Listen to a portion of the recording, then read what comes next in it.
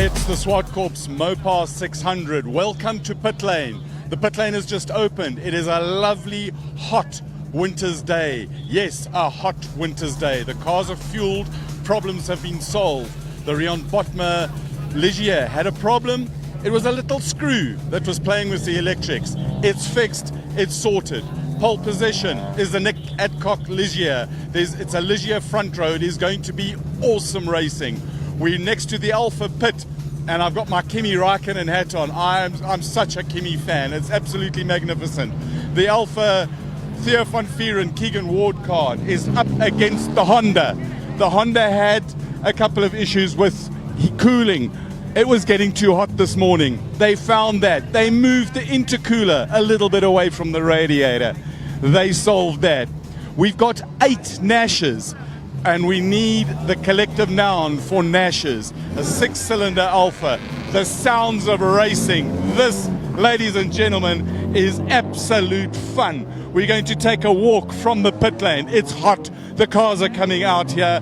You can sense a bit of nervous energy. I'm hot. We're in our overall.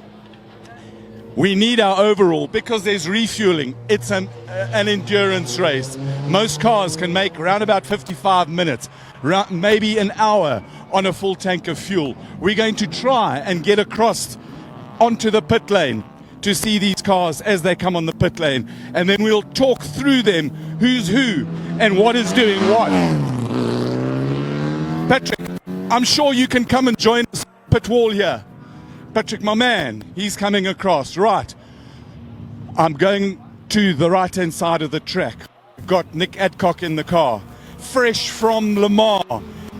Michael Jensen as well. Also fresh from Le Mans. They drove an LMP3 car at Le Mans. Last-minute checks. Battery in. Look after the battery. They're fragile. They're delicate. They are proper racing cars. 2-liter Honda. There's another Ligier, the 27. Also looking, oh man, love these new cars. One of the issues that we've got, we think they've solved it, is the other Ligier on P2. The Honda has got there early. They worried about heat soak in that car. They had mega issues with the intercooler being a little bit too close to the cooler. That's all solved. The guys worked over the night on the backdraft, the Brian Martin backdraft. They, at 5 o'clock in the morning, they finally got the engine started. They towed the car out around about 10 o'clock to try and get the thing onto a dyno. They say they've actually got it sorted. The Van Wheelie Special, it really is a special. They've taken the base of what used to be a Formula Atlantic car. They've modified it. They've moved it. It has 2 seats in it. It's got a Volkswagen engine in it. Right, the car, is it solved? The 78, is it solved? Rion Botma. He's done 2 laps. He had a short little lap. This is the car that's on second on the grid. They stirred it up a little bit. It's got a 2.4 engine in it, which is great. They read the rules. They sorted it out. Let's just see if we can get Rion. Is it all fixed? Yes, he says it's fixed. We've got a race on our hands, boys and girls, ladies and gentlemen, chipmunks. Go and get those nuts. Harvest them because you're going to need them. This is going to be 4 hours of absolute fun. 1 Ligier, 2 Ligiers, a Van Wheelie Special. There's France. Let's give this one to South Africa. This is better than cricket because we've got a chance and because they actually put huge effort into it. We've got another Ligier here, the Might of France. 1 South African. We've got Italy over there, Franco Di Matteo, a Raging Bull. We're waiting for the Lamborghini to come and park over here. And then there, all around about 1 second, a second and a half, is a fleet of Nashes. There are 8 of them. We know the Lamborghini. This is father and son, the Arangis team, Charles and Harry Arangis. Harry is starting in the car. He's going to do probably just over an hour. He's going to run the fuel out. They're going to come in and see how it goes. We've got Greg Maloney.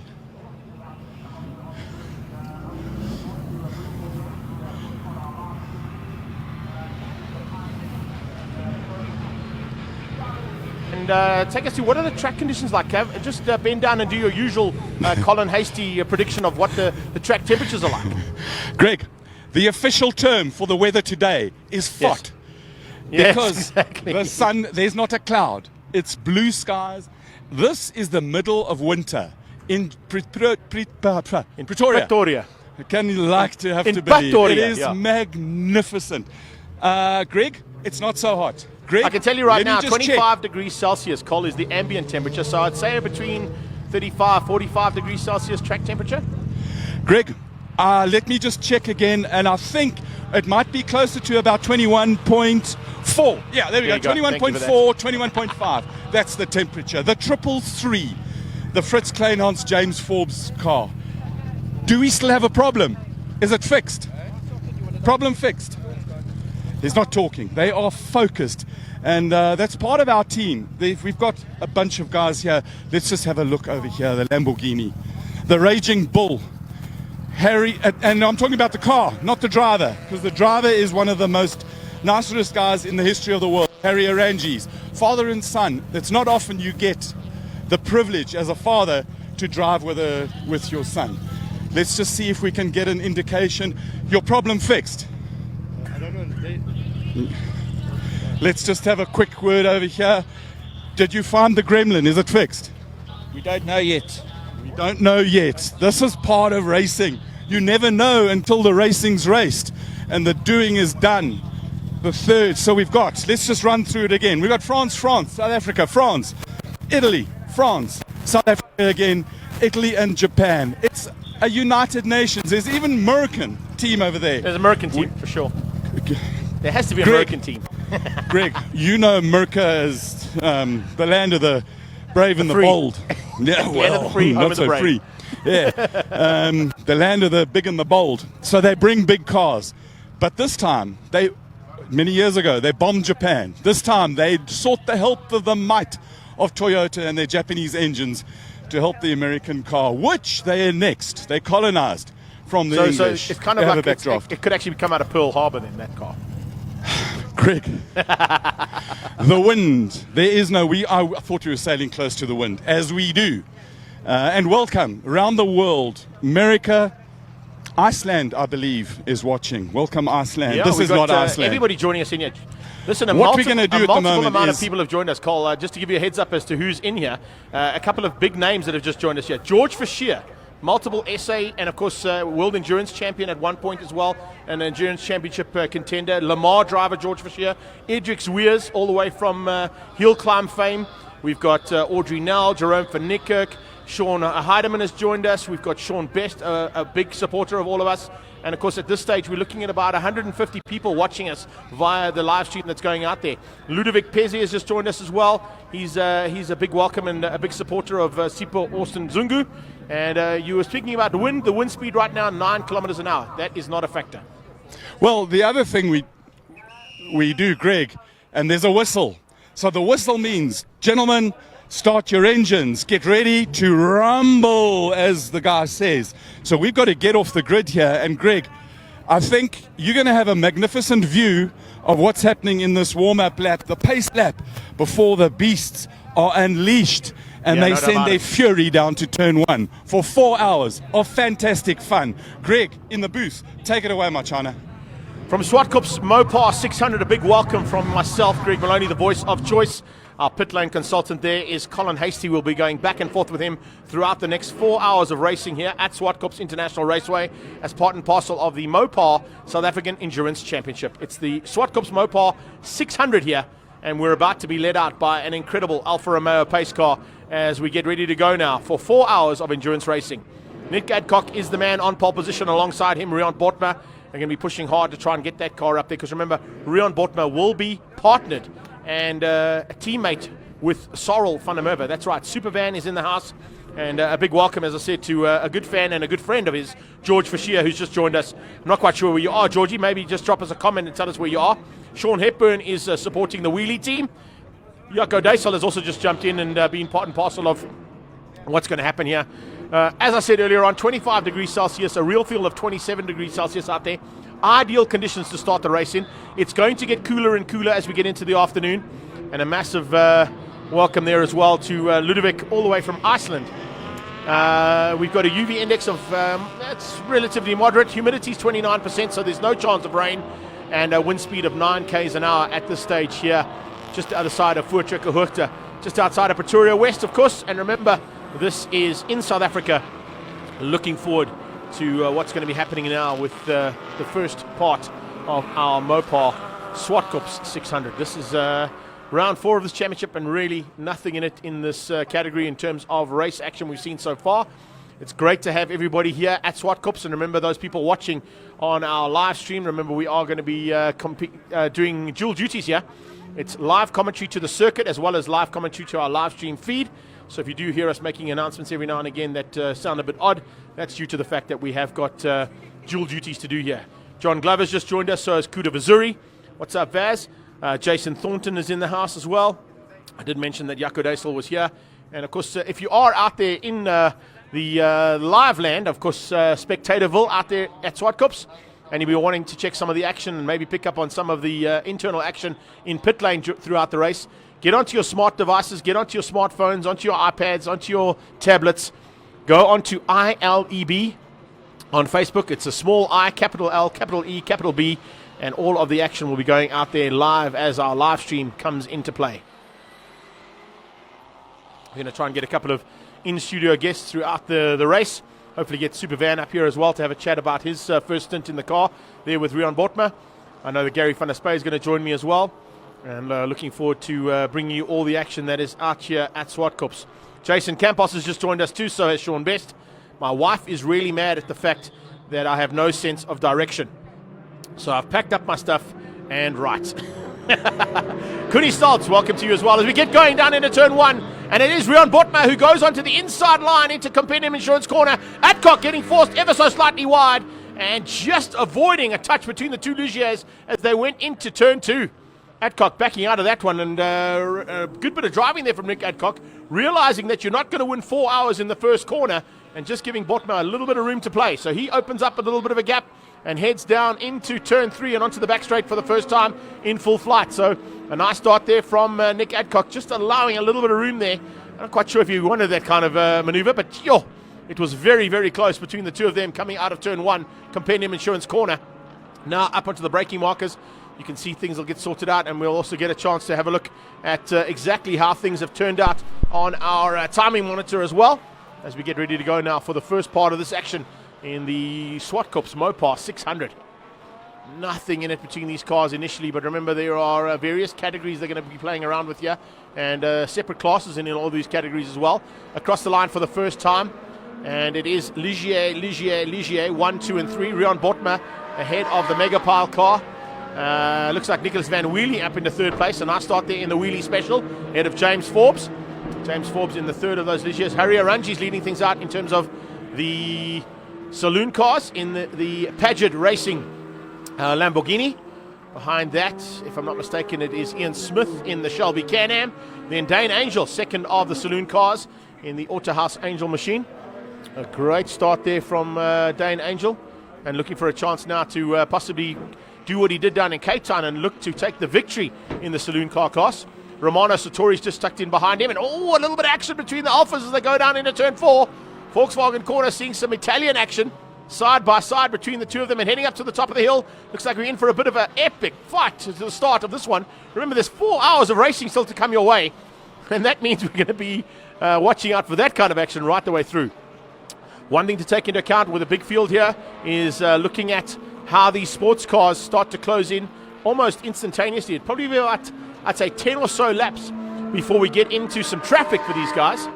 And remember, traffic is going to be a major factor for the rest of the race from there on out. Keegan Ward looks like he leads things out in terms of the Alfa Romeo contingent and the Mopar teams. He's ahead of Angel at this point. So it's Alfa Romeo versus Honda versus Lamborghini. And of course, GT3 Lamborghini out front there is piloted at the moment in 5th place by Harry Aranjis, Keegan Ward, Dane Angel and Andrew Horn. Nicholas Van Wheelie in 3rd place, a super start from him in a purpose-built and home-built car from the Van Wheelie team. They literally put that car together themselves. They've found bits and pieces all over the place and created a really top-class endurance car. Let's see if it stays together now for the next 3 hours or so. 3 hours and 56 minutes to be exact, as they come across and head up to the top of the hill again.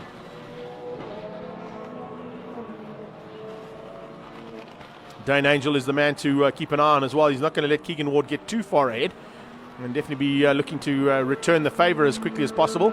Across the line, that is Van Wheelie, followed by James Forbes. Ranjis in the Paget and Stradale Motorsport Lamborghini.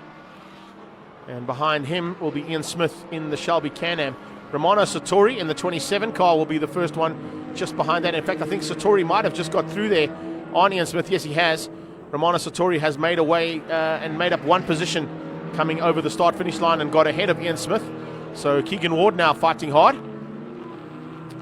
Kubus Roos has just joined us, so is Charles Grassi. Wow, world jet ski champion Charles Grassi's in the house here on our Facebook feed, so a big welcome to him. And Freddie Pretorius also coming in and coming to join us as part of our incredible coverage of this 600 4-hour endurance race, courtesy of Zwartkops and Mopar.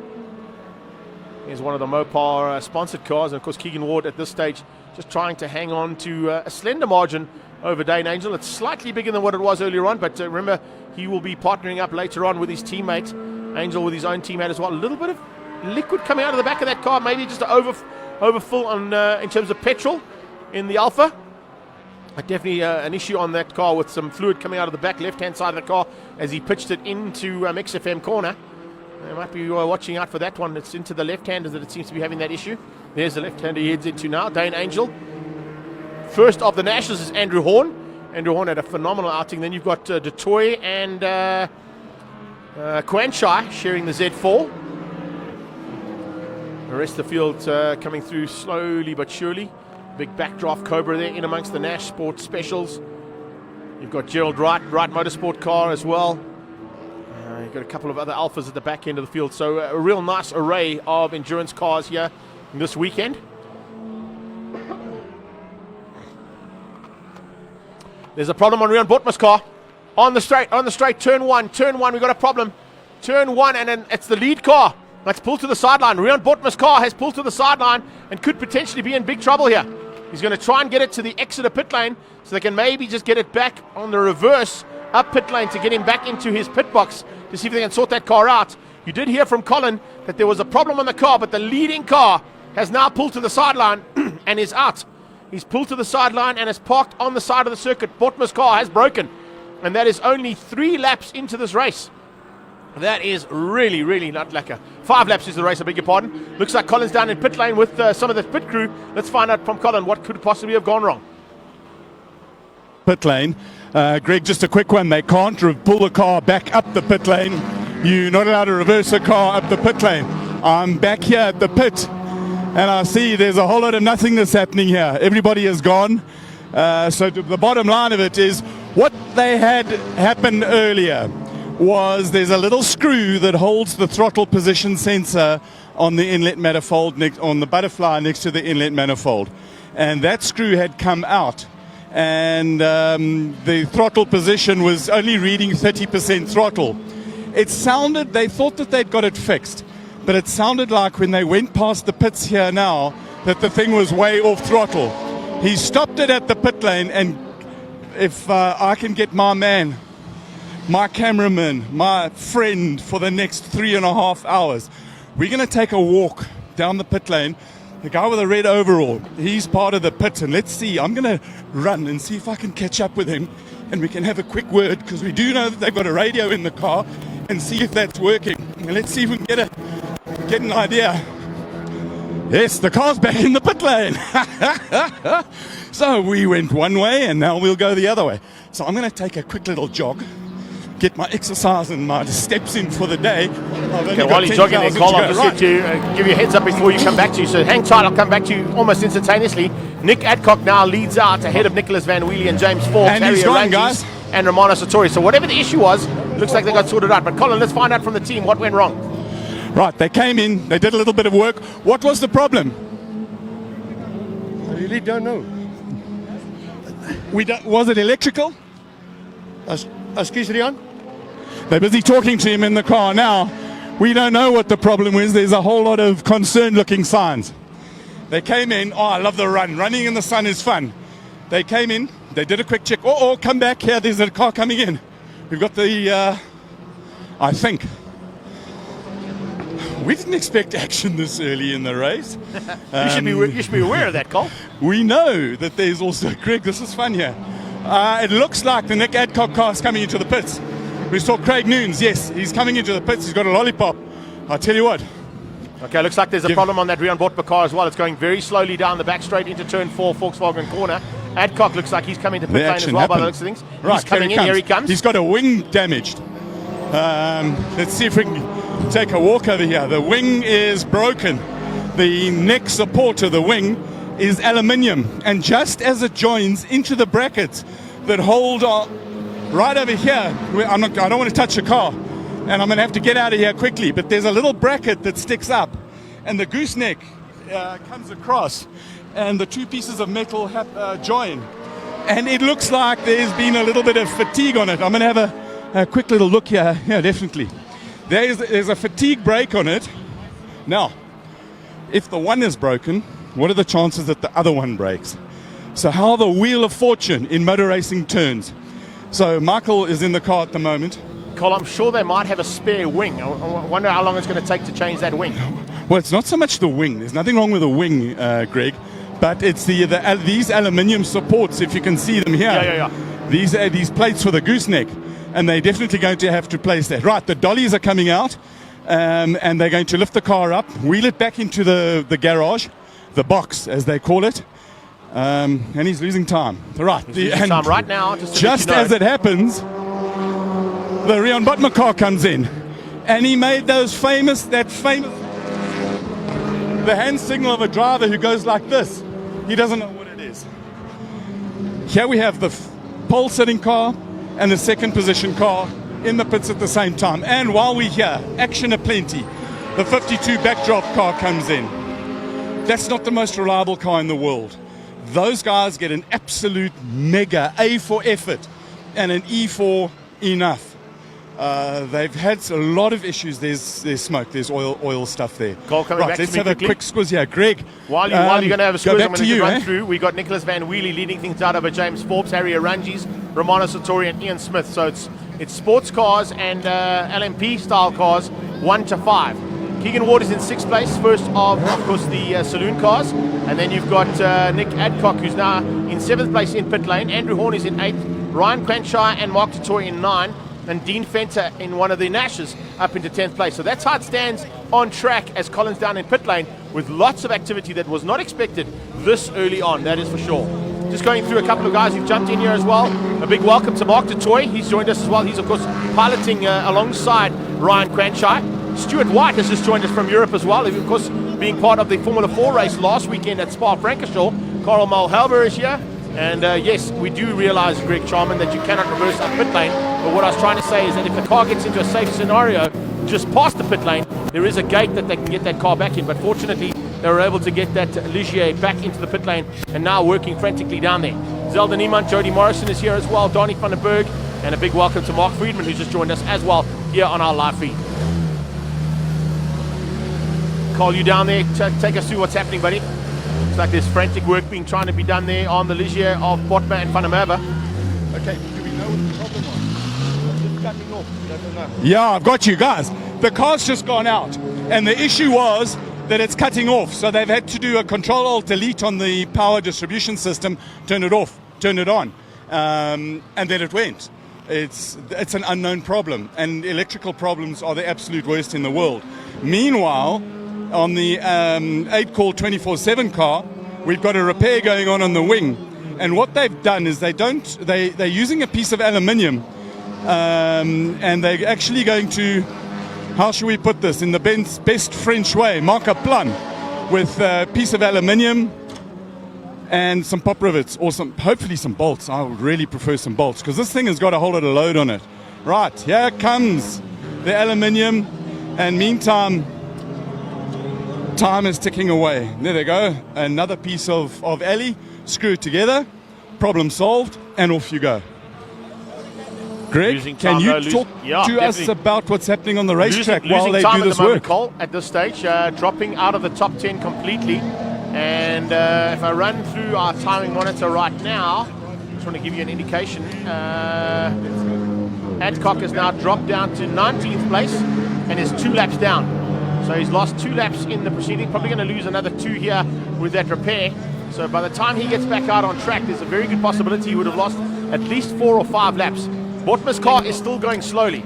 He is not having a great start to this one, and unfortunately it looks like Rian Botma's machine might be battling with some electrical gremlins right from the word go. He literally came in after 5 laps of racing with an initial issue, had to make his way around, and is about to be lapped again by Ian Smith, who's just plodding along nicely there in the Shelby Can-Am. On track at this stage, we've got Nicholas Van Wheelie, 887. It's the multicolored car of the Magnificent Paint and Hardware team. It is a home-built car. Just to make sure you get an indication of that one more time. A home-built car is leading the Zwartkops Mopar 600cc endurance race. They built that car out of a whole bunch of different material that they found on various cars here and there. And of course, Nicholas Van Wheelie, a multiple champion in single-seater racing. His dad also being part and parcel of the team, loving life and being able to race with his son here in the Zwartkops Mopar 600.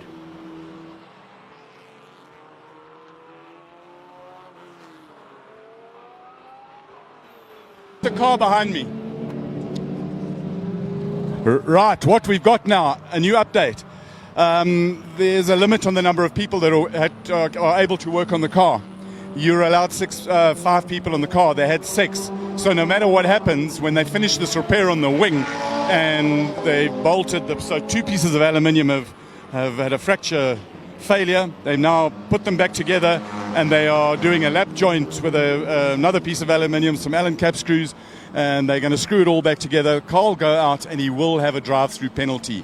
In the meantime, we've had a chat with Brian Martin in the backdraft who's in the pit, and their problems in a nutshell are electrical. The alternator light came on. They don't know why. The voltage seems okay, but it's fluctuating. So they've got both the back of the car up to get to see where the alternator is, what its issue is, and they're looking at the front.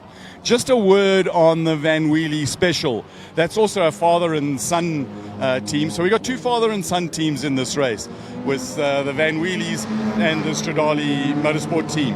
The other thing, Greg, that car started off life as a Formula Volkswagen. And essentially what he did was slit it down the middle and make it wider and make it into a 2-seater, bringing a space frame 2-liter sports car. Exciting stuff there.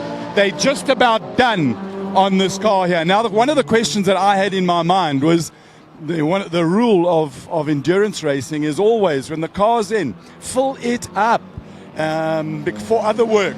So I'm wondering whether they're actually going to get do a quick refueling. It doesn't look like it.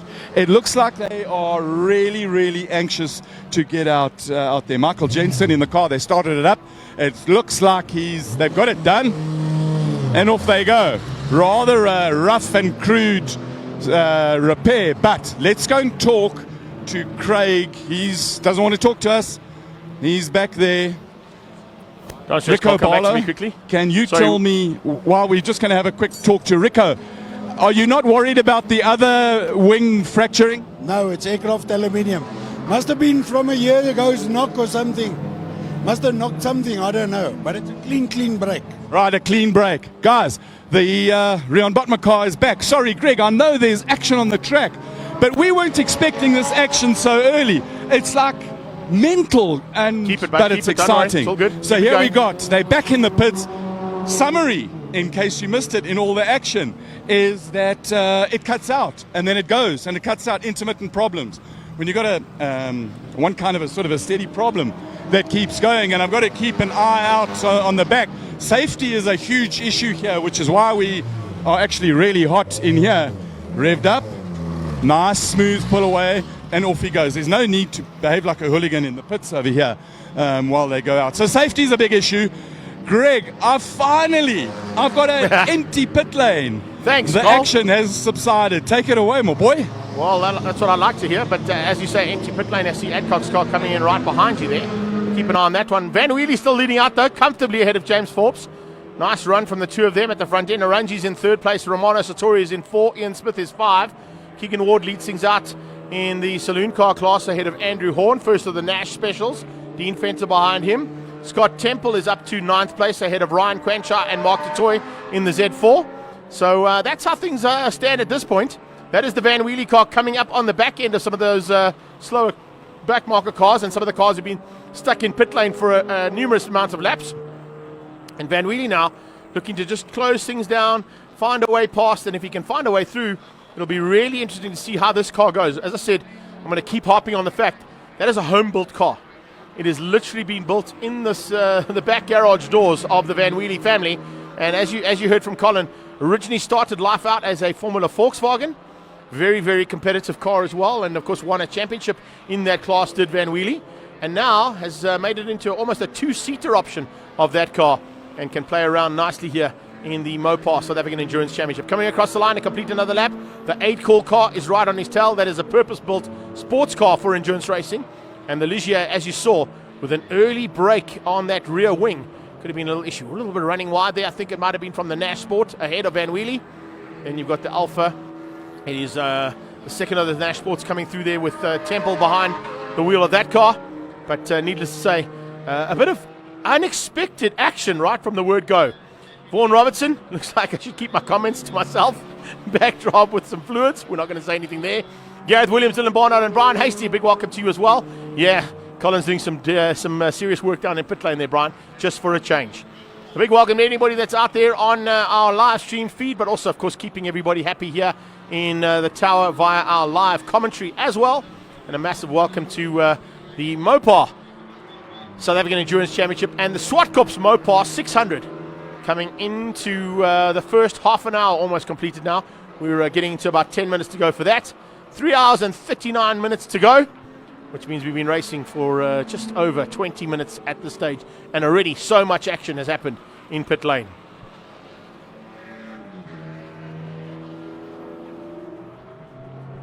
Some more action down in pit lane, as you can see there, just on the right-hand side of the shot. That is the backdraft Cobra that's come back into pit lane, and looks like it might require a little bit more of the assistance from the team. On the left-hand side goes Harry Oranjis. Behind him, it is Andrew Horn, Dean Fenter, and looks like Romano Satori as well. There goes Quanchai in the Z4 as the backdraft Cobra gets peeled back into its pit box. Big issues there, not quite what was expected there for the 52 car. And certainly going to be costly in terms of time, costly in terms of position on track as well. If I shoot down on our timing monitor and just run through, Mike Mack down in 21st place, and he's completed 8 laps, so he's about 8 laps adrift. So the backdraft Cobra with 8 laps down after some problems. Let's go back down to Colin. Right, and totally unexpected position to be in, Ron. The Van Wheelie special, you leading? Yeah, we're leading, and it's great. We got a couple of laps. I see 7 or something. We're ahead, but it's a long race. It's only the start. So what's that? The old adage of endurance racing: you first got to finish. that's right. First got to finish to get to the checkered flag. So, just tell us a story about this car and how it got to be leading. It started life as a Formula Volkswagen. And then me and my son decided to build a sports car, and we could do nothing with the Formula Volkswagen, so we decided to use the engine and gearbox, the sequential box, and the uprights. And then we built the tubular frame, we built all the suspension, we did all the body work, we built everything ourselves. And that's how it's come about, and that's how it's racing today. And some would say it's a magnificent effort, therefore you have Magnificent Paints as your sponsor. Yeah, it's my own business, so Magnificent Paints is a good business in Linden, so yeah, we're lucky enough and fortunate enough to come racing. Luck has gone your way again, because while we were talking, I was watching down the back straight, and the Rion Botma car has slowed again. So the intermittent issue is coming and going. And as a father and son, it's got to be a very proud moment to drive with your son. Yeah, no, definitely. To be able to share a car with my son is an amazing thing for me. You know what I mean? It's unbelievable, and I really, really enjoy it. I'm proud of him. I'm really proud of him. Well, we're holding thumbs for you. Keep it up, Ron, and keep it going. That's what we're going to try. Thanks. Right, so in the pit lane, that's the story of the Van Wheelie Special. Magnificent. We're going to watch the entrance of the pit lane because the Botma car is going to come in there. Greg, I'm going to ask you to carry on because I want to go and have a... Sometimes guys are a little bit apprehensive about talking on camera what the issue is. I'm going to see what I can dig up and see if we can get to the bottom of this problem, and I'll report back later. So, Greg, take it away, please. Sounds good to me, Colin. Thanks so much for that one, and a nice little insight coming from Ron Van Wheelie there. Of course, a multiple single-seater driver in his day too. Here's James Forbes in our shot, heading across the line and sitting currently in second place as we look at how things are turning out here for the Mopar 600, the Zwartkops Mopar 600. Forbes behind Van Wheelie, that's the top two at this point in time. But as I wanted to run through our standings, it looks as if our timing monitor has dropped away again. We definitely have had some problems with our timing and race monitor. But needless to say, we'll try and get that up as quickly as we can and give you a little insight as to what's happening on track. Right now, you can pick up on a couple of the cars out there. The 15 car, one of the Nash Specials, having a great run. And that's a nice little project as well, talking about home-built cars and South African-built cars. Matt Nash and his team have built about 10 or 15 of those machines. They're really competitive little cars too. As you can see, Andrew Horn fighting there with Satori and Harangis in the background. Saloon cars also fighting on track as well. And looks as if there's going to be a bit of a fight out here amongst all of the competitors throughout this 4 hours. We're coming up to about half an hour into the race. So a nice start to the day's proceedings so far. We started things out here at Zwartkops International Raceway with the Winter Challenge and 5 categories from the Extreme Festival regional categories, classes I should say, came to play. All those sprint races done and dusted. And now we're into the first half an hour of 4 hours of racing here at Zwartkops for the Endurance Championship. You can see cars on track and just trying to sort themselves out, getting to the rhythm. Right now it's all about getting into that rhythm, not making any mistakes. We heard yesterday in the promo from Sarah van der Merwe, and you'll hear it all day long from drivers in the sports cars as opposed to drivers in the saloon cars, how difficult it is to get through on a sports car because of the fact that they are so low slung, and the slightly lower cars are not always seen by the saloon cars. So you've got to have your wits about you and ensure that you make the maneuver stick, and that the guy or girl who's driving at that point realizes that there's a sports car on their tail and is trying to make an overtaking maneuver. Romano Satori applying a bit of pressure here onto the back end of Harry Arangis, trying to find a way through and maybe just make his way up into what would be possibly third place on track and make it LMP style cars 1, 2 and 3. Then you've got battles through the field as well, and we'll be keeping an eye on those battles as well in terms of the categories and classes. Each of the categories and classes in this race will be, of course, awarded accolades at the end. Championship points are more important. As you can see, you've got Sarah van der Merwe actually at the wheel now of that Ligier. Nicky Dick's still out there as well, doing a super job. Watch out for Ian Stoffbag, John McLaughlin. You've got Bradley Scorer, Paul O'Sullivan. Those are the contenders in terms of how things are going to go for this Mopar 600. Yeah, it's Zwartkops International Raceway. The Zwartkops Winter Challenge. And just waiting for our data to load up there for a timing monitor. It is battling a little bit here. It might be because of the fact that so many people are on their smart devices watching the live footage from Zwartkops and posting some stuff up of their own. But as I look at things coming and happening here, Philip Mayer's joined us. Andrew Culbert has joined us as well. Culbert will be enjoying life. He's just come back from Le Mans, so he would have experienced what the top end of endurance racing is all about. Ernest Steer and Grant Gatlin, Paul Hill, Ricky Hill, and Roxana Van Wheelie's just joined us too, passing on to Peter Van Wheelie to watch the action as her men are at the front end. Let's go down to Colin and find out what's happening in pit lane. You must let me know when I can talk. Colin, down to you, buddy. Colin, down to you. Right, we are back at the front end of the pits, the sharp end of the pits where all the action is happening. Except with the Rion Botma car. Because it's parked, there's no action. It is electrical. It is related to the throttle body. but they don't know what the solution to it is. They've got the man from... there's some professors coming. They're busy plugging in laptops, and instead of just soldering around and destroying the car, we've got another car coming in. Come out of the way, Patrick. This is the 44 car. Ian Smith. They're actually doing the 1 hour, so this is their driver change. They don't need to refuel. Cole, if I can jump in there while you're chatting radio out. Cole, can you hear me? Jump along now. New driver will get in. They're changing the transponder, so at least you can work out who's who in the car. And we're going to have a look at this up and down the pit lane when we start seeing driver changes. Each driver has his own transponder, and with that transponder, it goes automatically to the timing system, so we know what is going on.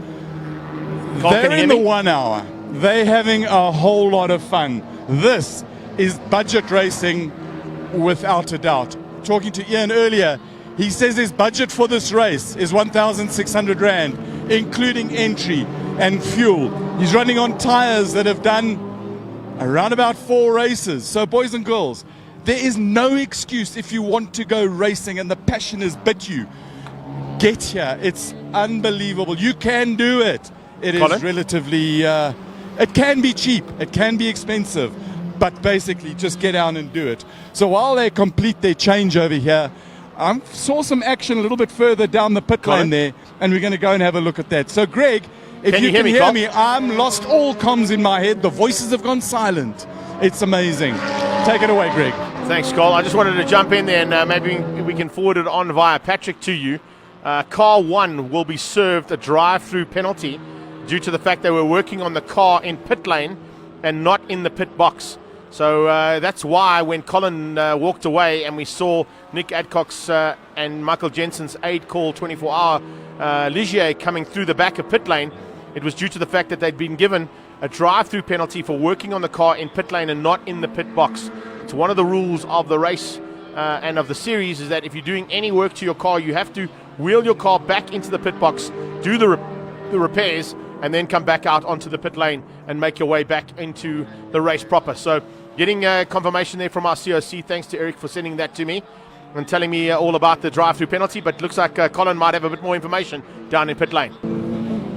Right, we're back in the pits. Car 1, Nick Adcock is in the pits. There is an issue here. They've plugged in the computer, and the torch's battery has gone flat. Amazing. And the part that they're looking at is down at the bottom right-hand side of the engine, looking at the oil pump side. So let's have a good squiz. We can look over their shoulder. The belt is still on the front of the engine, and it's a proper mission to change this. It took them about an hour and a half to do last time because you've got to move all sorts of things around here. So a favorite for what race win is parked. It's in the pits. The favorite for another race win parked over there in the pits. It's unbelievable. A homemade special is leading. The guys are chasing. It is turning out to be a magnificent race. Who thought that endurance racing was going to be so exciting?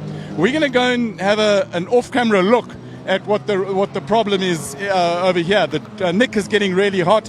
Umbrella comes out. Shade is your friend. They say it is winter. It feels like summer. Greg, tell us what's happening on the track. Well, on track right now, Van Weedy still leading things out over James Forbes. There goes Romano Sartori, our third place car. Harry Arangis, the black Paget and Sudale Motorsport Lamborghini coming into shot right there is the fourth place car. So that's how it stands in terms of the sports cars, and GD3 being led out by Harry Arangis. Class B is led out by Keegan Ward. Class V is Andrew Horn. He's in sixth place overall in that Nash Special, followed by Dean Fenter and Scott Temple, all of them in a Nash Special. Gerald Wright in the Wright Motorsport machine is there in ninth, and behind him Ryan Cranshire leading GT5 in the Z4. He'll be partnering up, of course, with Mark Totoy, who joined us a little bit earlier on to see what was happening. Looks like Anna-Marie Pinar has also joined us, Tracy Udendal and Elliot Myhill, and Natasha Pinar joining us too. It looks like getting value for money here is Anna-Marie, because she's not only standing alongside me here in our new commentary booth, but watching it on the live stream at the same time. So that's how we can do things with the kind of footage we're doing here with Endurance Championship, and of course setting a benchmark here for the rest of the South African motorsport industry to look at and potentially take into the way that they do their coverage of events around the country. Our team from ProVisual doing a super job to give you all the action on track, as well as what's happening down in pit lane with Colin Hastie, our pit lane consultant. So at this stage, we are sitting with 3 hours and 26 minutes to go. We've just got the first half an hour done and dusted, and Van Wheelie, Forbes and Satori are your top three, with all of them on 29 laps. In fact, the first 4 cars on 29 laps. 28 laps completed by Keegan Ward in 4th. Andrew Horn doing the same thing. Fenta and Temple will do, and as will Gerald Wright. So the first 4 cars on track have got a lap in hand over the saloon cars and Nash specials that are just behind them. Down in pit lane, Colin Hastie with a little bit of update. What's happening down there, Col? Right, Nick Adcock's got his umbrella. He's looking for shade. The engine is looking for oil pressure. That's the issue. They thought that they had a look at the sensor. They had a look at the belt of the oil pump. It's a dry sump system. The belt sits right on the front of the engine. The belt is there. The oil pump is turning, but the pressure isn't pressuring. So they've got a very low oil pressure. They're going to put it back in, or they just have. They've wheeled it back into the box, and they're going to have a good look and see what the oil pressure issue is. These cars all run a very serious and an intricate computer system of sensors, and they set alarms. They set high alarms and low alarms. And sometimes when the oil pressure drops too low, it will start to cut the engine, and it's a safety measure to save a valuable bit of equipment. So the car started to cut out, the light was on, they've downloaded the data, they see the oil pressure drop in it, they know the facts, now they've got to find the cause. Remember, last race, this car blew its engine to smithereens due to a lack of oil pressure. Could it be the same thing? We don't know. The guys they're not talking to us. They are a little bit grumpy. They are not happy. But it looks like they are looking and working on the oil pump side of the engine. Guys, that's my news from the pit lane now. It's been an exciting start to the Mopar 600. Greg, take it away. Give us some track action. Track action continues as pit lane action continues just as frantically. And at this stage, still no change up in the top 5. Van Wheelie comfortable at the moment and leading by about 26 seconds. So I'd say 27 seconds if you give that half a second a little bit extra. Forbes is still in second. James Forbes will be looking for a chance to possibly partner up with Kleinans to finish up this race. Romano Satori in third place. A nice run from him. And third place overall, as well as third place in the sports car class. And then you've got Harry Aranjis in GT3s leading that one in 4th overall. Ahead of Keegan Ward in Class B. It's Andrew Horn who is leading in the Class Vs at this point, ahead of Dean Fenta and Scott Temple. Those are the Nash Specials. Then you've got Gerald Wright in the Wright Motorsport entry. And Ryan Cranshaw makes up the top 10. If I go out of the top 10, just to run through a couple in case people are listening in and joining us for the rest of the field. You've got Byron Oliver, who is up into 12th place ahead of Gavin Rook. Paul Sullivan is there in 14th. Bradley Scorer is in 15th ahead of John McLaughlin. And then you've got Stuart Mack and Ian Stoffberg just ahead of Adcock, who is still stuck in pit lane. Bortma and Van der Merwe still stuck in pit lane, and Mike McLaughlin still stuck in the pit lane as well for 19, 20 and 21st place overall for this Mopar 600 here at Zwartkops International. So it's a homemade car that leads things out at this point if you just joined us on the live feed, and a couple of people have. Tanya Kritzinger all the way from Zwartkops, she's joined us on the live feed for the first time. Fritz de Jager here as well. Big welcome to all of you, and hope you're enjoying all the action so far. We've run through a couple of sprint races in the morning, and now we've got about 3.5 hours or so, or 3 hours and 22 minutes to be exact, of endurance racing still to come your way here from Zwartkops International, just outside of Pretoria, in Gauteng, South Africa, if you're joining us from all around the world. We've got about 51 people watching at the moment, and I know there's a watch party going on. All problems for Keegan Ward. Keegan Ward, as we pick up here, slowing in the lead Alpha, and that lead Alpha looks like it's got a serious problem. A couple of Alphas, Dane Angel has gone past on him, so a change up there for Class B. And if I run through Class B, I'm just going to pick up and see where Angel had ended up. Angel was in 11th place. He was on the same lap as Keegan Ward. There it is. There's the problem right there. he's lost the left wheel. The left wheel has completely come off that Alfa Romeo, and he's circulating very, very gingerly around.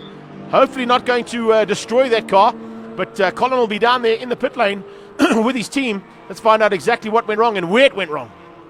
Well, Greg, we had some lovely action earlier, and what's actually happened is Rion Botmas got back into the car. I went to ask him what was going on, and it's the same issue that they had before, where the car goes on to 30% power. And while we're talking, we're going to go down to the Alpha pit and have a little bit of a talk there. Stand by behind you, Colin, because the Alpha's coming in. Of the pits, and what they're basically doing is the rocket scientist is about 4 minutes away. So what he's going to do is he's going to go around and he's going to do some circulates. Greg, I hear you about the Alpha and its wheel, which is why we're walking down the pits towards the Alpha pit to have a bit of a talk about that. And so if that is the front left wheel, they had a bit of an issue earlier on in the race, and it is the front left. And just before the race, one of the studs on the front left sheared.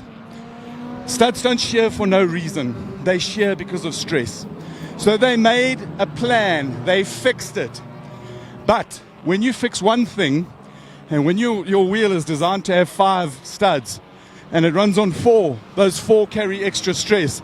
It very definitely is the front left-hand side of the wheel, and all the studs are off. It's riding on the rim. They are going to have to get this car into the air, and Patrick will come around here, and they will get the car. Oh, look how hot, Patrick. Get a look at Gary, if you can just give us you can see how the disc is melting into the rubber mat. So what they'll do is they'll jack it up and replace. They're going to have to do a big replacement over there. All the studs have broken off. So, and it's probably going to need a new stub axle.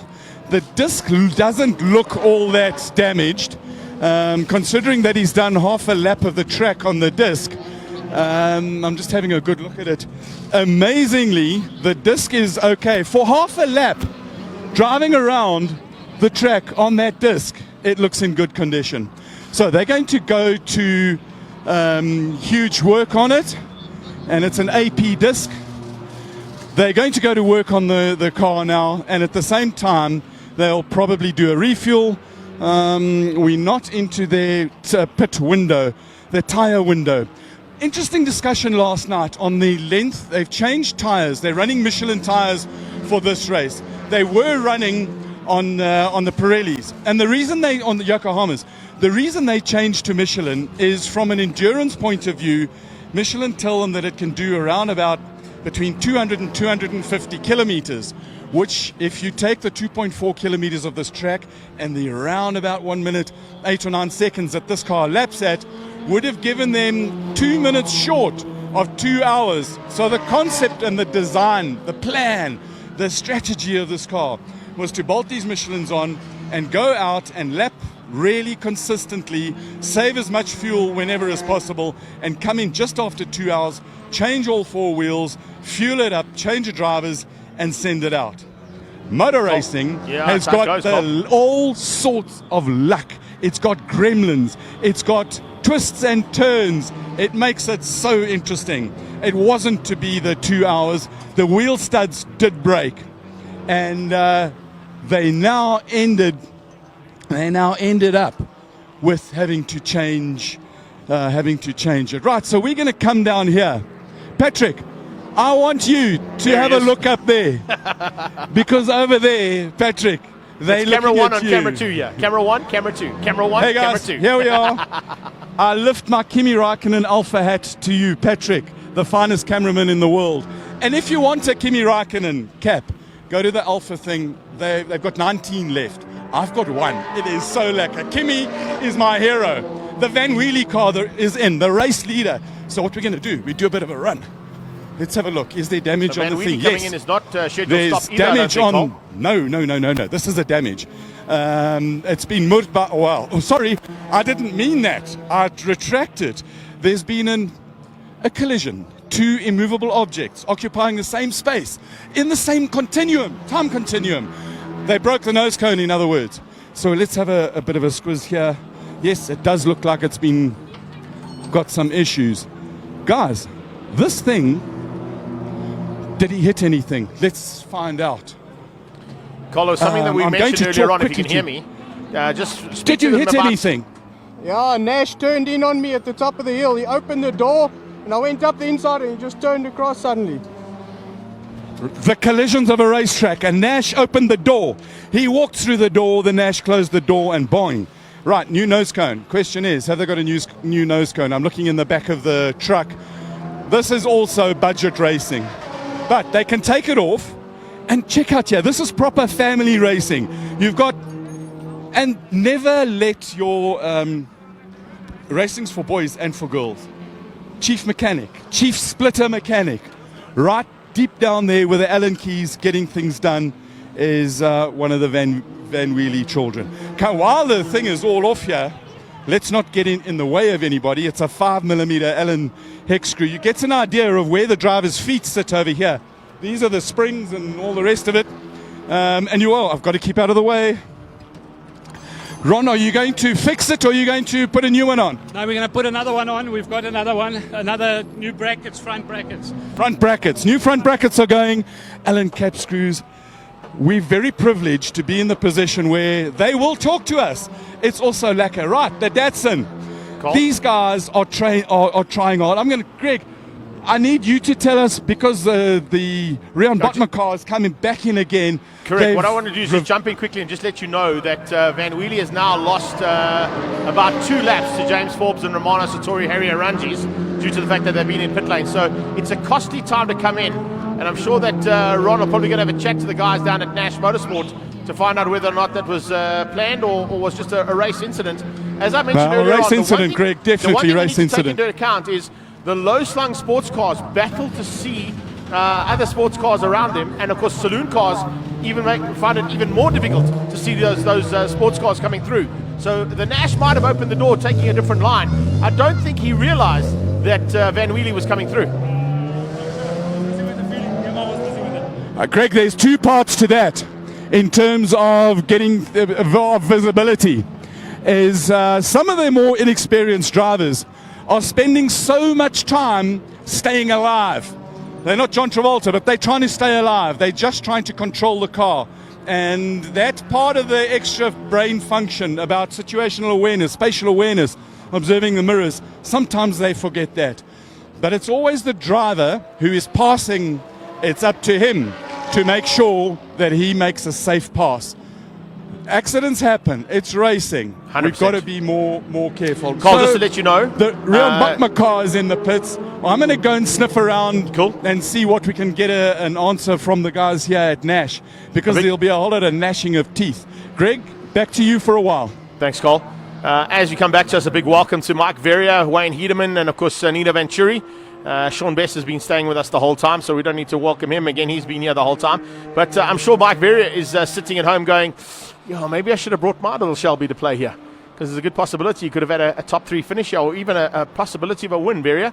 So, Doc, are we going to see you at the next round? I hope so. It'll be great to have your car back on track and fighting in this endurance championship.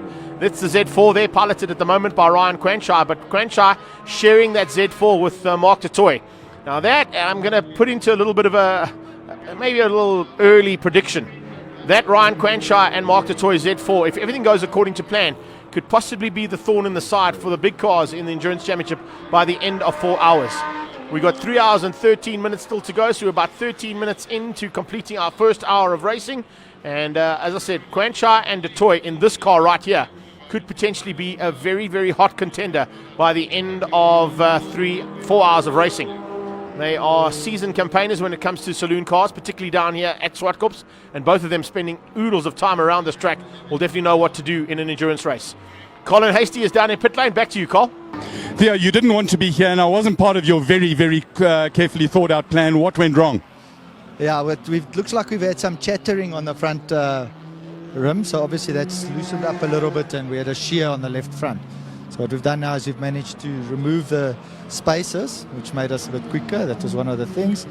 And we're going to get back out there and see if we can recover some of the lost time. It's going to be an interesting time. Are you going to change tyres now and refuel just so? So I'll go out now for a 2 hour and see if we can gain something out of incidents in the rest of the race. And basically now it's pin it flat out to catch up. That's what we're going to be doing. Going to be some interesting times. Thanks for talking to us. Get your balaclava back on and good luck. Thanks a lot. Always nice to. Oh, there he is, Keegan Ward. If you can. He's just going to brief drivers, and I just want to ask him what it actually felt like. So what Theo is saying, the chattering is the tyre going across the surface of the road, chattering across the surface of the road and not giving a nice slide. And what that does is that it gives spikes in terms of the stress that goes into the wheel studs. I'm not convinced that stud breakage this morning had nothing to do with it. If one stud breaks, you don't know what the stresses go on. But hey, I'm just a talkerer. I'm not a mechanicerer. And they know better than me, and we'll find out. So that's Keegan over there with...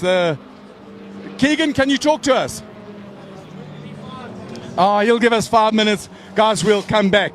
Here's Theo, and you'll see just a quick update here. There's his hands device, and these straps on the back here are there to prevent his head from moving forward. Safety devices, it gets the earphones plugged in, and the seat belts will actually go across here. Cool. It's close, it's intimate, it's fun. We're going to check out what they've done here, and we'll come back to you a little bit later. Go to you, Greg. Thank you very much. Just getting a transponder returned here for Cyril van der Merwe and Rian Botma, which means that car is out. So Colin, if you can hear me, that is definitely a retirement there for Botma and van der Merwe. And that's a big, big loss to this race, because I don't think even Cyril got a chance to get out in the car and do one lap in anger. And a big loss to the front end of this race. A couple of guys stating that the field looks a little bit small today. Yes, it is slightly smaller than usual. I'm not quite sure why. Maybe Gary can jump in on that one and give us a little insight as to why that is, or maybe Colin knows a little bit about that.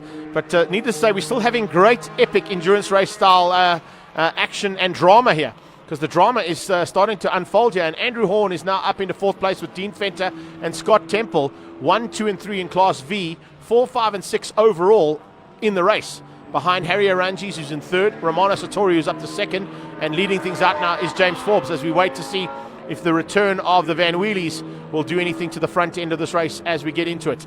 Also picking up on a bit of information there, you saw Theo van Vuren jumping into the car there, the Alfa Romeo, once it gets all sorted out. We'll get to speak to him again a bit later on. But one thing to take into account there, you saw the Hans device, you saw that Arai helmet of his as well, and if you picked up on it, you would have seen that Theo is running a Persimmon lens on that Arai visor, which is the orange lens.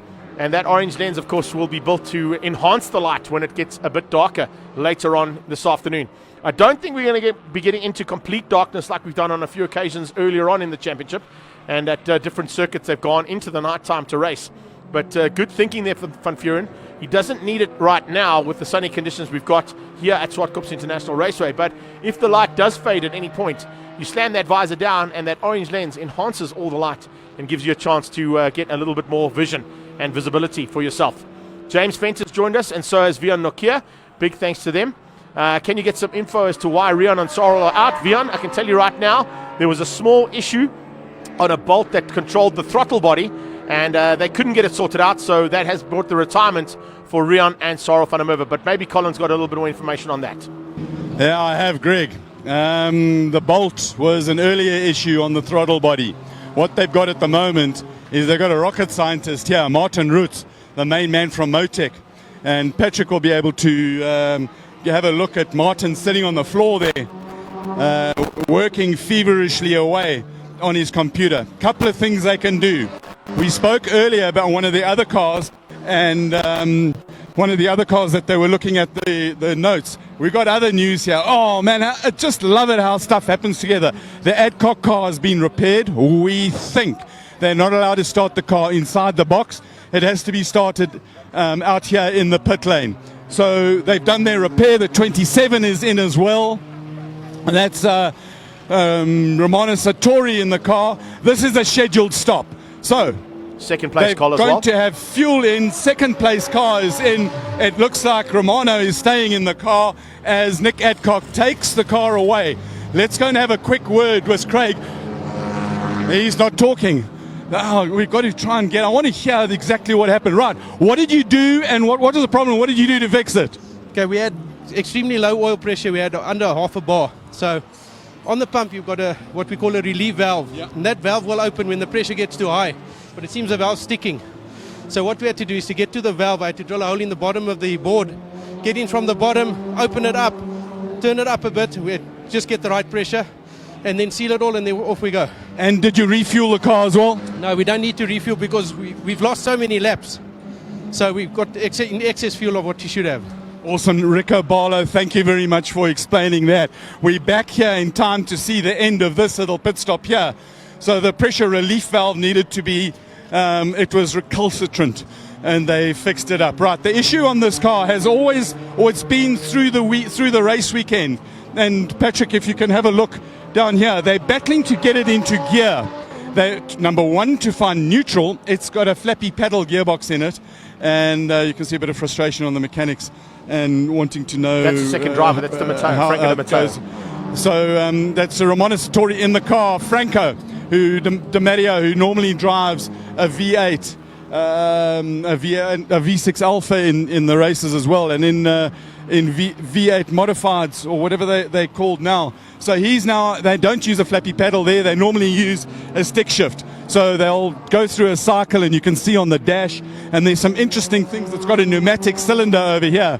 One of the other things is when you cycle it a little bit too much, and there we see in the background, Patrick, have a quick look. The Van Wheelies are wheeling again. They've got it fixed, and they're out of here. So the story and we'll go back to the Rion Botma pit while they figure out a gearbox here. Oil pressure relief valve, that was their problem. They got that sorted. They saved a whole lot of fuel. Electronic issues, unknown at the source.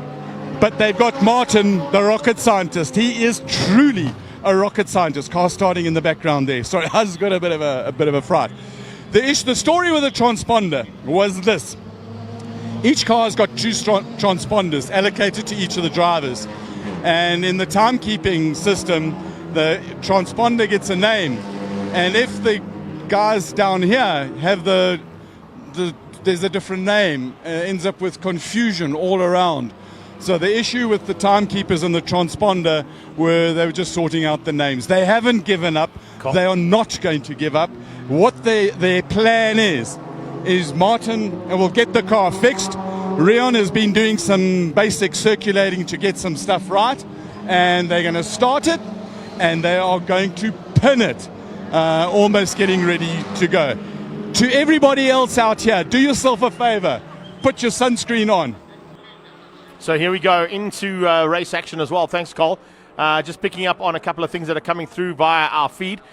Peter Bell, the problem with the Van der Merwe car and Rian Botma is they were having issues with the electronics. They've been working hard with the Motec team to get it sorted out, and hopefully it isn't all sorted out now. It's about to roll back out there. The lead car was this car about to come into our sights right now, a home-built Van Wheelie special with, of course, Nicholas Van Wheelie at the wheel of that car.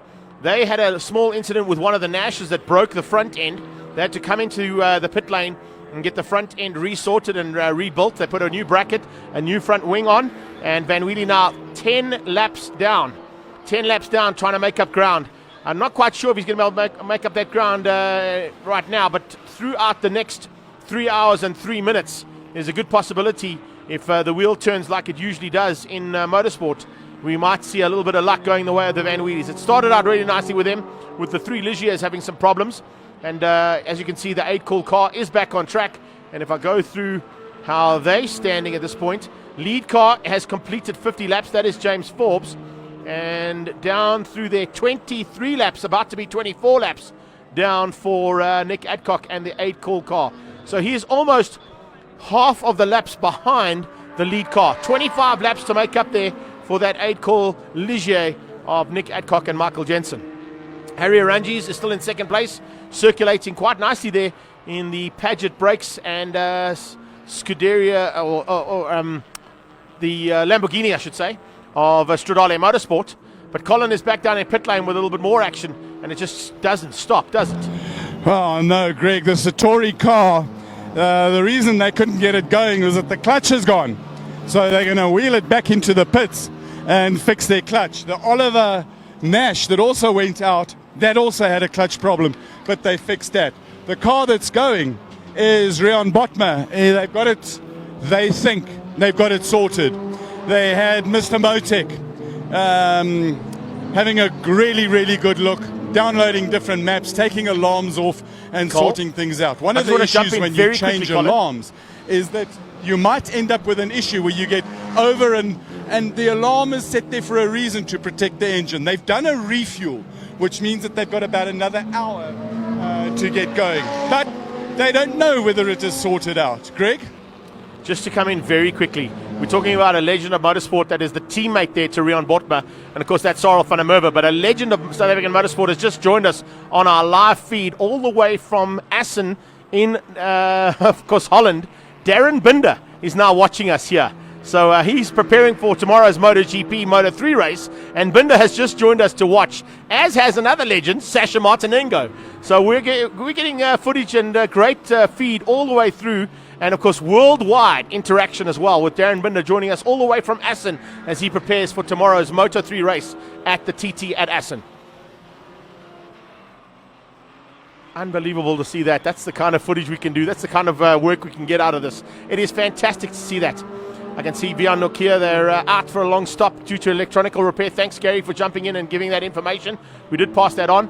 And, of course, it looks like they're going to be in for a bit of an epic fight now from the back if they can get their car sorted. I saw Rian jumping out the car, though, so there's a good possibility that car might be being... Right, what we got here is during the refuel, the fuel came out of the breather, went all the way down Rian Botma's back. This fuel it's abrasive, it's violent, it's not lacquer. So he had to jump out of the car. We were watching it while it happened, and desperately strip down his overall to try and take one of the mechanics' overall. So he's going to come running through over here. He's going to get back into the car. In the background over there, the tall guy with the red overall is Sarel van der Merwe. Right, he's got his boots on, and he'll go back into the car where the fuel came out. How much more was drama on the do you want, breather Cole? right over the top here, and that was the issue over there. That's the Oliver Nash who's got a problem with his clutch. They thought that they'd fixed it. Clearly, they haven't. There's a lot of frustration on Rian's face, and let me tell you, petrol, race fuel, burns. It is horrible. It is nasty stuff, especially when it goes down your back. And these drivers are hot. They're sweating, their pores are open, and the fuel goes down, gets absorbed by the skin. It's not lacquer at all. That's the checkered flag that I'm seeing out at the end, but not the checkered flag for the endurance race. Yeah, we need to come back the here, Cole, checkered for the flag hour race. For the 1 hour race. Right, you'll see he's got to get his earpieces in and get things sorted out. So he's got communications, which are absolutely vital. He's got all his seat belts on, and they will go out now. Now the question is, have they got it sorted? Let's see if we can talk to Martin and ask what happened. Martin, you just left your family in the bush on holiday. You came here, you think you fixed it. What was the problem? I think it's the minimum position of the butterfly. That's what I think. We'll see now. Awesome. So the minimum position of the butterfly, it was the alarms, the upper and the lower limit. The Nissan has come back in now. That was a 1 hour car. Let's go and have a look at that. So we'll know very, very soon. If the car is pinning it down the back straight over here, it looks like it will be stopped. So Ian Smith is probably the winner of the 1 hour. He's going to come in. It looks like the Botma car is fixed. It was pinning, it was sounding absolutely magnificent. If a 4-cylinder Honda engine, they actually pose. So here we have the winner of the 1 hour. This is Ian over here. I think he's the winner of the 1 hour. If somebody can confirm in there. And where did you guys finish? Well, I think it's a 13th or something like that, but with our mandatory 3-minute stop, you just lose so much time on overall position. But for the 1 hour? Well, I think we're the winner of the 1 hour. Winner, chicken dinner. Absolutely. In a not-so-tatty, glorious budget racing. Ian Smith, congratulations. Thank you. Go and give your team a big hug. Thanks, man. You got to love. They come here on budget racing. They come with very little spares. They come with huge hearts and maximum passion and they go and do so well. They win the 1 hour. Maximum effort as well, Colby, put in by that team, that's for sure. I tell So you there what, you have it, Greg, for, you're right. Yeah. No, I was just saying in terms of effort, they put a huge effort in. The team, the biggest effort team with the least results has got to be the backdraft team. I feel for Bonzo, Tony Martin. And Tony Martin down here in the backdraft pits. And Sarah van der Merwe over there in the Rion Botmakar pits. Those two guys, they won the Daytona 500, Daytona Yes, 24 hours in a March 84G engineered by Kenny Howes, South Africa, in a creepy crawly car. South Africa, motor racing, rocks and rules. Greg, Yeah, and take it away. As I said, not only do we have that, but great to have Darren Binder joining us all the way from the TT in Assen and taking us through there. Simon Morris has just joined us as well, and Sasha Martinengo sends his apologies for not making it out to the track today, but he had to do some stuff for his wife. So you try saying no to a woman is what he told me. Hear you, Sash, I hear you. Anyway, let's have a look and see the progress of our two cars that have been pit laned for a long, long time. One of them is Van Wheelie. He had to make up about 17 laps. It's about 25 laps that Adcock has to make up. And if I look at the way things have gone so far, Van Wheelie is up to 45 laps completed and Adcock up to 30 laps completed, as opposed to our leaders that are sitting on 56. So it looks like, yes, Van Wheelie definitely making up some big progress there. He is now about 11 laps down on the leader. Adcock trying to come through there on Van Wheelie. The two of them, it would probably be a good idea if the two of them worked together to try and get through. But as I say that, have a look at that. This is a great shot from our director. As we come up into Kenwood Corner, Adcock overtakes Van Wheelie, but on Van Wheelie's tail is the lead car. And James Forbes is thinking to himself, well, I am 11 laps ahead of these two cars in front of me. If I go past them, I make it 12. And do I really want to do that? You're now in a situation where, for the first time, James Forbes has to think to himself, well, do I put in a pass here, or do I just sit back and follow these cars for the next 3 hours? Because he is leading by a very comfortable margin of 11 laps over cars that could potentially spoil his day later on. It's not going to be an easy day in the saddle, that is for sure. James Forbes has got plain sailing so far. Harry Arangi's sitting only a lap down on him in the Lamborghini, but leading things out in terms of GT3. And then, of course, Andrew Horn will be there in Class V. Joining me in commentary booth will be Gary van der Spey. Gary, down in pit lane, a bit of frantic activity for this first hour, bud. You didn't tell me it was going to be this exciting. It has been, and it's actually a little sad to see the top cars ending up way down with all the sort of gremlins happening. That rear wing failure on the Nick Adcock car, and then Rian Botman's car having a problem with electronics, and then a water leak in there. That's why he jumped up, changed his suit urgently. But Colin covered that pretty well. But also a lot of guys out there, and the reason I wanted to mention those is people online on the LEB site are asking lots of questions. These are questions I just want to come up here and help you cover. But if these things stay as they are, because the two top cars are nearly 24 laps down, and I think this race is going to be between the leisure of James Forbes and Harry Arangi's and Charles Arangi's in the Lamborghini. Yeah, there's going to be a very good battle there between Forbes and Arangi's. But as I said, I've just mentioned it as you were walking up here, talking about the fact that you've got already a big effort being put in by Van Wheelie and by Adcock to try and close that gap down. Adcock, I think, is too far back. I don't think he's going to be a factor today. 25 laps adrift when he started his re-attack at the lead of James Forbes. Correct. He had 50 laps completed, and he had 25 laps to make up. So, yes, Gary can hear you. Just to give you an indication, right now, James Forbes on 58 laps completed. Arangi's is the only other car to complete 58 laps. Yeah. And Andrew Horn, Dean Fenter, and Scott Temple, 1, 2, and 3 in Class V, leading things out in the Nash Specials as well. And that is 3, 4, 5 on track overall. That is an amazing effort there from the Nash Motorsport team. It is amazing, but what I also find amazing is that car number 7, that's Ryan Kwan, all the way from Hong Kong, Singapore, driving with Mark Toy in a box standard Z4 with a roll cage in it, and that's all it is, really. Well, I did mention that a bit earlier on. I don't know if you heard the commentary, but I said, if there's ever going to be a thorn in the side for any of the top contenders, keep an eye out on the 88 car there of Ryan Kwanchai and Mark Toy. That Z4 is absolutely amazing. And in terms of its ability in an endurance race, with those two drivers behind the wheel, they're certainly going to have an opportunity to have a go. I did also see, as you joined us here, I know that Stuart White joined us all the way from Europe. Yes. But how awesome was it to have Darren Binder jump in as well from the TT in Assen and come and watch what's happening at Zwartkops? Darren, I didn't know you liked us. Yeah, exactly. That's amazing, but it's top class. And that's exactly what we talk about when we speak about this kind of footage. There goes Botma, and I can tell you something right now, Colin, if you can hear me. It looks like the Rion Botma car is definitely traveling around here at a little bit of a better pace than what we saw earlier on. Going to run down to his car right now. His current lap times are 105s, and if I look at the lead lap times, that is 107s and 110s coming out of James Forbes and Arungi. So they found the problem. And it looks like they've sorted it out. Here we've got Colin? a pit stop. We right coming into the pits now. There was a bit of timing issue. The Alpha is about to go out. It's fixed. It's got its front left studs going. And then it was a discussion about when Arangis comes in, that's Dad Arangis, and when Son Arangis gets in and gets going. They were all excited. I got excited. Maybe it was premature excitement. Or, right, so the Lamborghini is going around for another lap.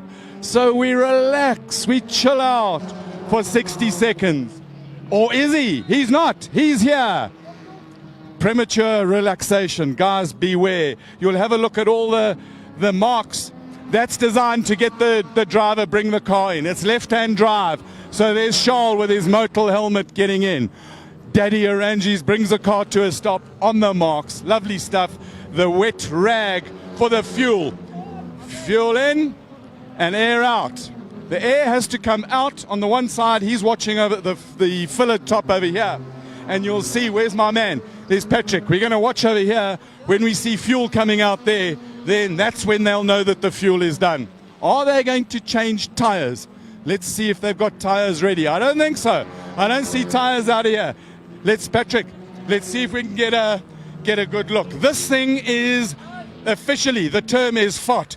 You can see the brake smoke coming out of it. They're not changing tires.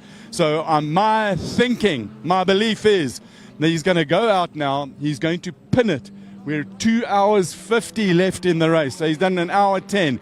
He's going to go and pin it for another hour 10 and see where he can get. Seatbelts on, nice and tight. The transponder has been changed. There wasn't a fuel spillage, so they shouldn't get a drive-through stop. We're watching the Lollipop Man, well, the Green Arrow Man, but hey, we'll call him a Lollipop Man for now, and start it, and pin it, and out of here. And right up there, at the top end of the pits, the Botma car is coming again. So we shall do our 100 meters fast walk to find the Botma car. But in the meantime, Greg, it's going to take me a while to get there. Send it back to me. James Forbes, 62 laps completed. Charles Arungi's coming in there, has now completed 60 laps. So he's lost 1 lap in the pit lane there for the pit stop, but that's kind of expected when you come in for a pit stop. Not only that, Forbes will they're still going to do their pit stop. Yeah, exactly. Yeah. Forbes is still going to come in to do a pit stop. So that'll basically resume the positions as they were with both those cars being on the same lap. Andrew Horn, Dean Fenter and Scott Temple have completed 59 laps in those Nash Sports specials. That's unbelievable stuff from those Nash Sports. And one of them looks like it's actually in pit lane right now. Yeah. And just while you're on there, Greg, just a couple of other guys, lots of comments coming through on the ILB site. Simon Morris wants to know what that blue car is. Simon, that blue car is actually a Nissan 350Z. That is doing pretty well out there for the guys. It's their first shot at endurance racing with us. You can come back to me. There's a car in the light blue car there. Yeah, that's a GTR. Watch. Isn't it a Nissan GTR? No, it's a 350Z. Yeah, Right, like here's a 350Z. It's not a GTR. I've got to get my cameraman out of the way. This is so super. That's a Daily Stoffberg car. So they're going to bring it back into the pits. Patrick, come this way. It stinks. It stinks properly. There's oil coming out the back here. I don't know what the problem is. We'll find out now. These guys have tried really hard. It's their first. Oh my God. That stink is LS diff oil. It is the stinkiest of stinky stuff in the history of the world. Nothing stinks like that. And I'm not going to put my finger in it. And no, I'm not going to taste it. Diff oil. It's FUBAR. They ain't going to fix that. So let's go down here. That Nash that was gnashing its teeth coming out of the pits has broken its clutch. And what they did was they jammed it in gear and then they tried to push start it. But they didn't. One of the other rules apart from the 5 people working on the car rule and the don't spill rule and the don't speed in pit lane rule, 60 kilometers an hour is the speed limit, is you not allowed to, it is strictly verboten to reverse a car up the pit lane, either under its own power or by pushing it. So the Alpha is still on its jacks. Why is the Alpha on its jacks? They're busy changing its tires. They're putting on a brand new set of Michelin that looks like it's going to last. But more than that, it's actually, Patrick, get in here. Have a look there. There's the studs. It looks like we've got an issue on the right-hand side as well. Or are they just going to take the spacer off? The spacer's coming off. I think that's what they might be doing. There's a bit of action in the Rangi's pit. Let's just see if everything is all okay. Everything okay? Why's the action? We're just filling the system up. Right, they're going to refuel, and there are many rules. Racing is full of rules. So what this rule is going to be is that they're going to put refuel the refueling rig. So in order to do that, you've got to put your fireproofs on. And if you don't, you get a drive-through penalty. So the Alpha, technical issues, engineering issues.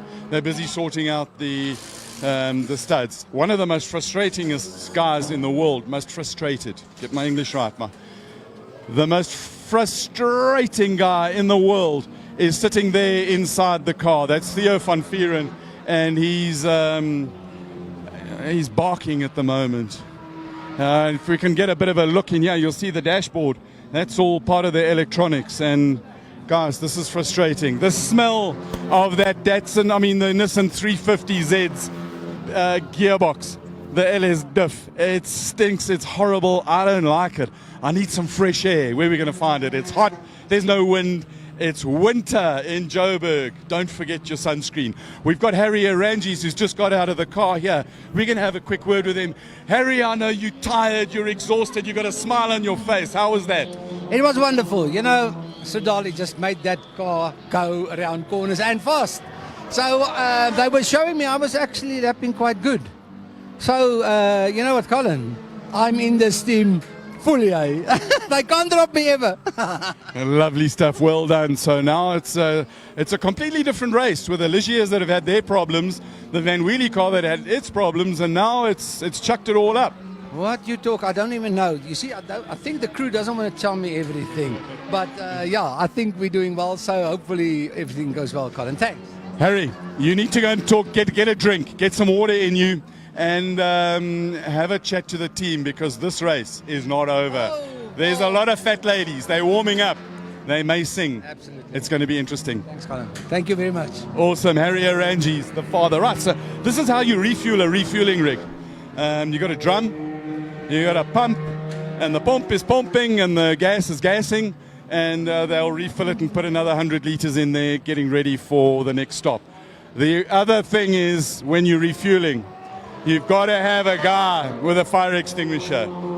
I feel a lot safer now with our fireproof overalls on, where we can stand next to this sort of stuff without the abject fear of fire. It's the one thing in motorsport that hurts like hell. We've got a Nash back in the pits. It looks like it's a driver change. The car that came in earlier, they were doing, they came in for a pit stop, but they didn't need to. So they just drove through and went out again. One of the clues that we look for is where action is going to be as we go to 2 hours and 43 minutes and 49 seconds left in the race, is when we see overalls on, helmets on, something is going to happen.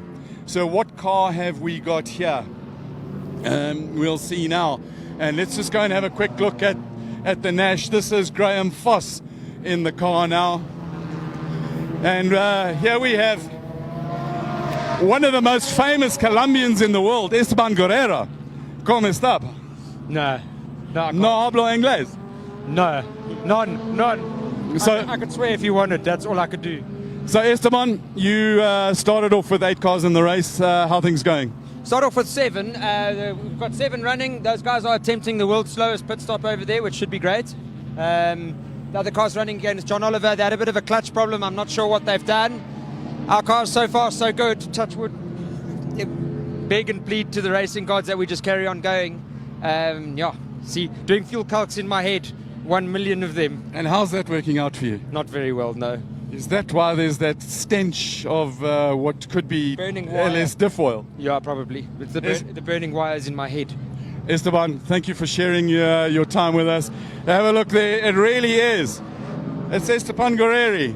For those right, we got a huge pile of smoke going down the straight. And Greg, do you know what that was? Up into turn 2, we've got a car that's got a massive amount of smoke coming out of it. It looks like it might be one of the Nashes. Yes, it is. It's definitely one of the Nash sport cars that's got a problem. And he's slipping and sliding all over those. Hopefully not dropping any oil out there.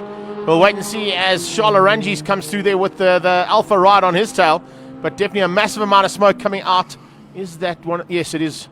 I think it is one of the Nash sport cars, if I'm not mistaken. It is a Nash. Colin's quite good with his colours. Colin the Nash with the orange nose. So here he comes out. We might get a shot of it now. Coming through, a little bit of smoke coming out of the back of the car. I don't see any fluid dropping down on the circuit, but of course they'll be watching that as it comes through turn 4 up towards turn 5. Trying to stay off the racing line, which is not a bad plan, but to stay off the line completely is not always easy to do. And there's still a massive amount of smoke coming out of that car. So Cole, stand by for a potential Nash pit stop there. And you're just talking to Esteban, the team principal there from Nash Motorsport. He may have to get his crew ready to go for a potential maneuver that's going to require lots of surgery on that car. Brad Hall has just joined us, as well as Willem Boyson. Mark Willie's joined us all the way from the UK as well. Big welcome to you guys. Dave White's in the house too.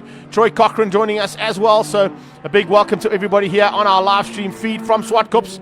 It's the Zwartkops Mopar 600. We are 2 hours and 40 minutes still to go in this race. We have completed a good amount of racing, but we've had absolute non-stop drama in this race as well. But the news is it wasn't an engine. The smoke actually was Dean Fenter. And it's the A-arm that's broken. So the smoke was actually tire smoke. Therefore, there's no oil that has been laid down.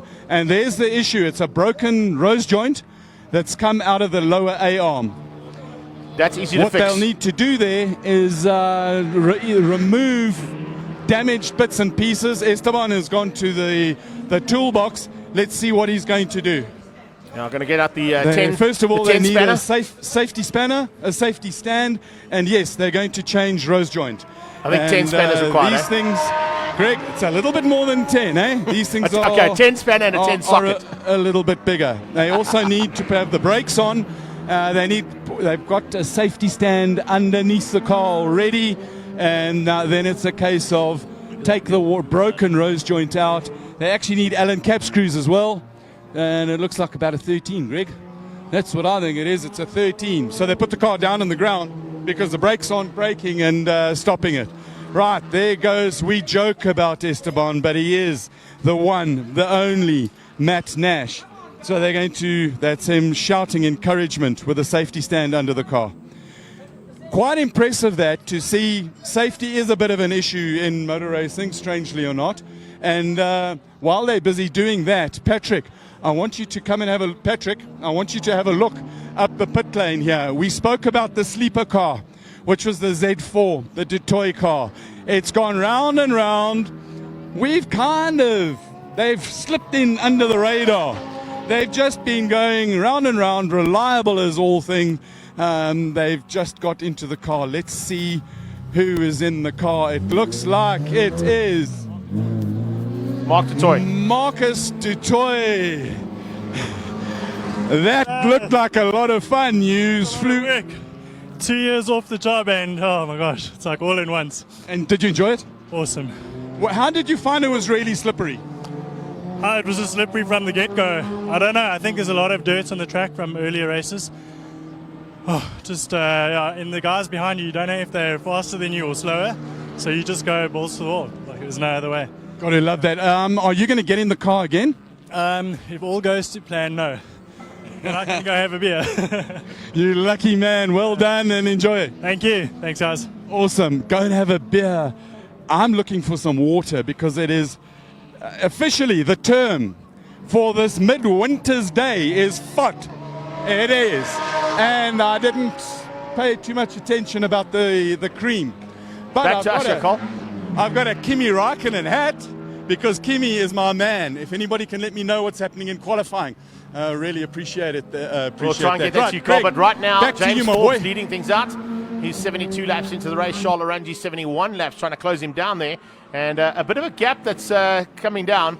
103s out of Charles Orangi's, 108s out of James Forbes. And it is still only a lap down, so it's a good possibility that Orangi's might be able to find a way to close things down there on James Forbes for the lead of this race. Andrew Horn, Scott Temple, and Gerald Wright now making up 3, 4, and 5. So that is Nash 1, Nash 2, and Wright Motorsport 3 in Class V. It's Dean Fenter who's dropped out of the top 3 there due to the fact that he had to come in with that broken rose joint. Dane Angel leading out Class B in 7th place overall in the Autohaus Angel Honda. Looks like the Wright Motorsport car is in pit lane at this stage. And then you've got Brad Scorer, John McLaughlin, and Herman Klucher out there, of course, also in one of the Nash Sports and doing a super job. So, Colin's This down in is pit the lane Wright now. Motorsport car that's in the pits. They've come in for a quick pit stop, banging in the around about 50 litres in it. Change the size of drivers.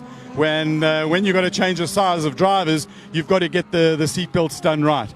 So they had immense trouble yesterday with they blew up an engine and chucked oil all over the track. So he'll go out now. He's third in class at the moment. I don't know from a point. I've got to go and get to a monitor and see how much time they've got left.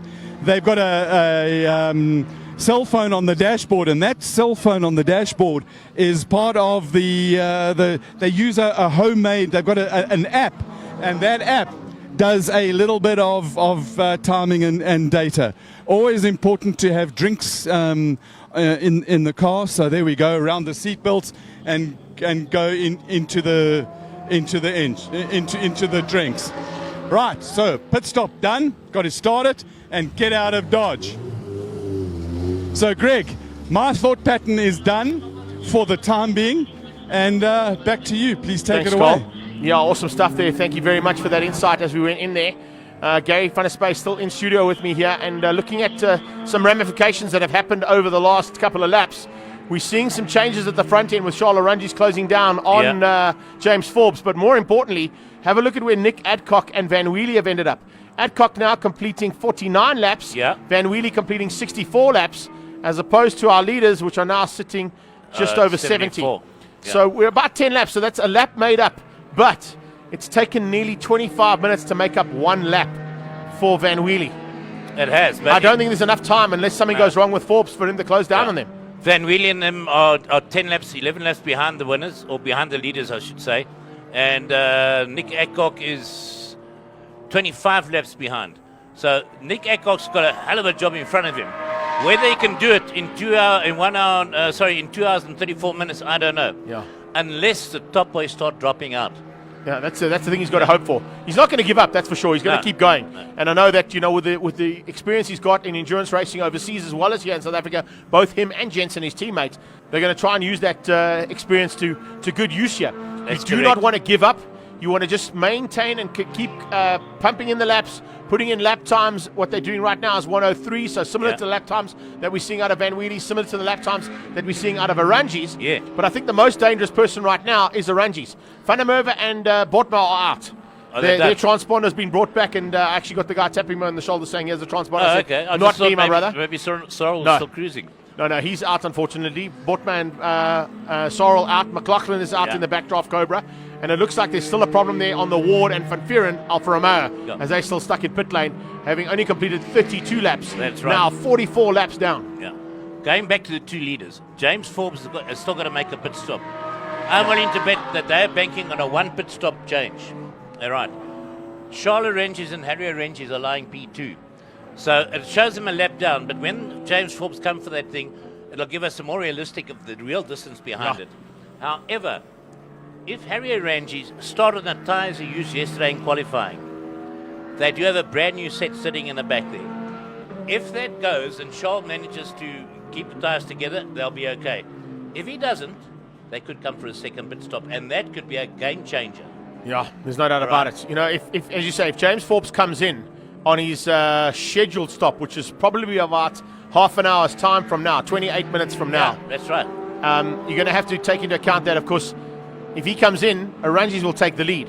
Then, as you said, if Arangis is on the old rubber and he's not able to nurse that rubber to the end, he may have to come in for a little bit of a tyre change, and that is, of course, going to be as you said, the game changer here in the latter part of this incredible race so far. I mean, the drama we've had so far has been top notch. There's no doubt about it. It's like watching Le Mans, but it'll be interesting if Colin gets a break and actually go find out if they start on old rubber or new rubber. If they start on new rubber, they'll be safe, I reckon.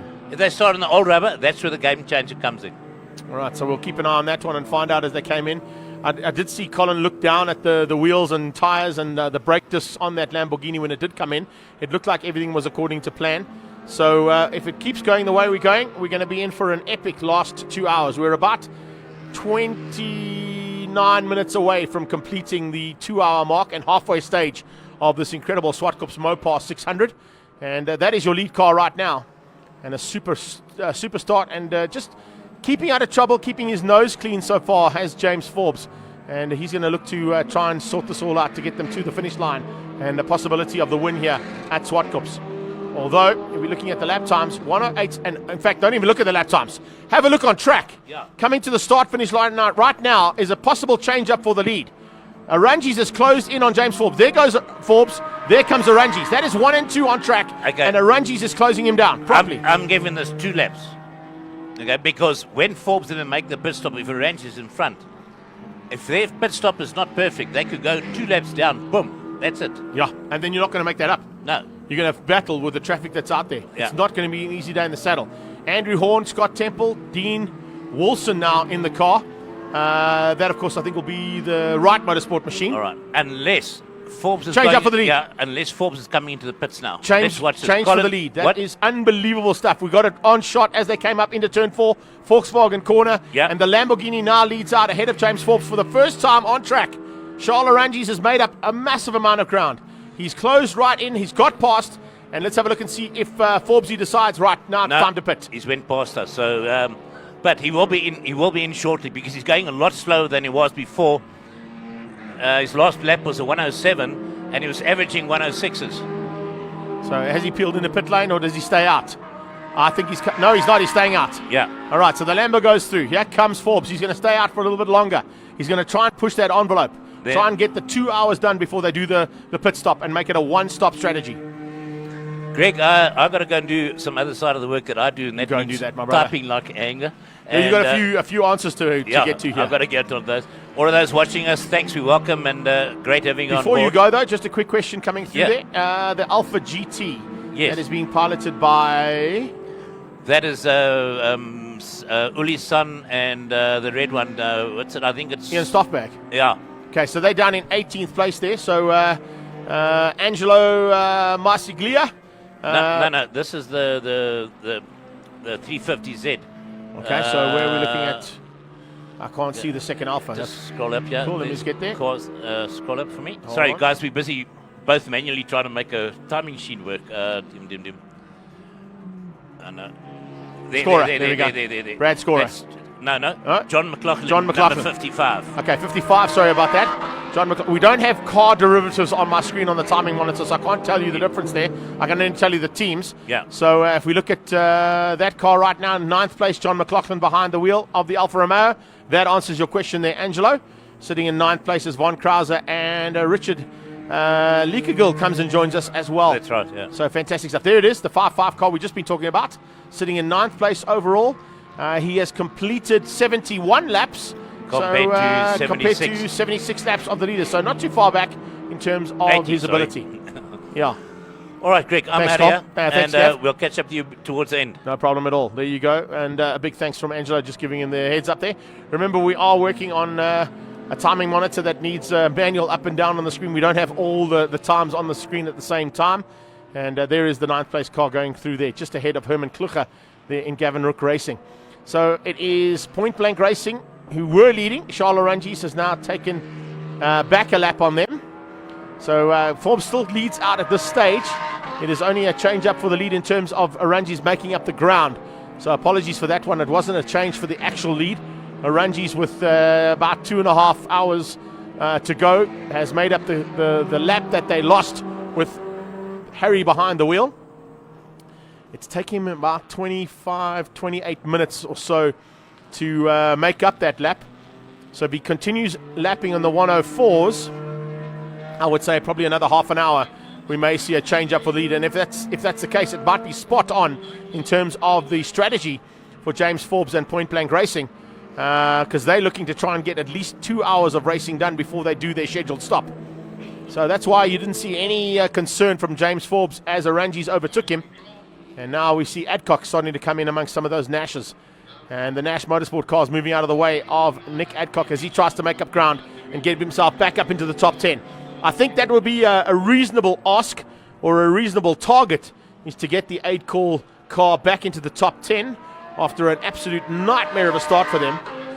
As I mentioned earlier on, Rian Bortman and Sarel van der Merwe have unfortunately not been able to get their car, their Ligier, sorted out and back on track. They've had to retire that one.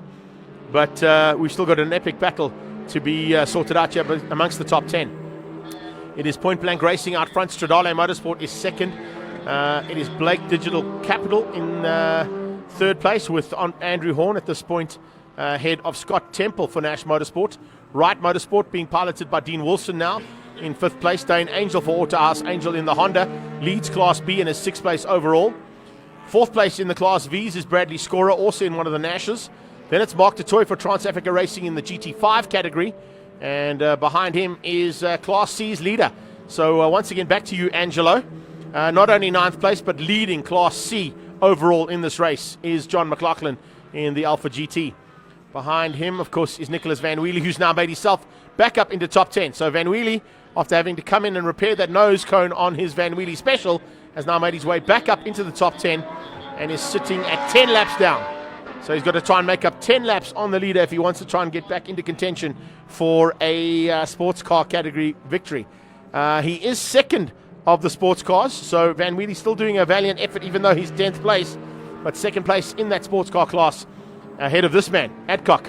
He's trying to close things down now and make up ground as he comes back into contention as well for a potential top 10. And as I said, that would probably be his ideal target, to try and get back up into the top 10 and do what he can to just keep the championship a little bit wide open. There goes Van Wheelie across the line, and he, of course, is a couple of seconds up the road from the hard-charging Nick Adcock. So you can see things settling down here a little bit, getting to almost the halfway stage.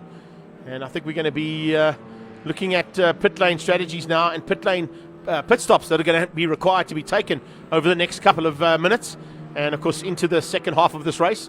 We heard from Gary van der Spey that there's a possibility that James Forbes is looking to try and go a complete 2 hours before doing the driver change and the refuel. Van Wheelie pushing hard to get through there on Wilson. And Wilson just moves over, allows Van Wheelie through. He sneaks up on the inside and gets past. Nice drive there from the Van Wheelie boys.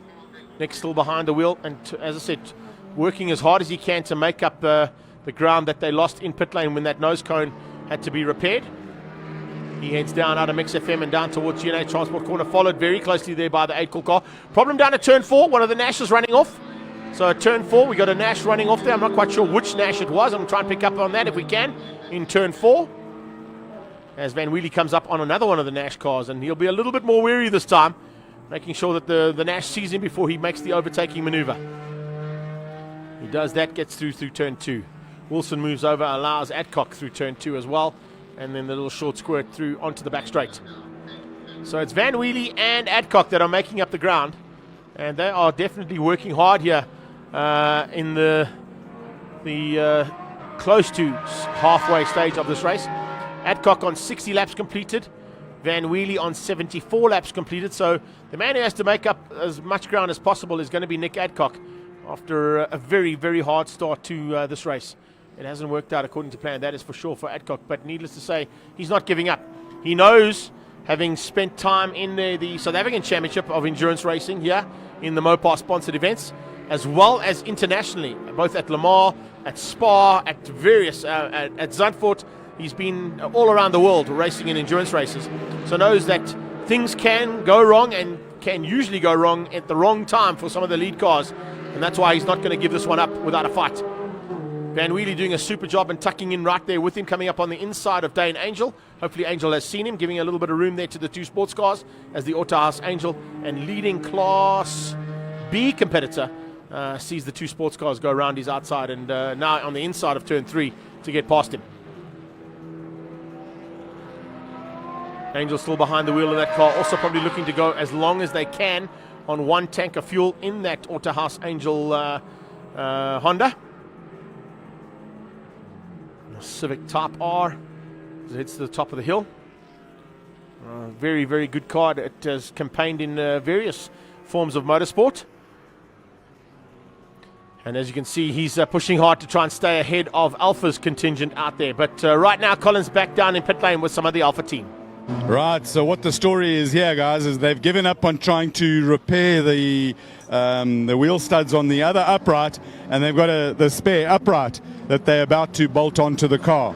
Bit of an issue getting the old one out, and they've got to put the brake cooling duct onto it. So there's an upright going onto the Alpha. Drive shaft goes through the center, and Theo has got a lot of frustration going on here.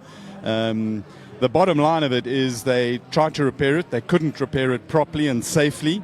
So make the change. Put the spare back in and get things sorted out. They've got two uprights lying down over here, and the mechanic furiously working away, and it doesn't fit. So the other spare is going to go on. But the other spare is missing its hub. Frustration, frustration, frustration. This, boys and girls, is some of the downside of racing. While we're here, these tires that are in their blankets, they're getting nice and warm. These are the tires at the next Orangi's stop for the Lamborghini. The car is currently running on the tires that it started the race on, which were the tires that it did qualifying on. So they're going to come in, make a change of tire, fill it up with fuel, and carry on going. In the meantime, I've got Rion Botma here. Rion, that was so frustrating. You finally not given up, but you called it quits. Yeah, they actually found the problem now, and it was a little small wire that came loose when they tried to change the pipe last night. So yeah, that's one of those things. Saddle's going out now. We can see if we can still finish somewhere in the class. But yeah, that's what happened. We're about 30 laps behind. So you haven't withdrawn and handed in everything, and you're still actually very much in the race, and Sorrel's going to go out and run for as long as he can, and then you'll jump in the car as well. For the last 10 or 15 minutes, yes. It's so lekker that, you know, that fight, that geest, that spirit of never ever give up. Well, you have to. Endurance racing, you've got to till the end. You've got to fight until the end. So, yeah. And it's not so much about, you might finish somewhere where in the points you got no chance of winning, but it's you came to race. And you're going to get your value for money in the race. For sure. And maybe at the end of the year, 1 or 2 points can make a difference. So let's see. I love the way you're thinking long-term plan. Another car, another endurance car. Rion, we're going to leave because the Van Wheelie car, that car has been so surprising. Fantastic. Sorry, what were you talking about my car now? Well, both your car and the Van Wheelie car that's just coming to the pits. Yeah, fantastic. Yeah, both our cars, hopefully both can finish. So let's see what's going to happen. We look forward to seeing the legend, the one and only, Sarel van der Merwe out in the car. Me too. Awesome. Let's go have a quick look at the Van Wheelie car. It's a driver change. And so Nicholas is getting out and Dad Ron is getting in. And you'll see that there's a little bit of help going on. We have to respect the other photographers. Tony Alves over there does some brilliant work over here. Right, they've had a repair on the front left. These were the wing plates that they replaced that got bashed up when the Nash smashed it. So there won't be any dark running tonight. Even though the race is scheduled to stop at 5:30, there's still residual light. The rule is at 5 o'clock your lights come on. And when your lights come on, you have to have 2 headlights, 1 tail light, and 2 brake lights. 2 tail lights, 1 brake light. You've got to have lights. That's just the way of the world. And let's have a look at the tires over here. They've left these tires on. They're still nice and sticky. And if I push my nail into it, you can see a little bit of a mark in there, nice and stop. The wing with its slot gap in it, it's also come loose over here. Let's just point that out to them so that they can see. Come and have a look over here. I'm sorry, I don't mean to. You've got a loose wing end plate over there. Right, you've got to torque the wheels just to check that the torque is good. And that loose wing end plate, you want to try and stop the vibrations of both end plate stays are off. And while we're in the pit lane, always a good idea to keep a look coming up the pit lane to see what is actually happening. Right, so that's Nicholas Van Wheelie with his helmet still on. Ron the dad is in the car. He's getting ready to start it and ready to go out. So they torque the wheels. They check that the front wing is still on. The back wing is a little bit wobbly, but hey, that's just the way it is. Dad Ron will start the car up and get it moving out. While he gets it into gear, and boom, out he goes. Sorry about that walking through we're going to take another walk up. But Greg, while I'm busy walking and finding out information on the Sarel van der Merwe in the Ligier, right down there, we know that there's a stop for the Lamborghini down that end of the pit lane, so we'll certainly get our share of exercise through the day. There's the one Nash that's actually parked. Greg, can you take it away for a while? And Sure, I'm going to get some information there. Greg, back to you. Thanks, Cole. Yeah, on track, as you can see, cars coming through there thick and fast. Still leading things out is this man, James Forbes, heading across the start line again and completing 91 laps of action so far for Point Blank Racing. It's Charles Arunges who's in second place, trying to make up the ground, and he's about 3/4 of a lap back on the lead car, trying to get onto the same lap as James Forbes. Forbes still circulating in 107s, 104s now from Arunges, so the tyre wear is definitely coming into play there, as we heard from Gary van der Spey. And Arunges on his next stop is going to definitely look at putting some brand new Pirellis on that Lamborghini. We've got Andrew Horn in third place for Class V, ahead of Temple and Wilson. That's 3, 4, and 5. Two Nash specials ahead of the Wright Motorsport special. Then you've got Dane Angel leading Class B in sixth place. He's currently lapping in the 1:13s and just gone past Bradley Scorer and maintains the lead over Scorer of about 8 laps. Brad Scorer, of course, fourth place in the V category ahead of Mark Dutoy, who's still leading, and there he is in shot right now. Dutoy going down into turn 1 in the Trans-Africa Racing and a Rex Diffin Gearbox Z4. Alex Gillespie is making up some ground now. He, of course, is the teammate to Dean Fent, who had some problems earlier on with that Nash. Had to come in with the broken rose joint. That got fixed up, and he's back on track and into 9th place ahead of Graham Foss, who also, of course, has had some issues. We did have Van Wheelie's car at one point up in the top 10. I think he might have dropped down to maybe 11th. Oh, no, he's down into 12th place. Down into 12th place with the pit stop, the scheduled pit stop to hand over to Ron Van Wheelie. Ronald Van Wheelie now taking over from his son Nicholas. Hammond Kluger there in 13th. Adcock still in 14th place, completing 68 laps now. So almost 30-odd laps still behind, and trying to push as hard as he can to get as many laps in the hand. And, of course, you just heard from Rian Botma down in pit lane that they've sorted out whatever the issue was, and there's a potential that Sarel van der Merwe might be making his way back onto track and out for the very first time in that Ligier. So I know Colin will be heading down that way shortly to see if that's the case.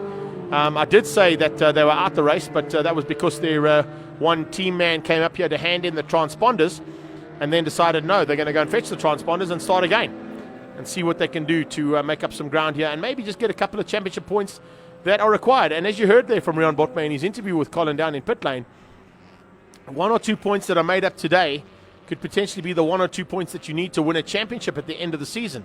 So stranger things have happened in motorsport, as we all know, and potentially even stranger things could happen here. We've already had a huge amount of drama, and it's not been an easy day in the saddle, not for any of these cars. Ron Van Wheelie now being overtaken there by Charles Arunges. He'll probably try and follow Charles as much as he can and see whether or not they can make a plan to make up the ground that they lost early on. Van Wheelie's probably not going to be as fast as his son, but Ronald still, I think yesterday he was saying, is about 6 seconds off Nicholas's times. And I think Nick was doing 104s in that car trying to make up the ground. So you're going to see about 110s coming out of Van Wheelie Senior on track at the moment. All right, so Graham Hepburn joins us. Sean Best, you're still with us. So is Richard and Vion. Where is Serge Damso? He's not here today, I can tell you that much. I know where Colin Hasty is. He's down in pit lane. I'm here at the 78. This is the Rion Botma Sorrel van der Merwe car. For those race buffs of you, you will see the gold, the red, the black helmet, and those eyes. That's Sorrel van der Merwe. They're still trying to solve the issue, and the problem is a wire that got shifted loose. They found the problem, and they're now busy working on the fix. Once they've got this sorted, they will go out. Just on the transponders, Greg, and I've spoken now to Rion Botma and asked him straight out, what is happening with the transponders? He gave me the numbers. He's got his transponder. Sorrel's transponder is in the car. They haven't withdrawn. They're looking at going out now and pinning it, going absolutely flat out, and trying to pick up some points for finishing in the class. Looking forward to the championship. So these guys haven't given up. They're not giving up. And Martin Roots, you can see when we spoke to him earlier, he's been out on his motocross bike. He's still got his motocross gear on. He's just taken his motocross boots off, and he's come and he's sorted it out. I'm going to go and see if Martin will talk to us. Martin, very quickly, you found the problem finally, and it was a wire. Yeah, our terminal broke. And so you've just replaced the terminal, and you're hoping it's all back to normal. We replaced the whole connector. You replaced? The whole connector. The whole connector. Awesome stuff. And you got your soldering iron out and a bit of fun. You can go back motocrossing now. Yeah, I'll go and have a go. Oh, thanks. Awesome. He's going to have a go. Right, there's Sorrel in the car. He's been itching to get going. And it is so great to say, all right, we've got a Nash coming into the pit now. And that's the James and Scott Temple car. We're going to go down and have a look at their pit stop. This should be their one and only pit stop. You can see Matt Nash getting on there with the refueling, and we're going to take a quick walk and build up our step count. They're going to do a driver change. They won't do a tyre change. They don't need to, and we'll see how it's going. Lots of smiles from happy teams. Even those teams that have finished, they still got smiles on their faces because racing in South Africa is fantastic.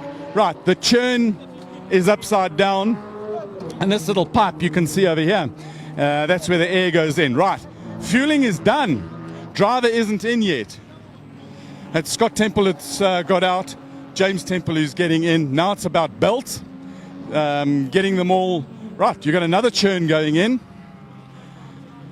2 churns of fuel. They don't want to get any fuel spilled, because spillage gives you a drive-through penalty.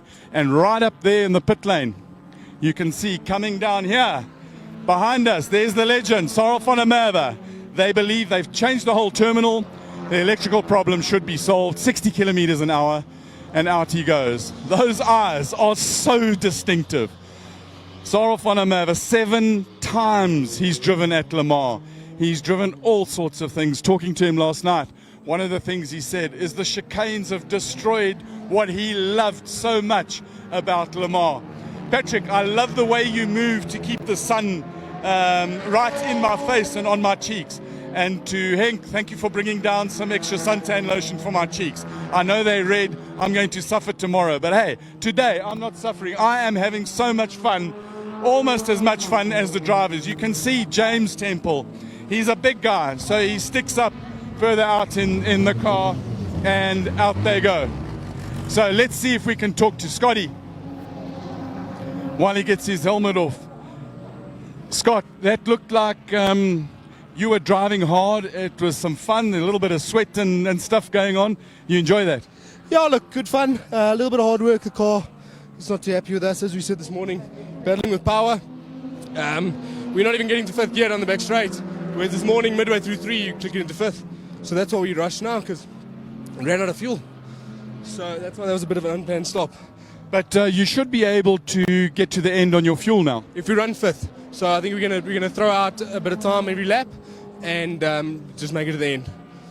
And hope that the other guys have to spend some time stationary in the pits, because it's when you're stationary in the pits, you're not making laps. Exactly. So I said to James, look, the car's not perfect. There's a bit of brake fluid on our feet and everything.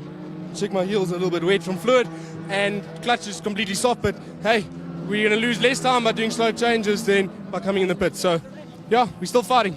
That's right. We've got another pit stop for one of the Nashes. And the thing with these cars, they're all the same. So if one has run out of fuel, chances are the next one's going to start running out of fuel. Now, getting pretty excited over here about the pit stop. Let's just see what is happening. One or two of the cars have packed up. The backdraft, oh man, heartbreaking for the guys. They worked in Durban on Thursday night till 6, 7 o'clock. And they got in the truck. They drove here. They got 5 o'clock in the morning. They got here. They slept. And last night they worked through the night. These guys must be absolutely exhausted. Greg, I'm going to come back to you, and hopefully you can give us a bit of an update. We know that the Lamborghini is going to have another pit stop for tires. We know that the James Forbes car is a little bit injured. Carl, if you come back to me right now, we've got a chance. We've got a chance of a change-up. Go back to you. We've got a chance of a change-up here in the actual lead of the race. Now, we saw this earlier on. That was just for a lap change and making up the lap. And Charles Oranges has done the most incredible bit of driving. It's taking him about 22 minutes to close in on a whole lap, which of course is normally what would happen in a sprint race. But when you've got a car doing 107s, which James Forbes is currently doing, and Oranges now into the 105s on slightly less grippy rubber than what he had, he's going to have to time this to perfection. Now, if he has timed it to perfection, this race could be won in the pit lane. You're going to see the Paget Racing Stradale Motorsport Lamborghini closing in on James Forbes, who's just ahead of him there on the road. If we come to the start-finish camera, you'll actually see James Forbes coming across the line, and right on, we're looking at pit lane right now. There you go. There's Forbes on the back end of Cyril van der Merwe, and there is Oranges. So van der Merwe out there for the first time in action, which is great to see. The legend of Supervan in endurance racing is always a spectacular sight to see. But here is the race lead, and it's in our shots. On the left-hand side, heading through that little short straight towards turn 3 is Forbes. There he comes, behind van der Merwe. The blue car will be van der Merwe. The orange and white car will be the point-blank racing machine of James Forbes. That's the car we're watching for. No, the one just after it. It's the orange and white and black car of James Forbes that we're picking up on. There he goes up the hill. Behind him, stand by on this shot. That's Oranges. That's the gap. It's half the straight between 4 and 5, between 1 and 2 on the track after 2 hours and, 1 hour and 56 minutes. So really nothing in it. And at the halfway stage, we could see a change up here. Big flame coming out of that car. And the Motul products in that machine, the 300V, working double time in that Lamborghini of Oranges, that's for sure. As he closes in now, look at this. This is one of the Nash Sports. That's James Forbes being caught by Cyril van der Merwe, who goes on the inside of Van Wheelie, who's got Forbes going on the inside of, I think that was Andrew Horn, and then down into turn 2. Watch this. There you go. Van der Merwe, Forbes, Van Wheelie. Absolutely amazing stuff. There is 6 sports cars and a Lamborghini GT3 car all in the same little fight. Hopefully we hold this shot now. I can give you a list. And give you a chance to see who those guys are in the cars. We're chopping and changing the camera work there. It gives you a little bit more difficult time to try and pick up on who those Nash Sports are that are in the mix there with the 3 top sports cars in this race, even though they are very widely spread. That is Cyril van der Merwe. He is in the lead. Well, he's not in the lead this year, but he's in the Ligier of Rian Botner, and a long way down. They're just out there to try and score as much points as possible. And then behind them, of course, is the rest of that pack of cars, including Charles Oranges, who's taken the lead. We've got a lead change up there. Charles Oranges has taken the lead as we go down to Colin. Andrew Horn getting out of the car, Howard Blake getting in on the number 8 car. So the second churn of fuel goes in. Seatbelts get on, and let's just go around this side of the car, and I can get a much better angle over here, and everything is being changed. Seatbelts are on. I tell you what, Greg, I know you've got a lead change that's happening. Greg, take it away. Yeah, sorry, Carl, sorry to jump in on you there, but as we had the lead change, we came to you in the pit lane, and I think we're having a little bit of issue just trying to get the communication here. I'm not quite hearing guys down in the OB unit, and I don't know if they're hearing me. They're only hearing the live commentary, but definitely a lead change up there. Charles Oranges now leads in the Zwartkops Mopar 600 ahead of James Forbes. Now, that is perfect timing according to my understanding, because with 2 hours and 2 minutes still to go, we should be seeing James Forbes about to make his first pit stop. They were looking at a strategy of one stop, which means halfway or close to halfway, Forbesy would need to come in to do the driver change if there's going to be one, and the refuel on that car. Potentially new tyres as well. We'll wait and see if Forbes' car requires new tyres.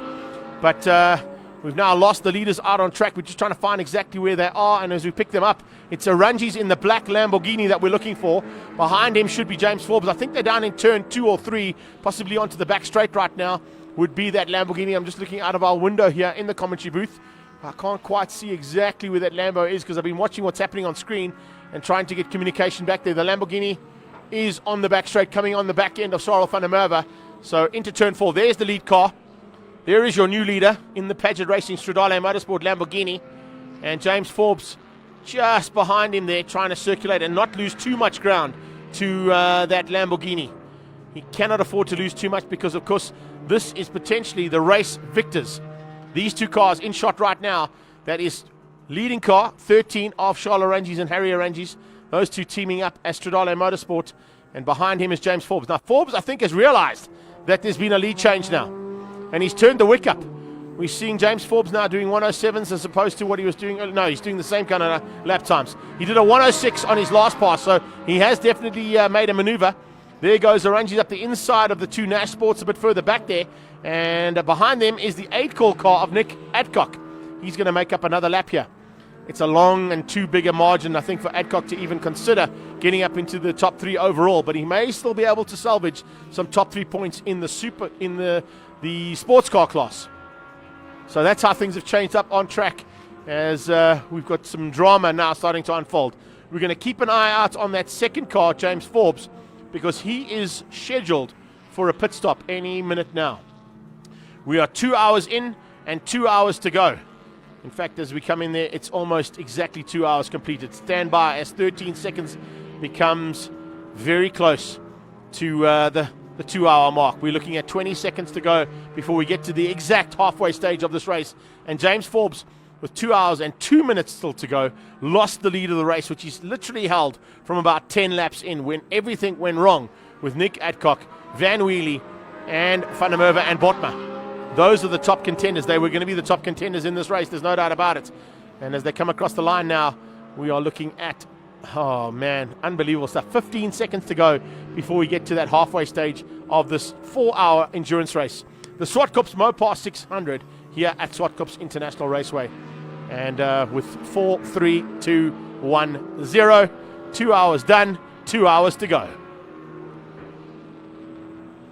And with that, it's Arunji's leading GT3 and overall as he goes through turn 4 Volkswagen corner. James Forbes, top of the sports car category, in second place overall. James Temple leading out Class V ahead of Howard Blake now, who's changed up into car 4, the fourth place car. And that, of course, is Blake Digital. He's the teammate to Andrew Horn. Dean Wilson in 5th place in the Wright Motorsport entry. Dane Angel is 6th place and leading Class B. It's Mark Dutoy who's moved up to 7th place overall. And that's something I mentioned earlier on, and I'll keep mentioning over the next couple of hours, because Mark Dutoy and Ryan Quanshire could potentially be a big thorn in the side of the top contenders in this category. Peter Schmidt-Loeffler is now up into 8th place, ahead of Alex Gillespie and Graham Foss. They make up the top 10 there. Both those cars, of course, in Class V. It's Ronald Van Wheelie who's into 11th place now. He is 2 laps down on Graham Foss, but currently lapping on the exact same lap time, so it doesn't look like he's going to make up any time unless he can find something special in that Van Wheelie special of his. John McLaughlin is now into 13th place overall, but still leading Class C for Alpha. Nick Adcock down in 14th overall, and Super Sport, the sports car class, there in 14th place, ahead of John Oliver, who had some issues earlier on there and is now down into 15th place. So that's the top 15 as it stands, and Charles Arunji is the man who has now taken the lead and is starting to pull almost 5 seconds ahead of James Forbes. So once he hit the front, he's definitely not holding back here. And remember, I think he's still got to come in for one little, it won't be a splash and dash, I think it's going to be a tyre change, but they probably will refuel that car just in case to ensure it gets to the end of the race as he comes up on the inside of both of the saloon cars, Angel and Dutoy, giving him some room as he blasts past and gets up the inside and makes his way through. Adcock on his tail, and here comes Forbesy with the scheduled stop at 2 hours and 2 minutes completed. Right, James Forbes has just brought the car. This thing is sick. It is injured. It is hurt. It's still got its misfire. They've got to get their stop done as quickly as possible. James is a little guy, so he's taken his bottle out. That red seat insert is to allow Fritz to get in. The seat belts have got to be lengthened. We're going to wait for James to take his overall off. This is Fritz in the black and lime green overall getting in. We've got the fuel going in on that side, air coming out this side. Fuel stop done. Perfect. There's no fuel spillage. It's quite a job to get the seat belts lengthened. They're not going to change tires on this car now. It's going to run to the end, even though in the back of the shop they've got a brand new set of tires. So Fritz will go out and in theory run this car to the end. They know that they can do around about 2 hours on a tank of fuel. The tires will run by their calculations around about 5 to 6 hours on this track. They only need 4 hours. Right, so its driver change is one of the long issues over here. Now I'm going to see if we can get hold of James, if he'll talk to us. James, can you talk to us? You've worked hard. Your car is hurt. It's injured, and it's not easy. No, it was a tough run. The car is definitely not well. 3 cylinders now, probably 70% of the circuit. So that problem is getting worse. On top of that, brakes have been deteriorating consistently across that session. So we're limping along. I don't know where we stand. At least we haven't had to pit unexpectedly, let's put it that way, but we're not fast. I mean, we're typically 5 to 6 seconds off where we should be. So it's, yeah. And so it's basically you're going to just put your head down no matter where you finish and just keep the car running to the end. The car must go to the end or it must break, and then we know what the problem was. The way it is at the moment, we have no idea why this problem is occurring. It's really a struggle. That's one of the most frustrating things that you can have. You know, we saw with the other car, the Rian Butmer car, Sarah van der Merwe car, that it took a long time to finally discover what the problem was. When it comes to electricity, or when it comes to the computer, or when it comes to the fueling, it's really tricky. And unless you can see something broken, there's nothing showing on the data, which is the remarkable part. So we're really scratching our heads, but we have to find it. I mean, we can't continue arriving at race meetings like this, that's for sure. It's a really frustrating day. The boys are working really hard to try and find the answer, and it's not for want of effort or application of mind, it's just we're not getting it. And the cool thing, in the spirit of racing, the aid call team lent you guys some parts to try and just work through all the issues and see where the problem went away. Look, the reality is, much as we all want to win the race or be on the podium, we all want to be in a great race. So we all want to see our competitors out there with us. That's really what we want to do. We don't really want to win a race because we're the last man standing. We want to win it because, you know, we're driving well, the car's going well, the teams are competing. This is why we come endurance racing. This is the challenge. But the adversity, the hardness, the toughness of adversity brings so much joy to success. Well, the beauty of it is it really is, dare I say, an intellectual challenge. It's an intellectual challenge for the team in terms of figuring out how to make the car last 4 hours or set it up to last 4 hours in the first place. It's an intellectual challenge for the drivers to respond to what they're presented with, which can change dramatically during a single stint. So it's a form of racing I am absolutely in love with. I'm besotted by it. It's just a great thing to do. And frustrations aside, it's a rewarding thing to do. Your voice is hoarse. You clearly need some sustenance from some water. Thanks a lot for talking to us so soon after getting out of the car, James. Great pleasure. Thanks a lot, Colin. Awesome. So he's tired. Now, while we were talking to James, in the background here, the aid call team, and let's just walk a little bit this way so we can get out of the way, have been furiously preparing. That's Michael Jensen with his red and black helmet getting ready to go in. And it looks like they've got some tyres ready for a tyre stop. I asked Craig Noons earlier, I said, how's the car running? And he said to me, hey, I don't know. I didn't hear the question. He doesn't want to answer that question. Right, so here we've got in the background Craig Noons giving him Michael Jensen some suggestions on what to do with this car. There's so many hurt cars that are being nursed and being lovingly, caringly brought through to the finish. We've probably got about 60 seconds before things get wild behind us. And down the far end of the pit, I'm seeing a Lamborghini wheel that has just been moved in, and that will be for the Orangi's car. Now, we've got it. We caught between a rock and a hard place, between the top end of the pit lane and the bottom end of the pit lane.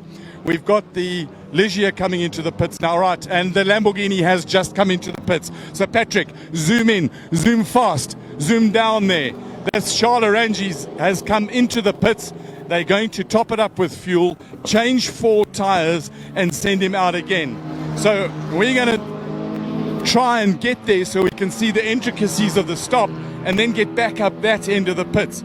Here's another pit stop that's about to get Cole, going. while you're making your way over down here. there, just to let you know, they're doing the refuel first. And so putting in the fuel first and then going probably into the tyre change. Colombian They in want the to get world. all of that Another team waiting fuel into the car for pit before they stop decide over to go here. and do. They're going to need So all we've got hands on deck to make sure that the nearly tyre change happens as 2 fast as hours possible. left to go. So a great bit of effort here from Stradale Motorsport. They certainly know what they're Right, doing. so when it the comes fuel to is this. done. The fueling is done. Cole, you down? You're a little bit closer to the action. Right down here. And now to I'm start watching things it. out I've been with watching the it all tyre along as change. I've been walking along. The car officially is F-FOT. That's the smoke from Paoli guns. You've got to love the sound of Paolis. This thing is tight. They run around about 190 Newton meters. And have they got it right? Yep, they've got the gun the right way round. They practice this. They're putting scrub tires on there.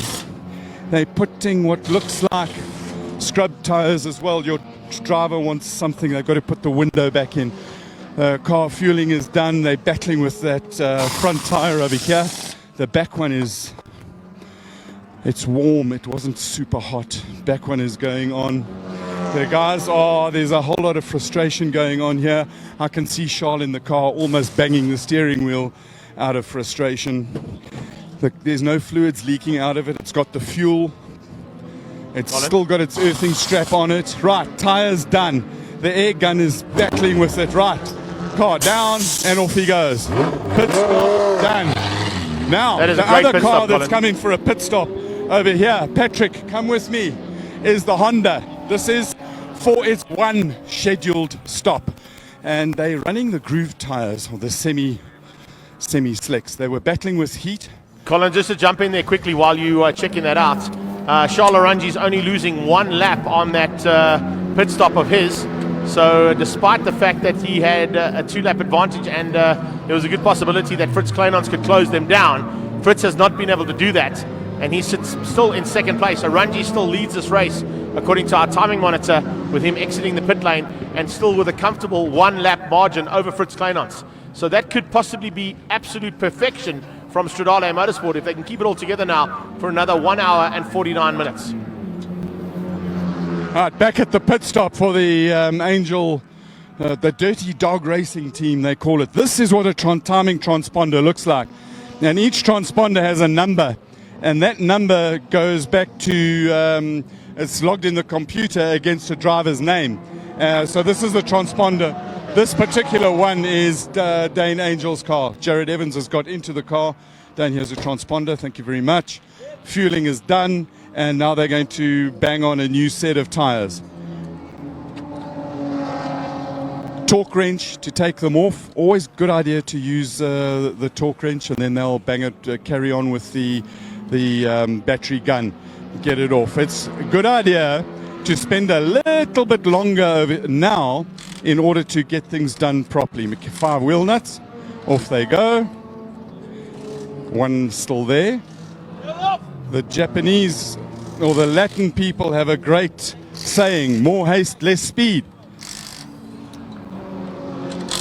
Wheel off, front wheel off, gives you a good idea of the vented brakes. They drilled and they have vents for cooling down the inside. And over here, Dane is furiously driving it. Let's see if he'll talk to us quickly. Dane, you just got out of the car. Everything going well? Temperature under control? Yeah, we sort of had to back the car back off completely. Yeah, we're running massive water temps, so yeah, we're just basically trying to get to the end. So you're going to run it until it... Nuts flying? Yeah. You're going to run it until it stops? yeah, hopefully till the end. Hopefully it doesn't stop. Yeah, exactly. Hopefully it stops at the checkered flag. Awesome, well done. So the guys are looking for wheel nuts, and there they go, Patrick. These things are hot. You've got to have some gloves on them. And we've got wheel nuts on. Jared Evans is sitting in the car. The refueling is done. This thing still hasn't got its nuts on. Come in the front, will you, bud? You know, there's sometimes it's not a bad idea just to keep a little bit quiet while a pit stop is happening. Just gives you an idea of the frantic activity. Right. Nuts, wheels are on this side. Torque done as we've got the S2000 car coming in for what looks like a completely unscheduled stop. The reason is its rear wing is broken. Right. And Matt Nash getting in there to help. No idea why it broke. We'll have a good look at it, rip it off, and out he goes. He's going to lose a lot of downforce, but did it just come loose? It was actually a tactical move that we made there with a little bit of, as the fuel goes down, we needed less downforce. So clearly the balance of the car was affected. So removing the wing, do you think that as the temperature cools down, that it could also have an impact on the drag of the car as it goes in? We're more worried that it was going to affect the balance of a fellow competitor by beating the competitor on the head as it fell off. Anyway, you've got to help everyone. Saw what you did there? We all, if everyone helps each other in the series, it's better, so fine to help Gerald. Matt Nash, nice to see you helping some of your fellow competitors. Great spirit of racing. That's how the series is. Everyone helps each other. It's important to keep it going. Everyone's having fun. Hopefully they don't beat us now, but if they do, I suppose they've done a better job. So the Honda looked like it was in competition for the longest pit stop that you guys currently hold. I think it was Foss and Sullivan that hold that one. They've got to change tyres and everything as well. The car's a bit hard on the tyres, which makes it a bit more difficult for them. Such a good bunch of guys from Cape Town as well. They're super spirit. They always put in a huge amount of effort to be. They also help everybody. It's awesome to see them out here putting in a big effort again. They certainly do get spirit of award, spirit of race for me. Let's go down and talk to the officials here, because it looks like they're officialing. So, guys, you as officials, we know that officials official. So, what have you officialed after that pit stop? We were just confirming with the team whether they'd actually torqued the left front wheel properly, because it appeared that they may have forgotten to do that. And on a circuit like this, which turns to the right, it's not going to take too long before the left-hand wheel comes off. And what was their answer? The answer was they had tightened it properly and they feel comfortable. As long as the team feels comfortable, the drivers should have no worries, and then officials have got nothing to do. Something along those lines, yes. Wouldn't it not be a fantastic opportunity if officials never ever got involved in racing? You know what? If you don't have officials, the rules don't get applied, and you're going to have all kinds of fights. What I'm meaning is not that the officials aren't present, but they don't have to intervene. That would be great, yes. But life, doesn't quite work that way. Neither do racing. It would be great. It would be great to have police that never have to do anything. Awesome. We're going to go down and have a quick word with the guys from the Arangis pit and see what their thinking of that pit stop was. And I want to go down here and talk to Joost. Joost, I know you're busy. You may not be happy with that pit stop. Yeah, we had a problem with one of the sockets. Maybe wheel nuts getting a little bit warmer and expanding. So luckily that's our last tyre stop. But overall, time spent in the pit was just under 2 minutes. Not too bad for us. We've had worse before. But you're still in the lead, but we do not want to tempt anything. Racing takes a while to unwind and to show its guiles and the pitfalls that are there. Is Charles flat out at the moment? No, we're keeping it back a little bit. We're more than one lap ahead. So we're saving the car a little bit. Everything's looking well at the moment. So, yeah, but always a bunch of possibilities, stuff like that. Fingers crossed, Joost? Definitely. Awesome. Thanks a lot for talking to us. Right, guys, so there you have it from the pit lane. It's It's been quiet here for a while, strange but true. But we never know what will happen. The clock says 1 hour, 43 minutes and 19 seconds. We may have to go and do a pit stop for our batteries. I certainly need a pit stop to get my cheeks attended to because the sun is beating them. Greg, take us away with some action on the track. Thanks, Cole. Yeah, there is a little bit of action on track, guys. Just starting to get into that rhythm that we spoke about. The driver changes have basically been done now by all of the competitors and all of the teams out there. If I shoot down into the 11th to 16th position on track, that's kind of where we want to keep an eye on because remember it is Cyril van der Merwe who's making up ground now on Ian Stoffberg and Byron Oliver. Van der Merwe has now completed 54 laps. We've got Stoffberg on 76, Byron Oliver on 84. John McLaughlin in the Alpha GT is there in 14th place, still leading Class C. And Adcock now completing 98 laps and now up into lucky number 13. But it's 98 laps as opposed to the 119 laps that's been completed by Arunjis and 118 laps by Fritz Kleinans. If we look down, Ronald Van Wheelie also just out of that top 10 and looking to close his gap down. He's got 2 laps to make up on Graham Foss to see if he can get back up into the top 10 there. But remember, he's still sitting in second place in the sports car class, even though they had to have that unscheduled front wing repair in the very early stages of the race. Van der Merwe just ticking them off and going through this pack, finding opportunities to overtake where he can. Cyril spoke to me yesterday in the promo for this event and said, you know, it's important that you try and make up as much ground as possible. Nice to see Theo van Vuren out on track as well. He's about to be caught and passed by Cyril van der Merwe as we come onto the main straight. There is second place, Theo van Vuren in the Alpha. And there is van der Merwe diving on his inside to squeeze through and make up some more ground as he ticks off the laps one by one, trying to get his car also possibly into top 10. It's not over yet.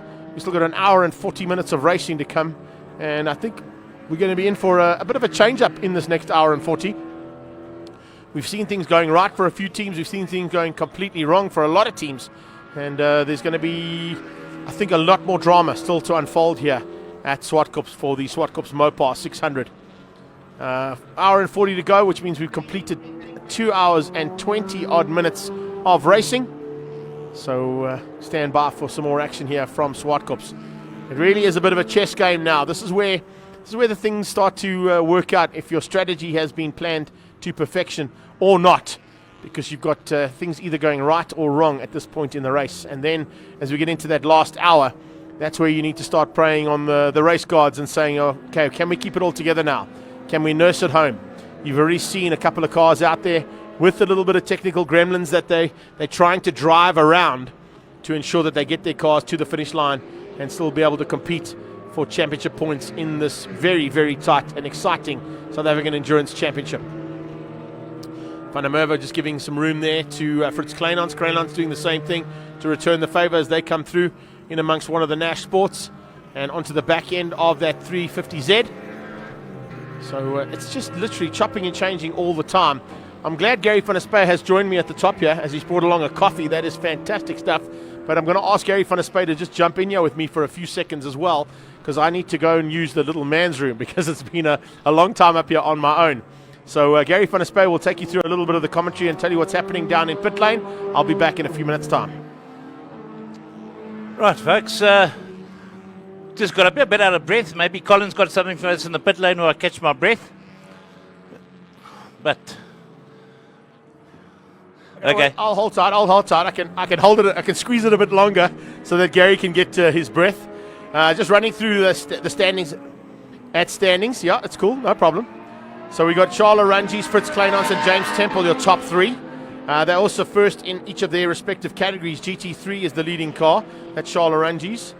Second place and first overall in the sports cars is Fritz Kleinans, and James Temple leading Class V at this point with his brother Scott as his pilot and teammate in third place overall. So that's the overall standings in the top three.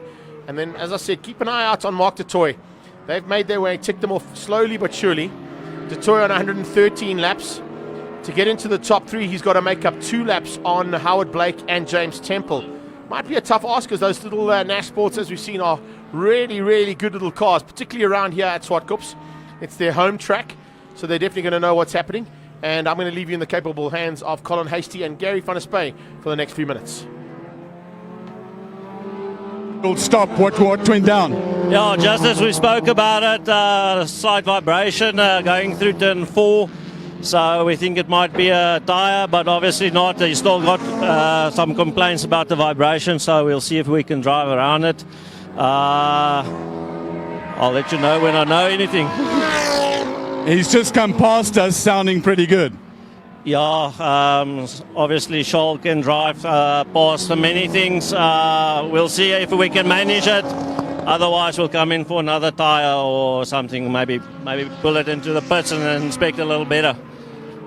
Awesome. Thanks for chatting to us, Joost. 100%, guys. Right, so here we have another car that is is a little bit sore. So Harry Arangi's over here. We're not going to talk to him. Is busy on the radio, or maybe he will. Harry, very quickly, what is Charles saying? Is the vibration getting worse? Yes, he's got a vibration on left front, turn 3 and turn 4. So it's a little bit concerned. We changed the rim and the tyre. We might have to bring him in again, so we'll see. And from a gap to the next position, how are you feeling? Well, we're leading the race, but only by a couple of seconds now. It's tight. It's very tight, but it's good. It's good. It's good racing.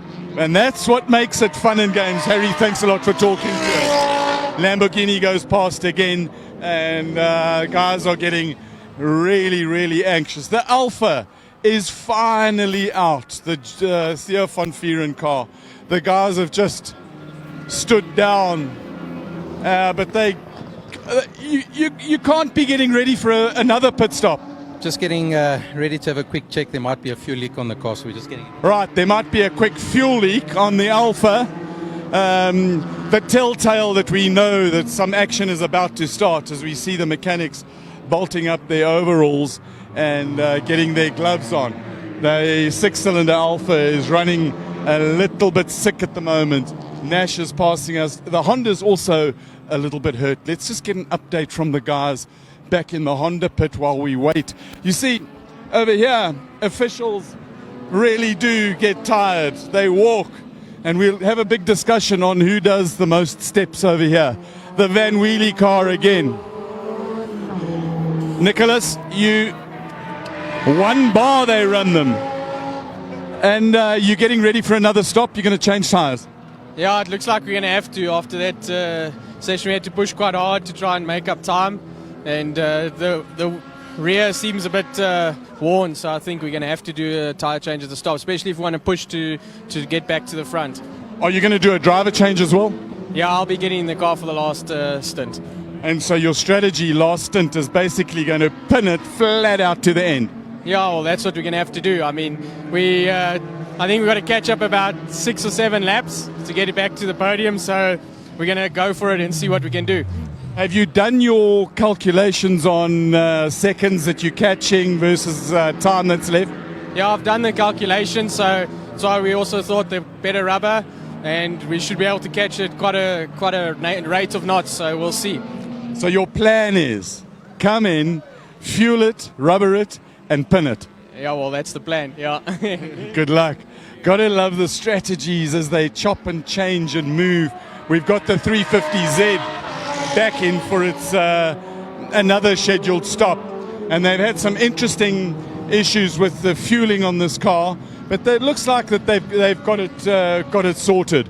You see the fumes coming out of there. Everything is so hot, and it's the heat soak just goes all the way through. We've got computers downloading information, driver change going on, and again adjusting seat belts. Really is an issue getting all the seat belts adjusted. These guys, Daly and Stoffberg, they came to G&H Transport Extreme Supercars. They ran the car, they had a lot of fun. The bug bit them good and solid, and this is their first endurance race. And it's a huge, steep learning curve, but the guys have worked hard and they've carried on with it, and we're just seeing some more action all the way up. These are the Honda tires while we go down here. And are you happy with the tires? He's basically fueled and going to go until it blows. Well, we hope it doesn't blow, but yeah, no, we're happy with that pit stop. We didn't think Zwartkops was going to be this difficult on tyres though, but Dane said it towards the end.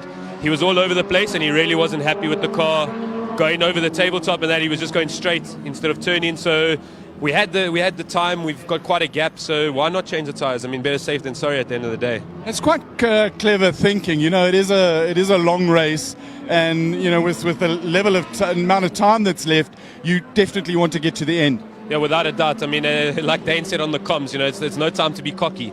You know, you got to be safe at this point and dialing the car back down to 60% of the turbo's capability to keep it cool, to keep it running, and then changing tyres. Like, it's just safety. You know, I mean, we've had tit for tat with the Alphas, 1 for 1 the whole time. So now we have the space, we have the gap. We can do it. We can do these kind of things. And you say it was quite interesting in terms of the hardness of the tyres, but the heat has also been quite amazing for the middle of winter. Absolutely. I mean, I think we saw the track temps when it was at its worst was 27, 28 degrees. And I mean, Dane was complaining about the left rear the whole time from the start. I mean, we put brand new rubber on and it was still harsh on the tyres. So it was quite surprising here. I mean, you know, you didn't think Zwartkops was going to be that difficult on tyres, but you know. But you brought your gears, you've got the new clothing. There's a competition from a team clothing point of view. Yeah, your Dirty Dog Racing, you certainly got it. Is there an official blue or name of that color, or is it just teal? No, we have the hex code for the color. Yeah, it's a secret though. You know, it's copyrighted like Coca-Cola. Awesome, thanks for chatting and good luck for the rest of the race. Thank you so much. It's a secret. They've got the hex code. But hold on, kids should be using the Pantone color.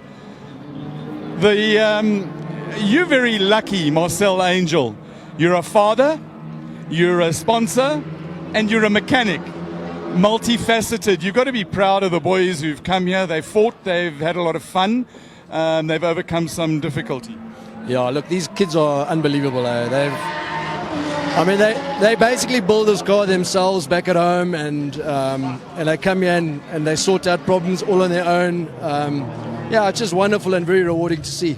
Different role for you being a mechanic. Listen, I was here anyway, and we were short of one guy, so Dad had to put his hand up. You are enjoying it. I mean, you're a kind of hands-on guy. You don't want to not be involved, and I bet that you had a delay on somebody else so you could be involved. Yeah, the wife's probably not too happy, but no, absolutely. I mean, I absolutely love this. I probably would prefer to be driving. But we decided to take a year off this year, well, I did anyway, from the endurance series, and maybe next year we'll have another go. You know, we'll see how we go. But yeah, you know, I'm always going to be involved, especially if Dane's involved. I'll always be there. So many, you know, we got father and sons. If you guys had been driving, you would have been the third father-son car. The joy that you get out of it, and is pride the right word? But the camaraderie that it builds up with the kids, special. Look, I think if you do exceptionally well, then obviously there's a lot of pride involved. But I just think it's very special to be able to do something with your own boy that you both have a passion about, you know. And I mean, to sit here and watch him going past in the Honda or even in the Ferrari it's very special and very rewarding. But the times of adversity are also good times of growth and character building. Absolutely. I mean, as I said earlier on, you know, these kids, they've got like a never say die attitude. If something goes wrong, they'll rip the thing off and they'll try and rebuild it, and they just won't give up. And I think that's really, you know, a feather in their caps. Awesome. Thanks a lot for chatting to us, and enjoy the rest of the race. Thank you very much. Thank you. Gotta love that never ever say die attitude. We saw some further action up here in the pits. Well, I'll tell you what, guys, there's a whole lot of stuff that's happening. I'm seeing a yellow flag. Greg, can you see better what's going on with the yellow flag situation? Right, so let's actually go down here and see what we've got. Cole, you can come back to me because we've got issues out on track. Yeah, Greg, looks like the right motorsport machine, piloted there by Dean Wilson, has gone off, I think, at turn one. Turn one, a big incident there for Dean Wilson. He's gone out of shape. That's possibly because of that rear wing having less downforce than what was available. We heard from Matt Nash and Esteban van Guerrero, etc., that they might experience a bit of downforce issues, and I think it's caught them out. He's pulled down and gone into turn 1. Looks like he might have just lost it going through the kiddie litter. Tried to catch the car and ended up on the out point of a very tricky fast left-hander. Cyril van der Merwe goes through there. The other 2 Nashes go through as well.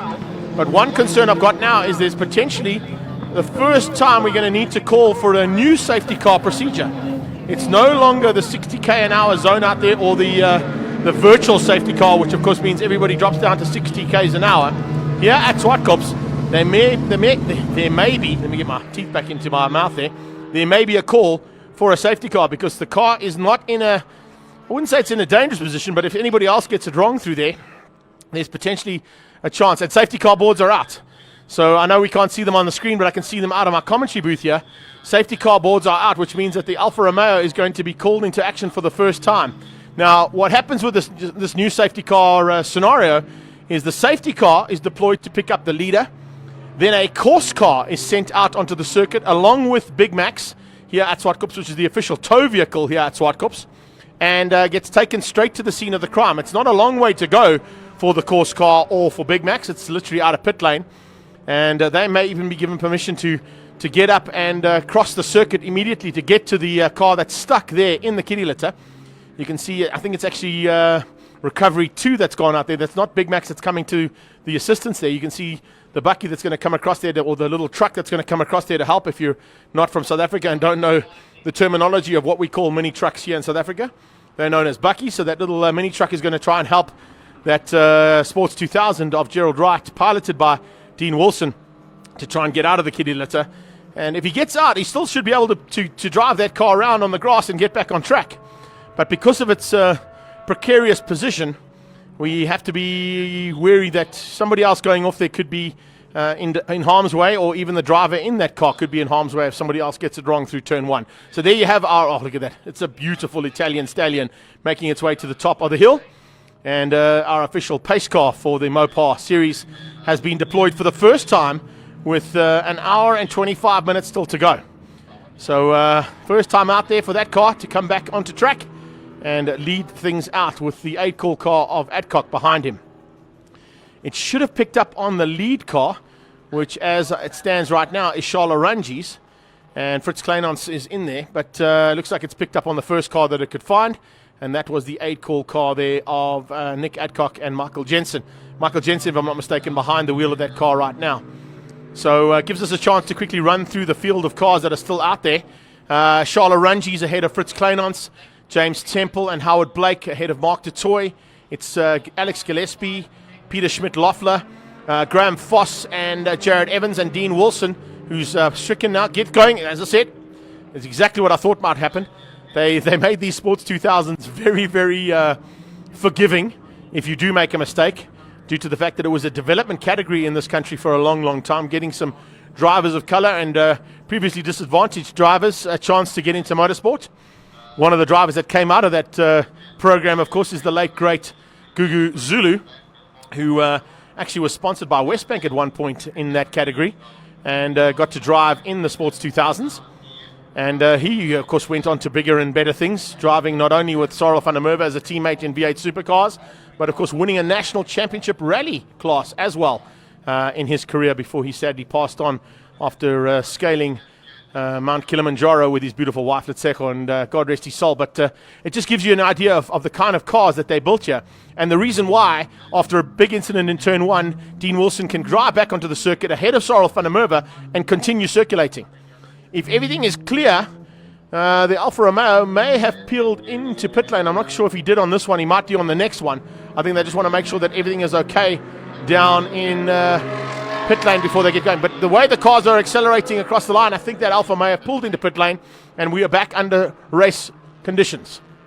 There it is, the course car and the safety car coming in almost line astern, and we're now back under green flags down into turn 1. So race continues with an hour and 23 minutes left of racing, and with, of course, a safety car situation and scenario, means that cars are now concertinaed together again, and it makes for very difficult restart conditions here, particularly when you're in the faster cars You've got to try and find and pick your way through the slower cars that have concertinaed up with you here today at the Zwartkops Mopar 600. It's part and parcel of the Winter Challenge, and also looking forward to this last hour and 20 odd minutes of racing, because as you can see, the drama doesn't stop.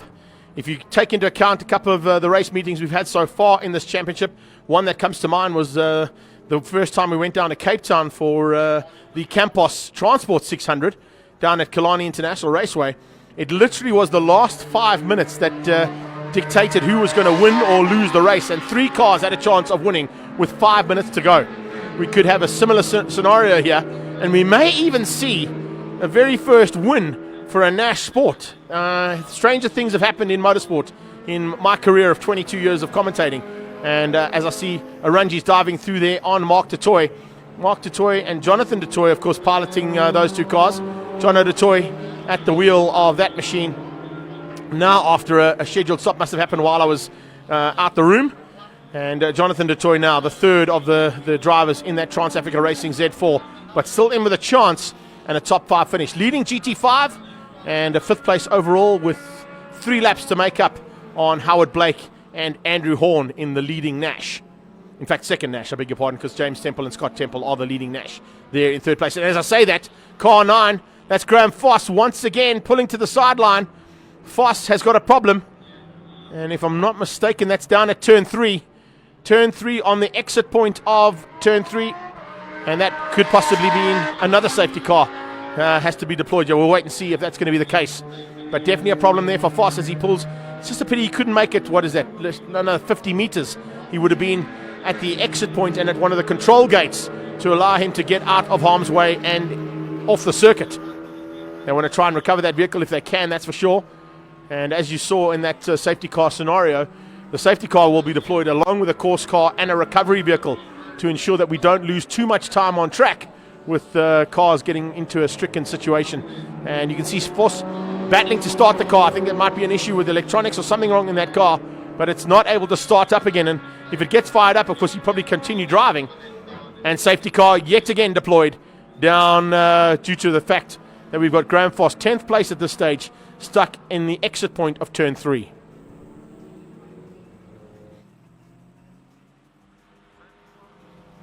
So, for the second time in less than 5 minutes. We haven't had a safety car the whole race, and within 5 minutes we've got 2 of them. But I think that's due to the fact that we want to also give Alfa Romeo and Mopar, our big sponsors, a little bit of extra coverage there, because they're going to deploy their safety car and the course car to get out there to recover that vehicle of Graham Foss's. Those 2 cars on track. There you can see the recovery vehicle pulls up, and he'll probably be given a chance to hook that vehicle and pull it out of harm's way. Possibly even back to pit lane if necessary, because they will be able to repair the car if they can get it back to pit lane. And that's the idea here, is to try and avoid too much interruption of actual racing. These laps all count. Remember, there's no making up of time in a 4-hour endurance race. All of the laps behind safety cars will count as race laps. Arunji's has been picked up officially as the second car behind the safety car, which is the right idea with the safety car. You always try and pick up the lead car. See on his tail, that looks like it's Fritz Kleinans. Kleinans will be followed by the Z4 of Dutoy. Then it looks like the 8-call car of Jensen. As we see that, look at that car. Absolutely amazing to see that Italian stallion. It's not in full flight. Lights are on it, and of course, those lights stay on until the situation is remedied. Once it is remedied, they turn the lights off. That will give the lead car an indication that he'll be peeling into pit lane and get a chance to restart the race for the second time. There you can see the course car right behind the recovered vehicle there of Graham Foss, and they will try and get that car back to pit lane as soon as possible. Maybe even taking a couple of the designated shortcuts here at Zwartkops. Ron Van Wheelie at this stage has also made up some ground. He now makes his way up into the top 10 and is only 1 lap adrift. In fact, it's now 59 seconds adrift on Dean Wilson there in 9th place after Wilson's off at turn 1. So Ron Van Wheelie just doing the right thing, just keeping it smooth, steady, and consistently putting in some decent lap times. The shortcut is taken to allow them to recover that vehicle as quickly as possible back to the pit lane. The course car will follow through. He'll wait until all the cars have gone through before he gets clearance to cross the track and get that car back into the pit lane.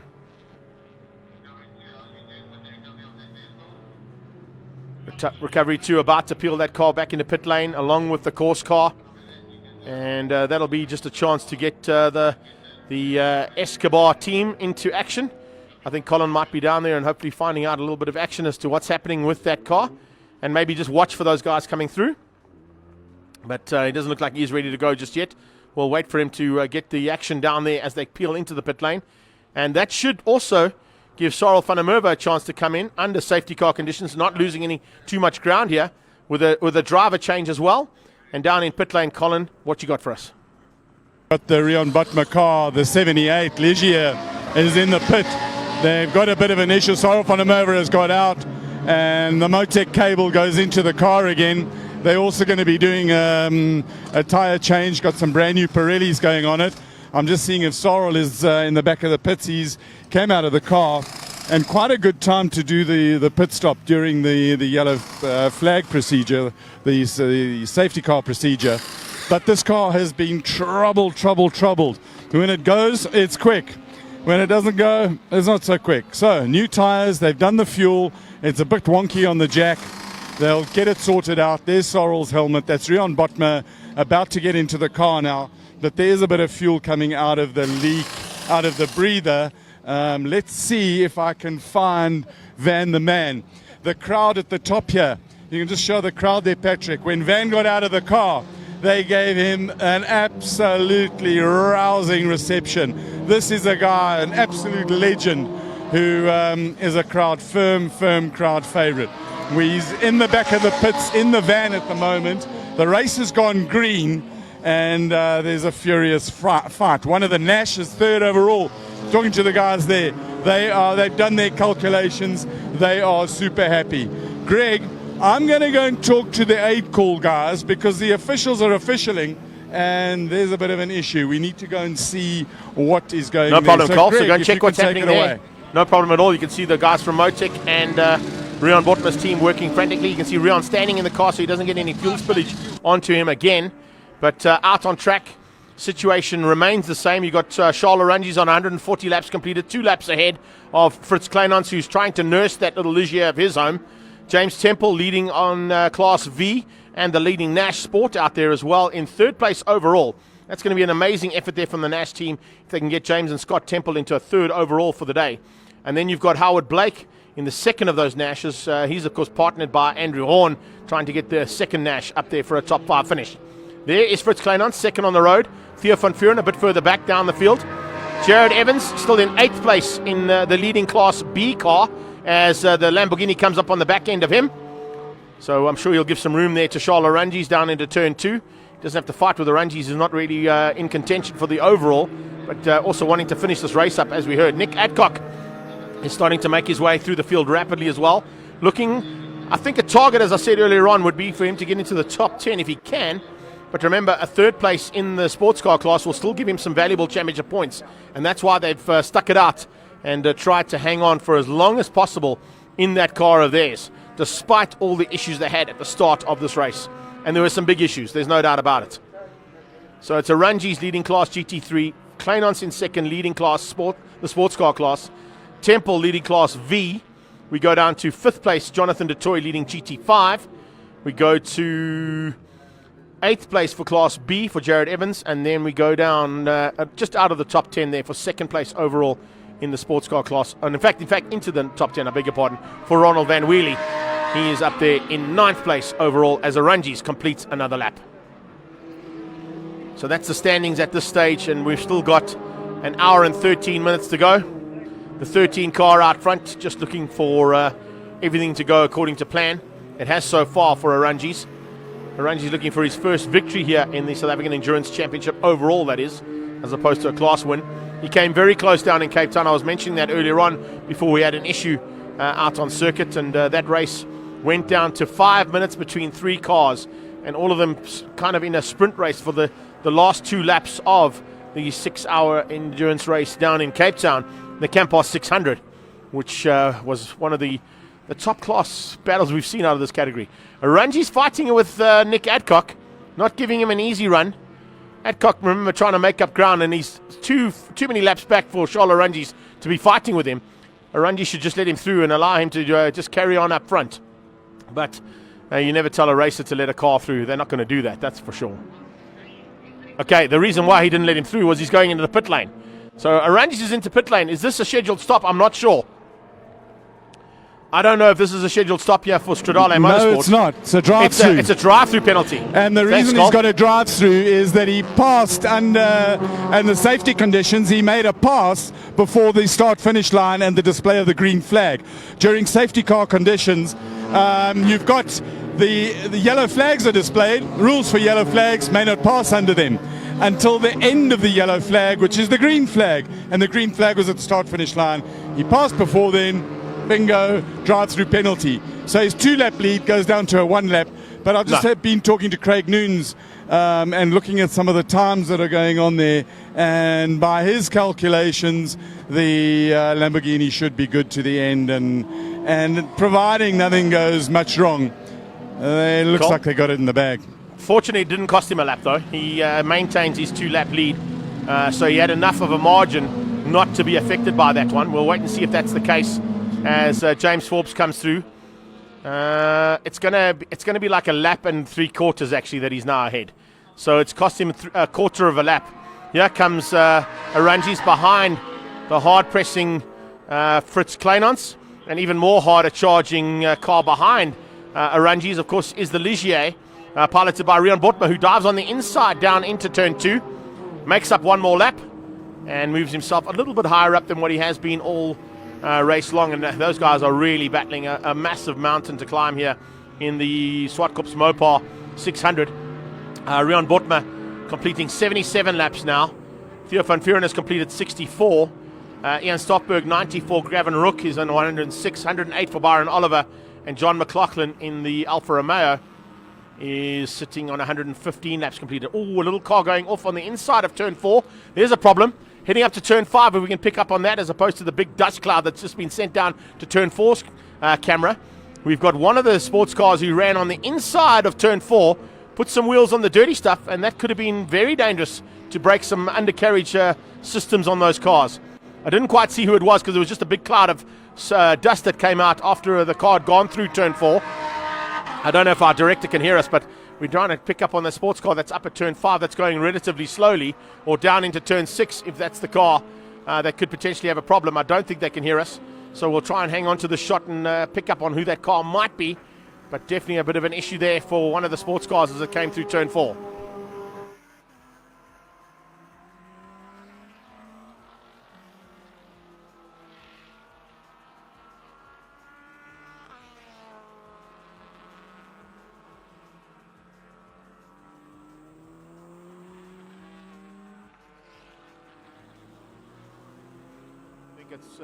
That car, I think, might have already got going again. It just made a slight error into turn 4 and now comes into turn 5 and 6. Just seeing who this is here. That's the 8-call car. It's not that one. I think it might have been just before, and I think it might be Fritz Kleinans' car. That's the reason I was trying to get your attention there. I think it might have been Kleinans. They did say they were having some issues with brakes. Is this Kleinans coming through? Yeah, here he comes.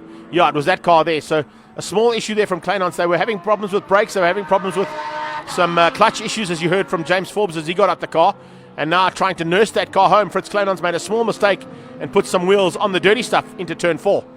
So you can see they're having to fight an ailing car that they've been working on over the last couple of races to see if they can find the issue. They haven't found it yet, as you heard straight from the driver's mouth, and hopefully they're going to try and sort that car and just nurse it to the finish. If I look at the way things are going, James Temple looking at 112s, 109s coming out of Fritz Kleinans, so that should be able to maintain his second place unless something else drastically goes wrong on the point-blank racing Ligier there of James James Forbes and Fritz Kleinans. Kleinans behind the wheel right now. Botma behind the wheel of this machine as he heads onto the brakes up into AMG.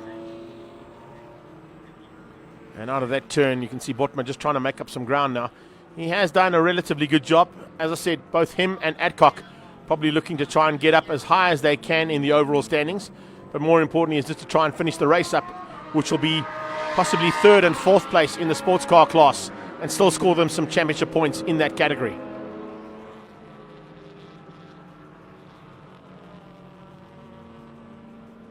can see how gingerly Rian Botmer is taking it as he comes up on back markers.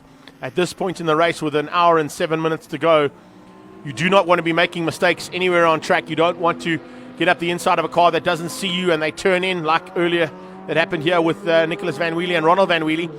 Ronald Van Wheelie's jumped out the car, and Colin is down in pit lane with that pit stop. So, Cole, take us through the pit stop. Right, so this pit stop could be the pit stop that decides the race. In that, according to Nicholas Van Wheelie, who's about to get into the car, Nicholas has got the multicolored helmet.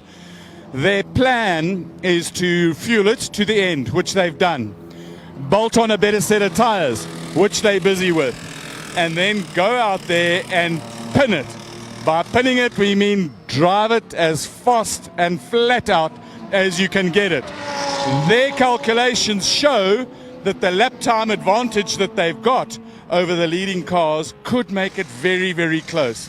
So the time that this car spends stationary in the pit lane is absolutely vital. Wheels on, center lock goes on, and now they'll come to the back. This car is not an endurance car, so it's designed more for sprint races and not super fast pit stops. But they're going about it with method, with, I suppose the word I'm looking for is methodical. They're approaching each corner, getting the nuts off. They're still going to torque these nuts. And that impact wrench is really, really battling. They're going to try and get out, probably look for a torque wrench. It's not working. These are the kind of things that take the best of your plans with X amount of time in a pit stop. They should be able to get out and still have a chance. And there's Matt Nash in again. From a spirit point of view, you've got to admire. If I had a spirit of race, it would be Matt Nash and his team. He's just in there. He is just wanting to help people to race and to win. I love this guy, man. Cole, you do know that, of course, Matt Nash is one of the assistants to Van Wheelie when he races in Formula 1600. So that's the reason why he's probably jumped in there to help out. It's one of his drivers from the Formula 1600s. And he's helped everybody, I know that. But I'm just saying the reason he's jumped in there with Van Wheelie is probably because of that. It's just magnificent. He sees guys with a problem and he's in there. You got to love it. So Nicholas is sitting patiently. I'm watching his hands. He's not happy. He's just tapping away. But looking in the mirror to see that the wheel is... they still haven't got the wheel off. And tick-tock, tick-tock. Each minute and 10 seconds, he loses a lap. So, and he's got to pin it and drive it a lot harder to try and make up that time. Driving it harder also means taking more risks. Yes, Greg? Currently, it's 131 laps he's completed. The target is James Temple, I would say, on 141 laps. So within an hour, he's got to try and make up 10 laps on James Temple. I'm not sure if he'll do that. And the lap time difference between them, Greg? Lap time difference is he's doing 13s. And, of course, Ronald was doing 16s. But we saw earlier on when Nicholas was behind the wheel, he was able to get down into the 104s. So, so you got 10 seconds. Yeah, 10 seconds. So every 7 laps, he will lap the other car. Correct. Is that enough, so though, 7 laps in the hour and 4 minutes that are left? Is 8 minutes. So how many 8 minutes in an hour and 4? Makes it 6. So he's got to make up 6 laps. I think he's got the time. On my thumb of scale. And the same thing I'm doing up here, trying to get it through my head. It didn't quite work out, but there's a very good possibility we may see the Van Wheelie overall on the podium as he rolls out. Nice controlled getaway, not too much stress on the clutch, and off he goes. Pit job done, track job to come. And the track job is going to be very difficult, that's for sure. Looks like we might have issues on track as well, as the 350Z has spun out at turn 8. So we go to turn 1's camera and look back at the straight, the 350Z spinning out there. Managed to catch it, get going again. Van Wheelie on track, and now looking to close things down. He's had 131 laps completed in that car. It's the Van Wheelie Special, built at home by his dad and himself, Nicholas Van Wheelie, at the wheel of his own car. And now as he gets back into the heat of the matter, first car in his target and in his sights will be Dean Wilson in the Wright Motorsports Sports 2000. He'll look to close down on Jared Evans in the Autohaus Angel Honda, and Peter Schmidt-Loeffler, Alex Gillespie, and Howard Blake and James Temple in their Nash specials, as well as Jonathan DeToy in the Z4, completing 139 laps. So it's about 8 laps he's got to try and make up on. We're saying he's going to possibly do 6 or 7 laps if he can make that up. And if he does 6 or 7 laps, it'll put him into the top 5 overall after an issue that wasn't really any of his doing, as he came into the pit lane having to have that front wing repaired after one of the Nashes turned in on him earlier on in the race. That was while he was leading, by the way. And an incredible effort put in by this man to lead a race in a home-built car, purpose-built for this series, from the base chassis of what was originally a Formula Volkswagen, made into what is now a very, very competitive sports car and endurance championship contender. Z4 ahead of Dane Angel's Type R Civic. And here comes, is that Van Wheelie? Yes, it is. Van Wheelie diving on the inside, bringing along Charles Arangis through on one of the back markers. Arangis going to try and follow Van Wheelie through. He's not going to be worried about Van Wheelie, and hopefully the radio will tell him not to fight too hard there with Van Wheelie as he attempts to get back up into the top 5. The Nash Sport coming through there just ahead of Dean Wilson. Wilson had an issue through this corner, so he'll probably take it a little bit more gingerly every time he goes into turn 1 until the confidence is back. That's the spinner we saw earlier on, 155, the 350Z. Had a big spin coming out of turn number 8, G&H Transport corner. And I can see that Pat is down there. They're probably looking at potentially some issues on that car. We did see it come in earlier with some issues. So maybe the issue has resurfaced, and they're going to have to try and work hard to get it all sorted out and get him back on track if they can.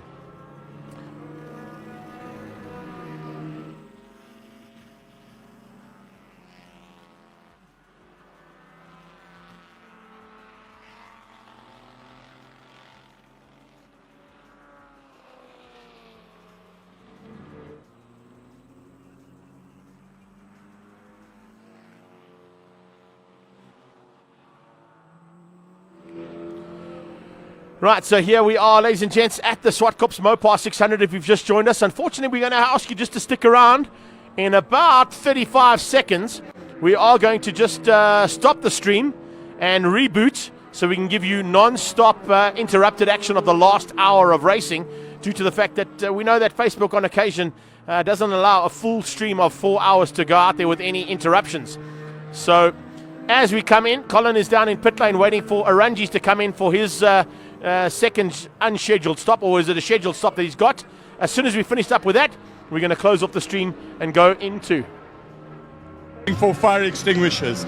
We're going to move away from this thing. It is there is fire. Patrick, can you see? The fire's gone out. This is definitely unscheduled. It was coming out of the exhaust. They've also got, they're worried about the vibration problem. They don't know what it is at the moment. You can see how that thing was burning properly, and it is oil. Well, Cole, I can tell you throughout the race, there's been a massive flame out of that car. Every time he goes down on the gearbox or goes up, gears down, I should say, there's a big flame coming out of that exhaust pipe. Yeah, but now the thing is, Greg, that there's oil on the back of the car here. You can see the oil and the muck. I don't want to touch it. I don't want to get involved there. They're busy delving into the bowels of the beast and looking at its V10 engine and seeing what the problem was. There was a couple of races ago, there was an issue with one of the engine mountings. They're shaking the engine, or were shaking the engine around. That's Joost on the right-hand side with the red gloves on. This car is really, really hot. You can see the evidence of the heat, and this oil over here is what caught alight from the flame on the overrun. Is that when the car the throttle is off, it's still pumping fuel through the exhaust pipe, and that's why you get the flames on the overrun. So tricky situation. It's Yeah, endurance Cole, that's for racing. sure. And right behind us, we've got the fire guys. Tell you what, I'm feeling kind of safe where if there was going to be a mega fire, each team, Patrick, each team has 5 fire extinguishers. It looks like they've checked the car. And what are they going to do with it now? They getting it out. They're not allowed to start the car inside the pit box. So if he wants to, he's far enough out. They've also had a number of issues in terms of the battery life of this car. And there we go. This thing is not happy. Right, Cole. So on that note, we're going to just ask all of our Facebook viewers to stand by, because we are going to kill the stream for about 5 minutes and join us in about 5 minutes' time for the final 55 minutes of action here from Zwartkops and the Mopar guys, 600. sorry. That little that's horribly fire extinguisher stinks. So I want to stand back over here as we see what's going on. Harry, what's the real issue here? It looks like a coil pack. One or two of the coil packs are gone, and that's why it's igniting the fuel. That's why you see the flames. So the fuel is not burning in those cylinders? That's right. And now to find out of 10 cylinders, a coil pack that's gone. So, but we're going to try. Is it not maybe quicker just to bang in all the coils? But it looks like there's some brown fluid leaking from the car as well. It looks like it, but it's all stuff that our crew will have to check. Interesting times. Yeah, you know, with an hour left, this is not what you want. No, definitely not. But it's not. It's how you deal with it and how you get back up. Your guys are focused. They and while we're busy talking, I'm just trying to work out who's doing what on the car. And so there could be 2 issues: the coil and the leaking oil. That's right. We're checking now what the story is. I see the driver is out now. My son is out, but I think hopefully they find the problem. There's one thing I've learned: don't go interfere now. No, I mean putting extra pressure on everybody just doesn't work. Right. So they've got their work cut out. We need to find out some facts. We need to let them have some time. I'm with Charles Orangi. Charles, you got out of the car. It was on fire. What went wrong, and what are you going to do about it? Well, it looks like from now it looks like some engine mounts came loose and started hurting the coil packs, and which killed a few coil packs, which means we were dumping clean fuel into the exhaust. And that was what was causing the fire? Nice big flames. So yeah, no, the Lambo was on fire, but it's a tragic end. I mean, oh well, the guys are trying to fix it. I mean, we'll try to come back for a podium still, but right now it doesn't look good. So. It's been a difficult week for you, and you know you've had great success with this car, and it's times of adversity that helps build the character and makes the win that much sweeter. No, quite correct. I mean, this car is our test mule for new products and new developments in Stradale. So we tried a few new things for this weekend. Obviously, didn't work all that well, you know, now in hindsight. But you know, such a brilliant car, and kudos to the team for building a car, a Lamborghini of all cars, that can actually do this and do it so well. So we're gonna like something's happening. We got some action on the track. There's action happening here. Greg, give us an update to action on the track.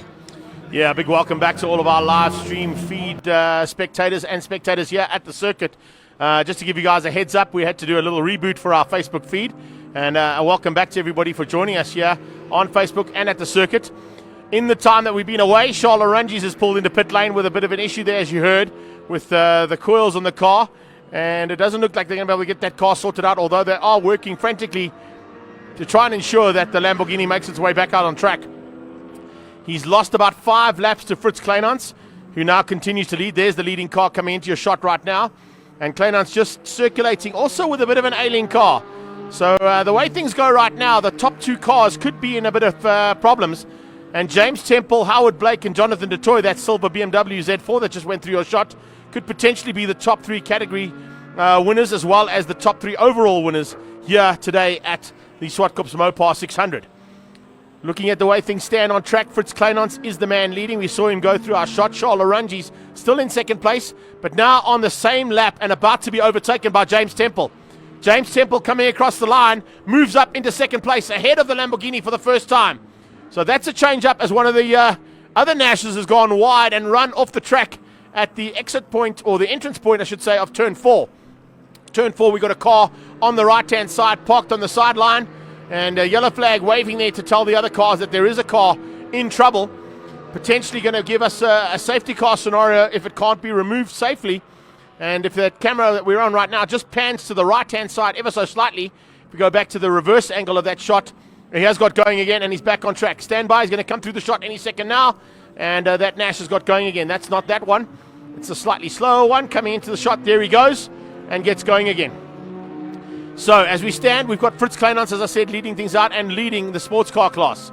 James Temple has just moved himself up into second place overall for Nash Motorsport. What a drive here from Scott and James Temple. Scotty led things out for the first 2 hours. James took over, and he's just nursed the car all the way home. Potentially could be even in with a chance of a win.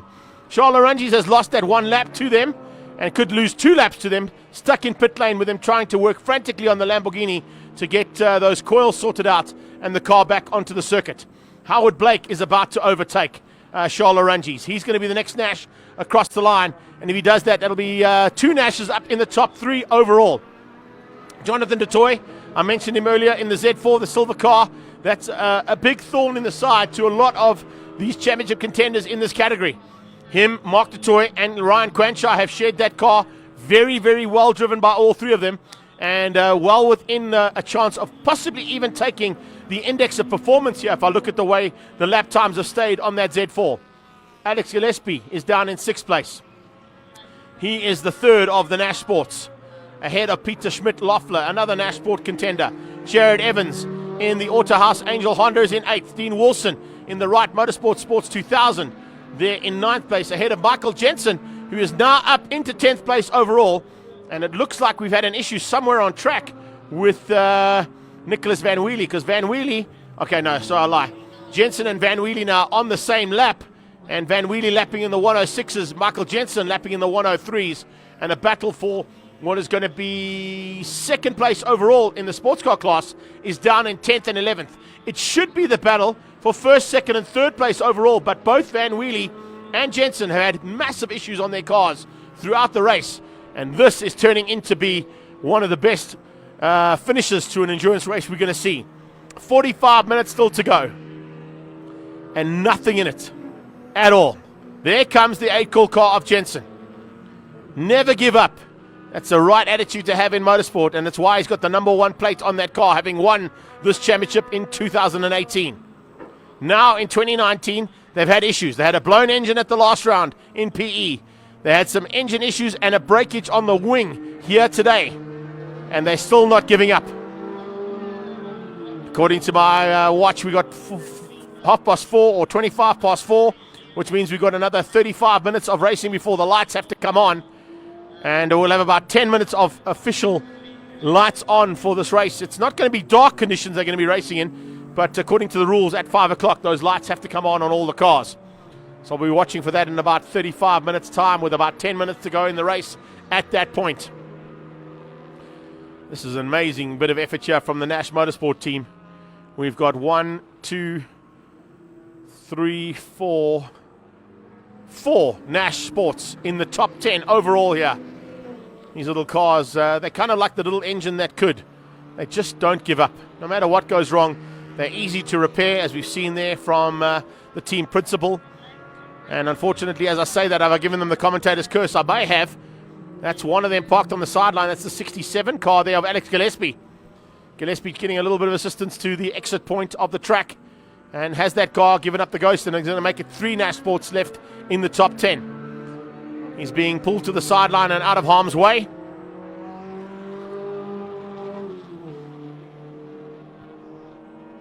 And if I'm not mistaken, that is at turn 8. And if it's at turn 8, I don't know if he's going to be able to get the car. He hasn't got his helmet on, so that means I think that car of Gillespie could be retiring. Gillespie's car retires at turn 8. as it's pulled out of harm's way and behind the barriers. Promoting Jared Evans up into 7th place. Gerald Wright will be promoted up into 8th place. Michael Jensen will be promoted up into 9. And 10th place will be Nicholas Van Wheelie. So despite them not being at the front end of the top 10, the back end of top 10 is where we'd usually see the fight for honours overall in an endurance championship here in South Africa. And Mopar, of course, getting great coverage out of this one. There's no doubt about it.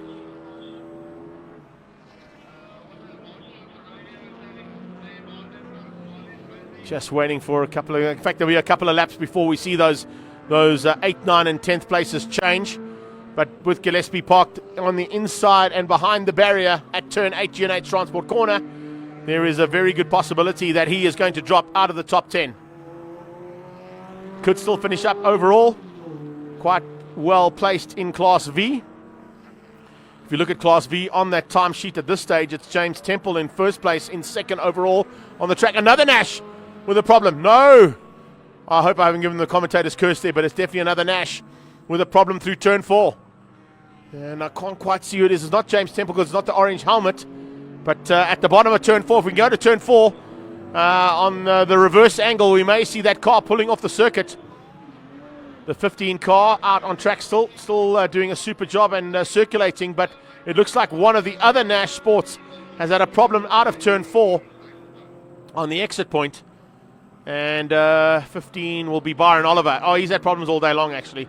So it's not one of the top contenders there. The top contenders in the 4 Nashes in the top 10 are still circulating relatively well. Here comes our leader.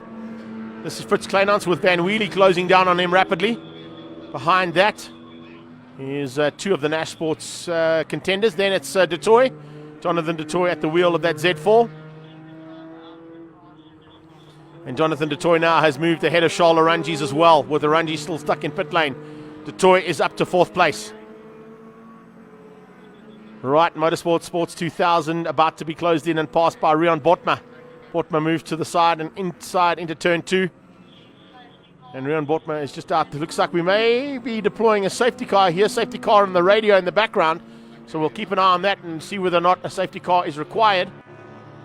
But if I look at the way things are going right now, Van Wheelie will be also promoted up into the top 10.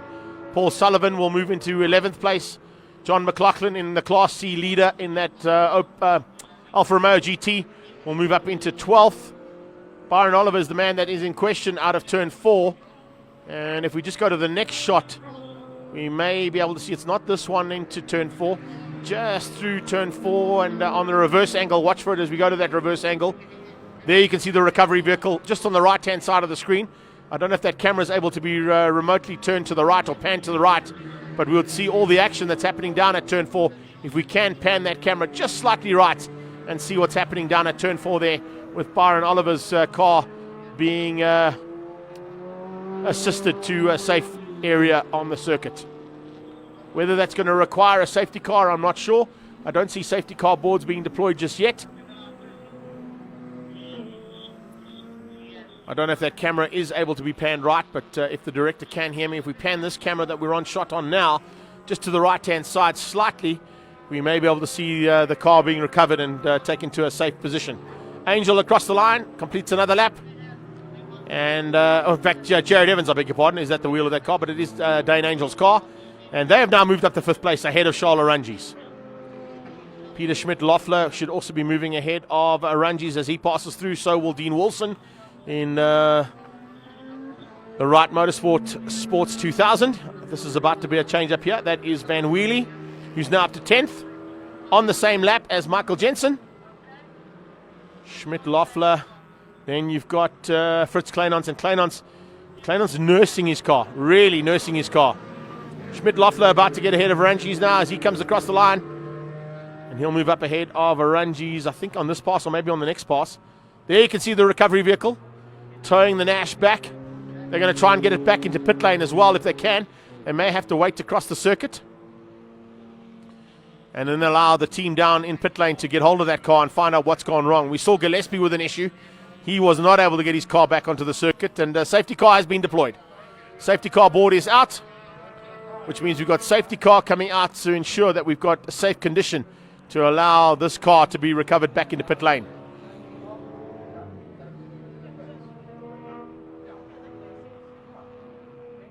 Van Wheelie slows up slightly under safety car conditions, as all the cars are supposed to do. You don't have to tap off completely, but you do have to slow down. That's a nice shot that we just got there, because I saw Van Wheelie hitting into turn 8 as Adcock went into turn 4. So it's half a lap difference there between Michael Jensen and Nick Adcock's car. The 8 call 247 and Rico Barlow Racing Machine in 9th place, half a lap ahead of Nicholas Van Wheelie. But Van Wheelie now, under safety car conditions, should hopefully be able to close that gap down. The theory is sound. You're allowed to accelerate until you get onto the queue at the back of the safety car.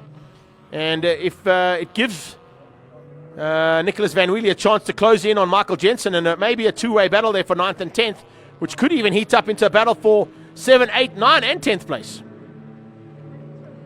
Frantic work still being done down in the Lamborghini pit there for Stradale Motorsport. You can see the fire damage on the back end of that Lamborghini. That's not lovely. That's not something you want to be seeing, that's for sure. You can see the team diving in there from Motec, also to have a look and see if there's any issues on the car that they may need to check before they deploy that car back onto track. Rangi is still leading class GT3, remember. And there is that magnificent Italian stallion from Alfa Romeo who leads things out here as our official safety car. He's picked up on Gerald Wright, who's at the wheel of that Sport 2000 now. And everybody else will concertina up behind the safety car. The one thing I'm watching out for, though, as Jared Evans goes through, is how close Nicholas Van Wheelie can get onto the back end of Michael Jensen. Jensen's moved to 7th. Van Wheelie's up to 8th. Arungi's has dropped down to 9th place now, still stuck in pit lane. Peter Schmidt-Loeffler on the next pass will pass Arungi's, and he'll drop into 10th place and into double digits for the first time today. So this unscheduled and problem on the Lambo has been a costly one. From the lead of the race, he's about to drop down into 10th place overall, and we've now got 35 minutes of racing still to come. So the drama, as I said, is not done. Highly unlikely that it's even done yet. There's still a lot more to come out of this race, and I'm sure we're going to be seeing all of it here on our live stream. So flags waving, lights still on. No chance of that car peeling in just yet.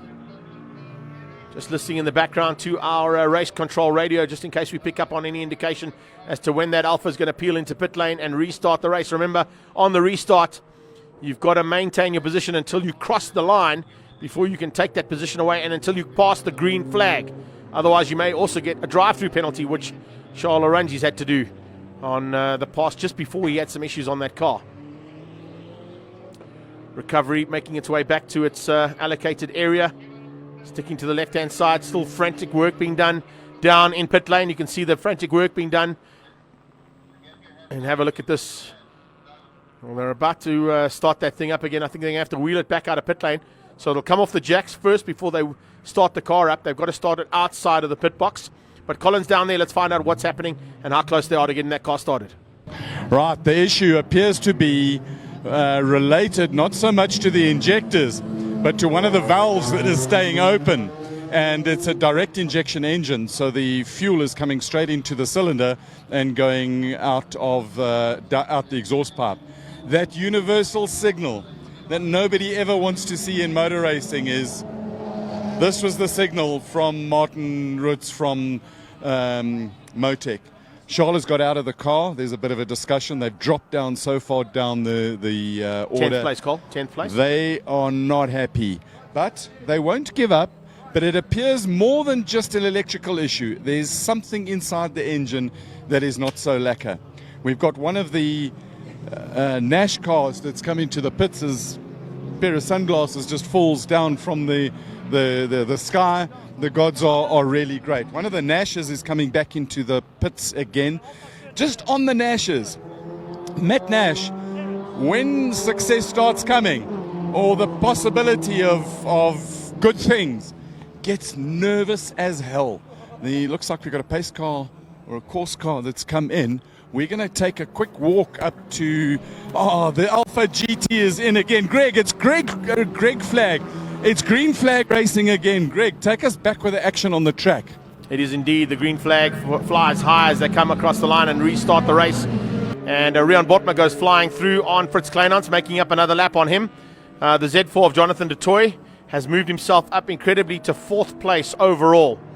Now, I mentioned it earlier on, I don't want to give it a commentator's curse, but I did say that might be a big thorn in the side for all of these cars out there, and particularly with Jonathan Dutoy, Ryan Cranshaw, and Mark Dutoy as the pilots behind that car, and their ability to stay within the same lap times. Consistency is key, particularly in endurance racing, and we may see Dutoy stepping up to third place overall. He is only 2 laps back on Howard Blake, who is now the second of the Nashes.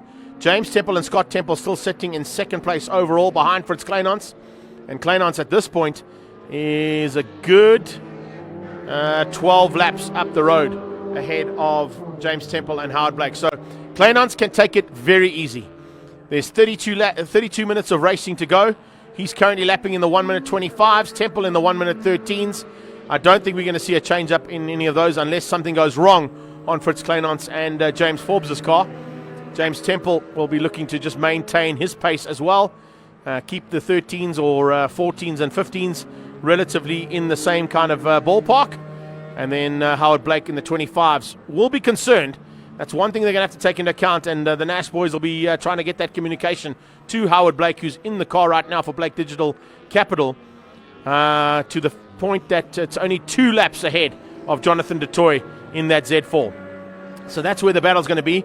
It's going to be for third place right now between Dutoy and Blake to see who can get into the third overall for the day. Jared Evans is 2 laps adrift on Dutoy, but still leading Class B.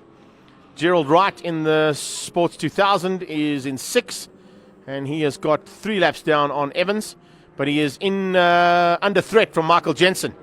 So Michael Jensen has really put a hammering job together here and has come from a good 30-odd laps back to be now only 16 laps off the leader. He's made up 15 laps in the last hour and a half, has Michael Jensen and Adcock's car. So that is some superb driving coming out of that 8-call 247 car, as Jensen now is into 7th place overall, 1 lap adrift on Gerald Wright in the Wright Sports 2000. And as we look at this, have a look at this, is the shot we want to be seeing. There you see on the inside is Gerald Wright. Just in the background is the 8-call car, if I'm not mistaken. No, sorry, it's not. It's the Van Wheelie car. Very similar in this light. Going to be making it even more difficult for us to spot the cars now, as the low sun gives us slightly different angles and, of course, lighting the cars up differently to what it has all day.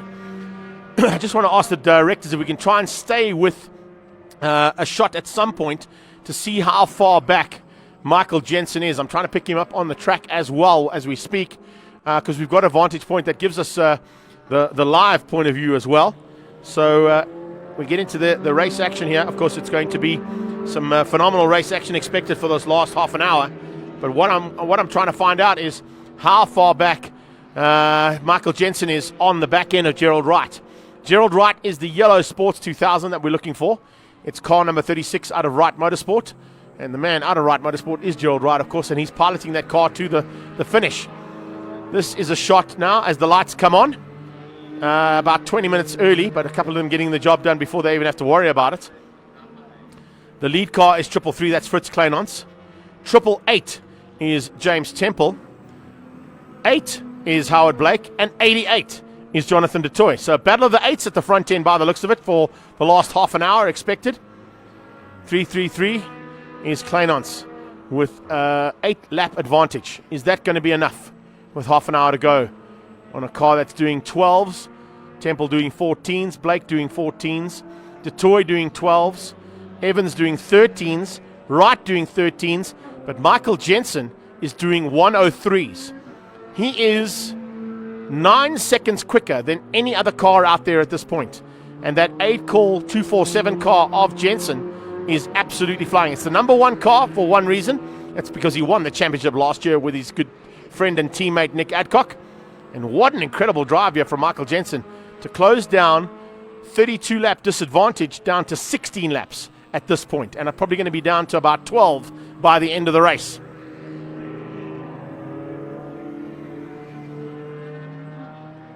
So leader, 4th place, Dutoy.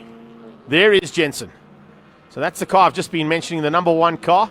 About to take another lap back on the leader there, Fritz Kleinans. His last pass there for Jensen was a 103.038. He is able to do 102s if he wants to. That's the fastest time we saw out of him earlier on. And now Jensen trying to make up 25 seconds on Gerald Wright. So it's about a 25 second, which means Gerald Wright will probably be down heading towards the final corner as Jensen makes his way up to the top of the hill. But definitely want to keep an eye on that little battle. There's a lap taken back.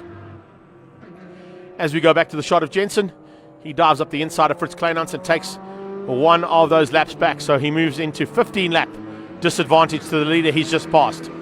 The leader is Kleinans. He knows the gap he's got. There's going to be radio communications to him and telling him to let Michael Jensen through and not worry about the gap because it's too far for Jensen to catch him unless something else goes wrong.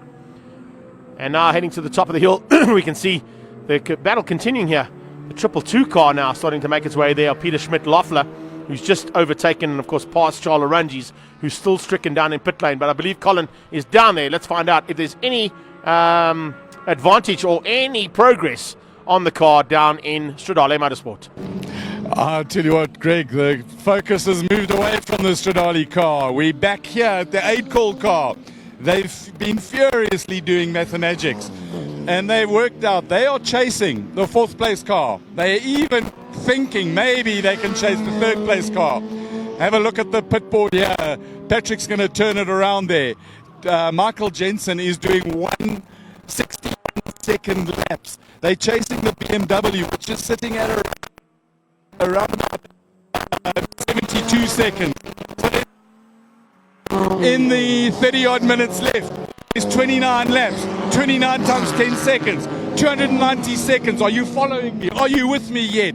If we take it a 61-second lap, that's around about 4 laps. That's going to be close. The level of tension in the last probably 7 minutes in this 8-call pit has ramped up. And we're going to have a quick walk across here. And Nick Adcock is out of the car. And let's just have a quick little talk to him. Nick, you got out of the car. Life was looking a little bit bleak. And now your mathematics is going wild and the push sign has gone out. What you targeting? Well, we've got to motivate him, haven't we? No, it was unfortunate. We had that wing snap, and then we had an oil pressure warning light come on. So that lost us a lot of time, but we had to obviously deal with both issues. But the car's got the pace. Last lap was a 61 seconds. Really? 61.1. Fantastic. Oh, see my motivational sign worked then. Push. He's pushing.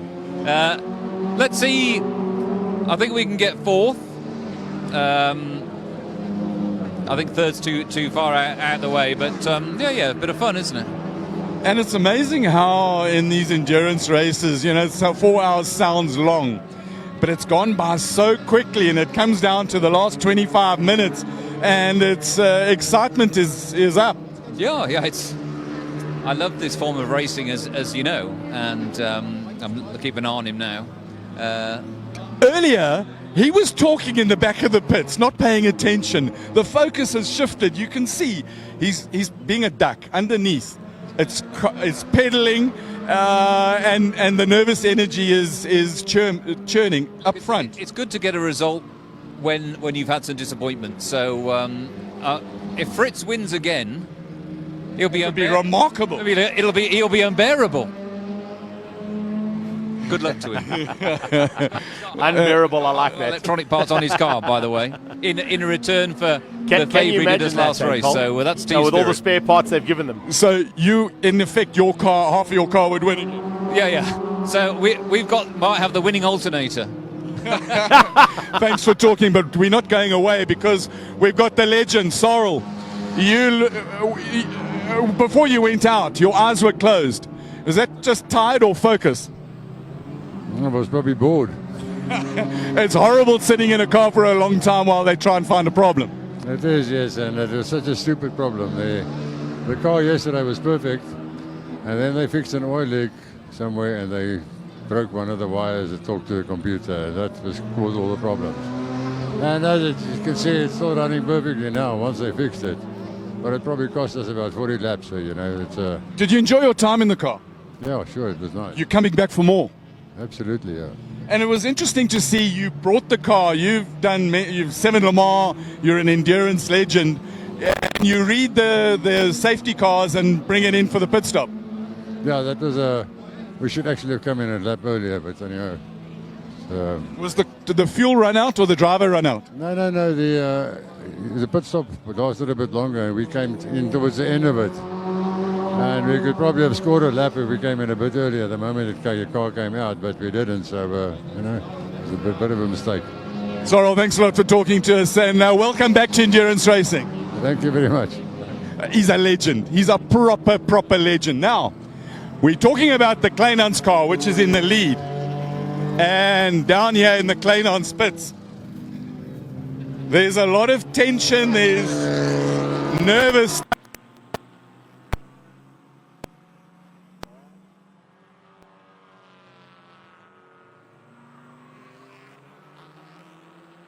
A little bit of issue there with Colin's communication as he went underneath that gazebo. Hopefully as he pulls out, we might get the communication back. And until then, we come back to me up here in the commentary tower. And of course, it's lights on as well as we're getting to 10 to 5. 5 o'clock, the lights have to go on officially. And Michael Jensen just continues to push these hot laps. The best one he got was actually a 102 as opposed to a 101. So a 102.4 there from Michael Jensen is starting to push him up into what they were targeting, top 4 overall. They've got to catch Jared Evans, who's a lap ahead. They've got to catch Jonathan du Toit, who is 3 laps ahead.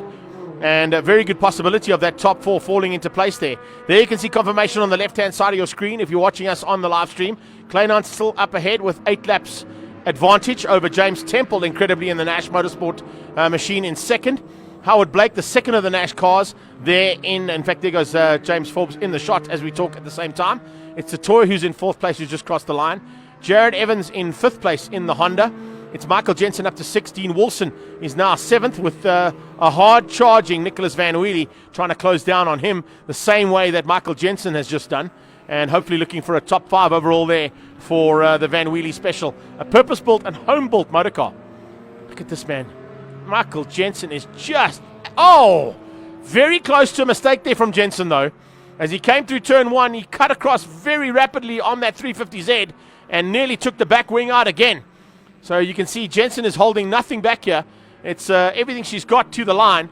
And with 20 minutes to go, we are in for some drama still here. And it's not over yet. I don't even know if that fat lady has been called to the singing point, because the drama here in the Zwartkops Mopar 600 is not finished yet. That is for sure. So, with Kleinhans leading the sports car category, Temple leading Class V, Jonathan du Toit leading Class GT5, Evans leading Class B, and just outside of the top 10 is our Class C leader. Those are the top contenders in each of their own respective categories within the Mopar 600 here today. So, Zwartkops has proved to be a very tough endurance track. And we kind of thought that with it only being 2.4 Ks long, it makes it exceptionally difficult to play and get things right here. Adcock and Jensen are doing things right. That is for sure. As you heard from Nick himself, the wing breakage due to fatigue is something that you cannot take into account when you're prepping a car. You can check all the bolts, you can make sure that they're all tight, but if there is a little bit of metal fatigue and it snaps off like it did, there is nothing anybody can do about that. They did an incredible job to fix that, and then got it back on track rapidly, only to find an oil pressure problem. Got that sorted out and lost a huge amount of ground. It was about 32 laps adrift. They are now incredibly down to 15 laps behind the Kleinhans lead car. So they've made up 17 laps in the last 2 hours of racing. That is a top job, and shows that you never, ever give up until that checkered flag drops. Bit of traffic going down towards turn 2 now as du Toit closes in. He's got ahead of Jared Evans, and he's about to take another lap away from Jared Evans. So Jonathan du Toit is about to make 174, make that 175, and Evans down 1 position and another lap down there to du Toit. So you can see just how hard Jonathan du Toit is pushing as he goes into turn 3. He makes that move stick and gets through on Evans. Jared Evans just giving him enough room to play. Then he'll move out of the way because Adcock is flying. I beg your pardon, Michael Jensen is flying in the Adcock car. It's the Aid Call 247. And Rick Barlow Racing machine. Diving through on some of the nationals as well is Nicholas Van Wheelie, who's now, I think, on the next pass, going to have passed Dean Wilson. Or has he found a way through there on that Sports 2000? I don't see the yellow car in that pack. No, he hasn't caught Wilson just yet. Wilson will be just up the road, I think. Or maybe we'll just see him in the background here. Yeah, there's Wilson. Wilson's into turn 1. Next car through turn 8 and coming into our shot will be Van Wheelie. So that's the gap that Van Wheelie's got to make up now to move up into 7th place. Van Wheelie pushing hard, and Van Wheelie currently lapping in the 109s. Wilson lapping in the 112s. He's 3 seconds slower than the Van Wheelie special coming from the back end. And Van Wheelie can't see him just yet, as you can see that from that shot. But he'll slowly but surely start to see him in his targeting sights out of that Van Wheelie special in the next probably lap and a half. Kleinans in the traffic, not doing anything stupid, just trying to ensure that that 8-lap advantage he's got doesn't become any disadvantage. We heard there from his teammate James Temple as he got out the... James Temple, listen to me. James Forbes, I beg your pardon. As he got out the car, that the car is not well. So it's not firing like it should. They were running on 3 cylinders, according to Forbesy when he got out the car. So it's been an incredible drive here from Fritz Kleinans to nurse that car to this point. And now with 16 and a half seconds to go, 16 and a half minutes to go, we have got a battle on our hands. The one is between this car and the car right behind it there. That is Wilson trying to fend off the attack coming from Nicholas Van Wheelie. And the other one is whether Fritz Kleinans can hang on and possibly make this a race victory again for Forbes and Kleinans.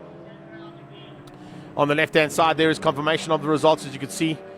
And it's really anybody's game still. There's certainly a lot still to probably unwind here is a good word in the last 16 minutes. Lights are on with 7 minutes to go to the 5 o'clock mark. At 5 o'clock, the lights have to go on officially. And that's just a rule that they put into place to ensure that the safety of the cars and safety of the drivers, particularly the faster cars coming through, they're a little bit easier to spot when those lights are on. There is a change up for that position. And Wilson and Gerald Wright lose out to Van Wheelie and Van Wheelie in the aptly named Van Wheelie Special. What a great drive. What a story here. I know that Andre de Kock is sitting alongside me here from the Citizen Motoring, and he must be thinking about what the story is going to be about this race. It's been a race of attrition with the top contenders, but their ability to not give up and come back into contention for top 5, particularly with Jensen. Van Wheelie also dropping out of that top 10 down to 15th place at one point, has also made a very good recovery with Ronald Van Wheelie doing some driving and Nicholas jumping back in the car now. Those two could potentially still be in the top 5 overall after all the issues that they've had. Another, of course, story to bring into account is that it's a homemade special that Van Wheelie is piloting. Made out of his own garage with bits and pieces they found out of an original Formula Volkswagen. And that car, other than the issue it had earlier on with the wing breakage, really hasn't put a wheel wrong. So the time that was very dearly lost to them was due to an incident that wasn't of their doing. But it's all part and parcel of how endurance racing happens. You've got to make sure you make those passes when you think it's safe. If you do see a scenario, and of course, as you heard from Van Wheelie earlier on in the coverage, he thought it was safe, went up the inside with the door wide open, and then had one of the Nashes come across and break that nose cone. They fixed it rapidly, got him back on track, and he's now made his way up into 7th place. He can see the lead car just ahead of him there.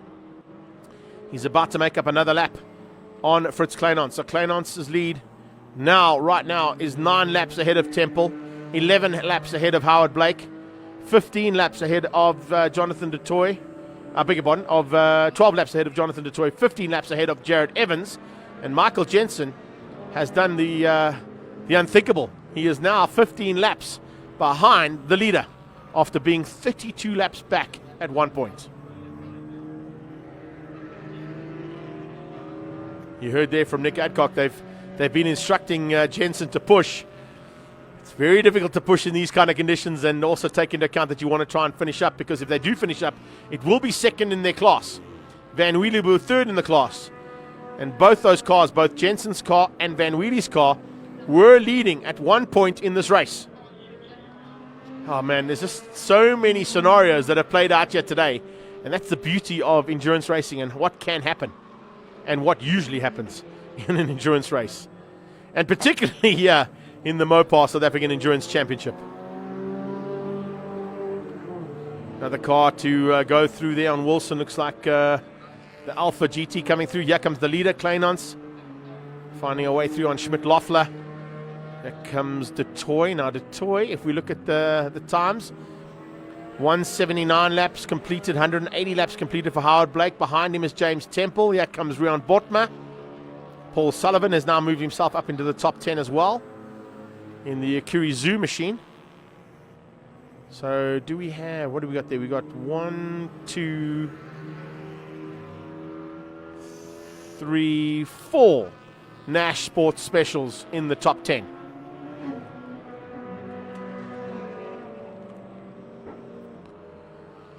Amazing bit of race action that has unfolded here today.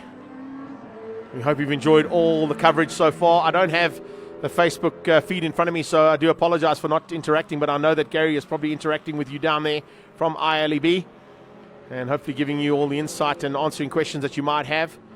The action continues here with about 11 minutes to go. We're getting into that last 10 minutes. Now, if you're in Cape Town a few months ago, the last 10 minutes were probably and arguably the most exciting of the race. We had 3 cars in contention for the win with 10 minutes to go.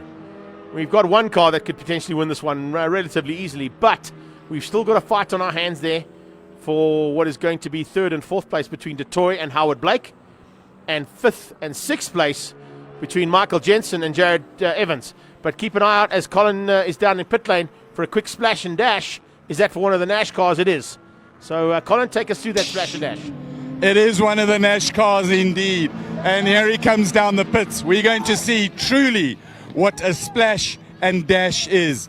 They're going to bring the car in. This car, I mean, these guys have been unbelievable the way it has gone. This car could be in contention for the index of performance. When he says splash, they're banging in probably 10 liters into the car, and he's getting ready to start it. Fire extinguisher is ready. Fuel is in, fuel is out, gets discarded with disgust, and off he goes. Reasonable stop. Got to get the car started. Right, off he goes. Has he got his lights on? He has, because at 5 o'clock the lights had to come on. So, thanks, Cole. Matthew, awesome stuff there. Did that go according to plan? Well, I'm looking at the way it has turned out. Maybe. Are you still nervous? Excited? No, I'm flipping nervous. At least we got him to come in. We were panicking, it was running out of fuel. So we got him to come in, but we didn't want him to undo his belts because we needed a really quick turnaround that we could get him out and hopefully get our 3rd overall. If we finish 2nd and 3rd on the podium. Cole, these things are built for endurance racing. These things, this boy has, you've bust your, I nearly said a bad word. You've put your blood, your soul, your life, your energy, your everything into it. Yes. And that's you're why I about shout loud during the pit stops. Right, we're going back to racing. Racing is happening. Take it away, Greg. It certainly is, and they're still in 3rd place, so you can pass on that information to Matt Nash, my good mate there, tell him he doesn't have to run just yet.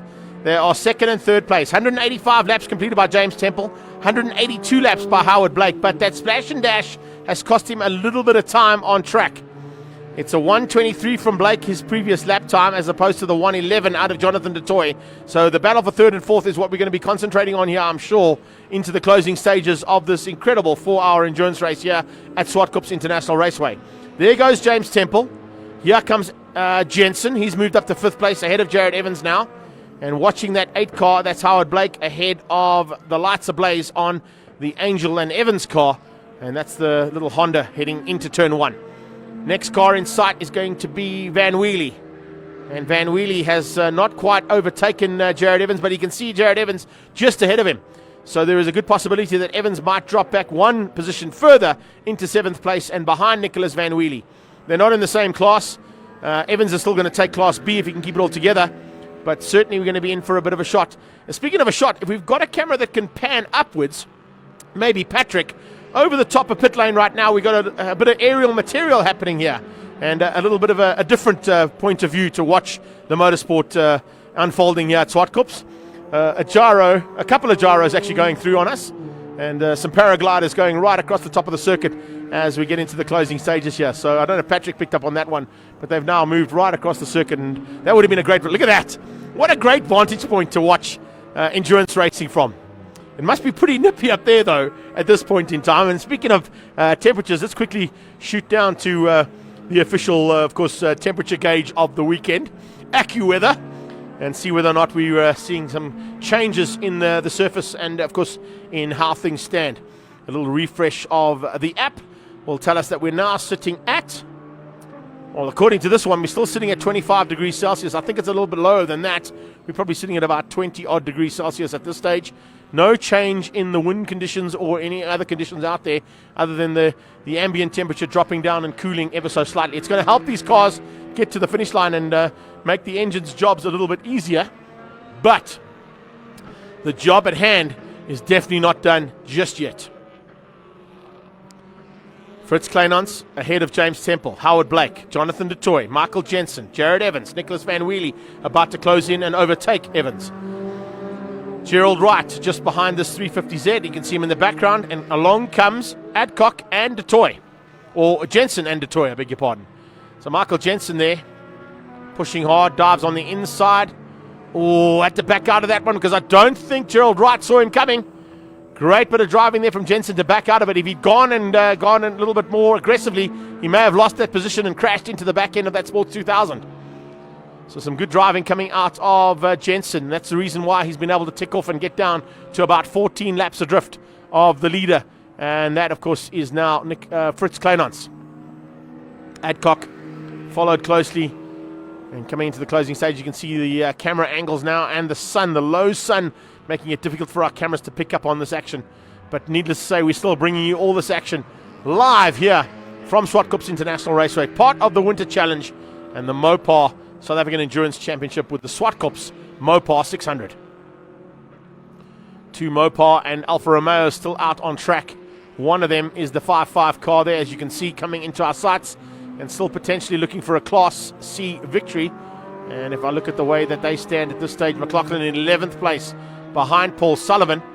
So it's McLaughlin in 11th place, leading Class C, and doing a great job there. The other one, of course, Theo van Vuuren, a little bit too far back to get into contention, but still in with a chance of finishing the race day here for the Alpha team. This is James Forbes coming across the line with 5 minutes to go here. And Colin is down in pit lane with 1 minute to go before pit lane closes. So let's get down to him and find out what the ramifications of that is. 15 seconds time. Make it, 15 seconds time. Well, I'm on. I was waiting for 15 seconds. This has been the most exciting race for a long time, at least in the last week. This light over here is important. The yellow says caution, the red. And when the red comes on, pit lane closed, boom. So if you're starting to run out of fuel, you come into the pit, you can't go out.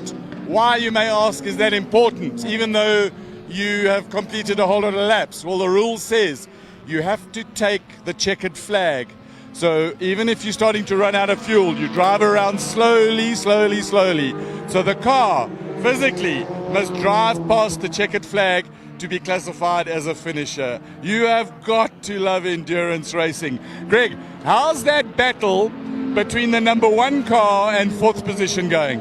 Yeah, it's closing in rapidly, but I don't think it's going to be 4th place. I think du Toit is doing enough here to maintain 4th place. Jensen is going to probably have to settle for 5th. We're looking at a time differential of about 8 seconds a lap with 5 minutes to go, or now make it even 3.5 minutes to go here as we're getting into the closing stages here of this incredible battle that has raged here. There you go. There's confirmation of the positions on the left-hand side of your screen. Kleinans still leads out by 8 laps. Temple in second. He is 3 laps ahead of Howard Blake. Howard Blake a lap ahead of Jonathan du Toit. That's the one we're going to be watching out for. I think that's going to be more important than the 5 and 4th place battle, because I don't know if Jensen's going to make up the time on Jonathan du Toit now with only 3 minutes to go. I think du Toit, though, could possibly catch Howard Blake and move into 3rd place overall. That's the battle I'm going to be concentrating on and looking for as we get into the closing stages here.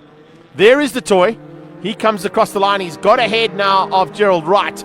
How far up the road is that 8 car and the Nash Sport of Howard Blake and Andrew Horn?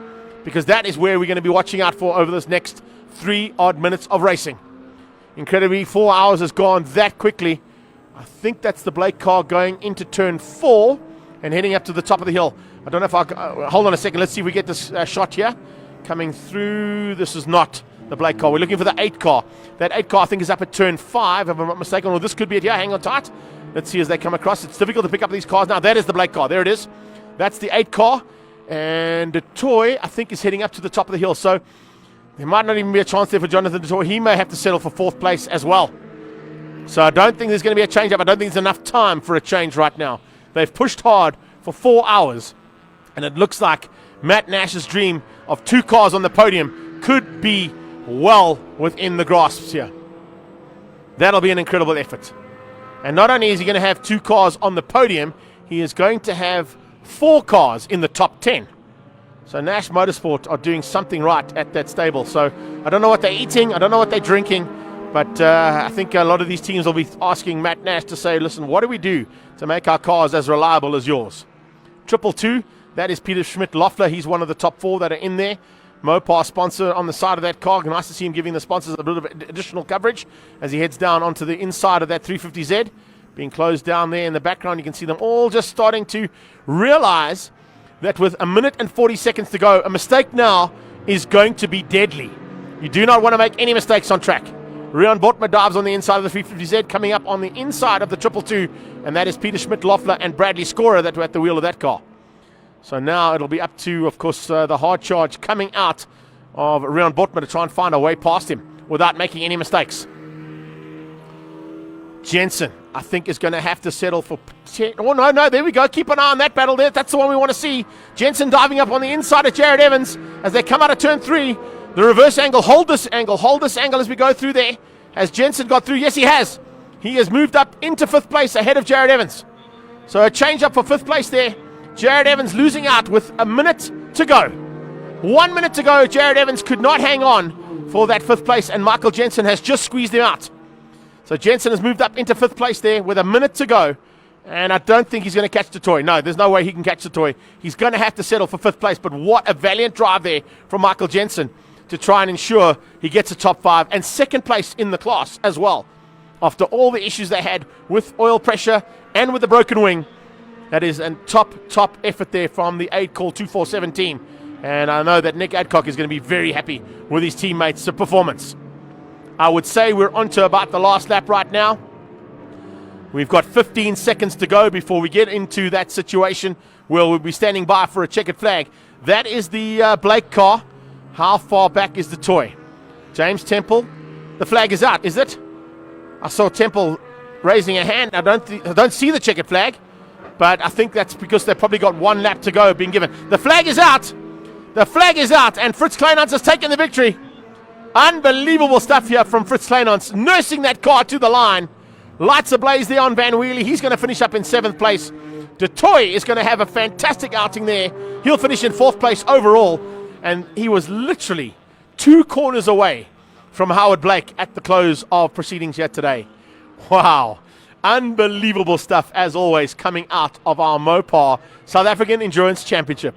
Every time I get on a microphone with this category of racing, it proves to be a drama that unfolds on the black stuff that you only see in South African Endurance Championship racing. Really top-notch stuff. So confirmation as they're coming across the line. I'm just waiting for James Temple. He's already passed the line, so he knows he's taken that checkered flag. He may have to come round, but lights ablaze there on Jared Evans' car. He's taken the victory in his own category, and he'll finish up 6th place overall and fend off the attack that came from Van Wheelie. Howard Blake has now passed the line as well and has moved up into 3rd place overall, having taken the checkered flag this time. Theo van Vuren comes through, and so does James Temple. So, ladies and gentlemen, let me just tell you something out there in Facebook land and live here at the track. We have 2 South African-built cars that are on the podium here at Zwartkops. Their home track and Nash Motorsport have provided us with absolutely an incredible story. Not only with 2 cars on the podium in 2nd and 3rd place in the hands of James Temple and Scott Temple, and in 3rd place Howard Blake and Andrew Hondog, but what an incredible drive there from Peter Schmidt-Loeffler and from Paul Sullivan to make it 4 of the Nash specials up in the top 10. Howard Blake, a great job from him, as you can see, coming through there to finish up and complete that top 3. Michael Jensen was 32 laps down. He eventually finished up 13 laps adrift. So making up an incredible 17 laps, or probably a little bit more. I can't even get my maths right now. I've been concentrating too hard. The 8 call car comes through for 5th place, ahead of Autohaus Angel. It's magnificent paint and hardware all the way from Linden. That car is built in Linden here in Johannesburg. And a great job there from them in their first time of asking. It's certainly going to be a car that'll be in contention as they get all those niggles and things sorted out for the next race. Wright Motorsport there in 8th place in their Sports 2000, continuing the great consistency that Gerald Wright and Dean Wilson have been able to give us over the last couple of races here today. And, of course, Schmidt, Loeffler and Scorer beating out the Acuri Zoo car. It's Alfa Romeo in 11th place there, but winning Class C. A great effort from them and a super run to the line there for them, of course. And we look forward to more of that action as, of course, this championship is not done yet. You can see down in pit lane there, Colin giving a big hug to the man who piloted and was partner to the leading car of Fritz Kleinon's Point Blank Racing with another victory here at Zwartkops and another victory in the Mopar South African Endurance Championship. Car starting to roll into pit lane now, and you'll get a chance if you are around the circuit if you want to go and see those cars. Of course, the pit lane will open up now that the race is done. You can get down there and see how hard these guys have worked all day long. So we've got Alfa Romeo coming into their pit lane and into their pit box. Nash is absolutely blown away by the fact he has 2 cars. And as those 2 cars roll up down towards Colin, we're going to hand you down to Colin and let him take you through the last 3 cars here of this race. And the top 3 cars, Fritz Kleinons from Point Blank Racing, KMT Electrical piloted one of the Nash Sport cars, and that of course is James and Scott Temple, and Blake Digital Capital followed in there. There we go. That is 2nd place, James Temple. Scott Temple is ecstatic. You can see him jumping into the car and really showing he's very happy about that.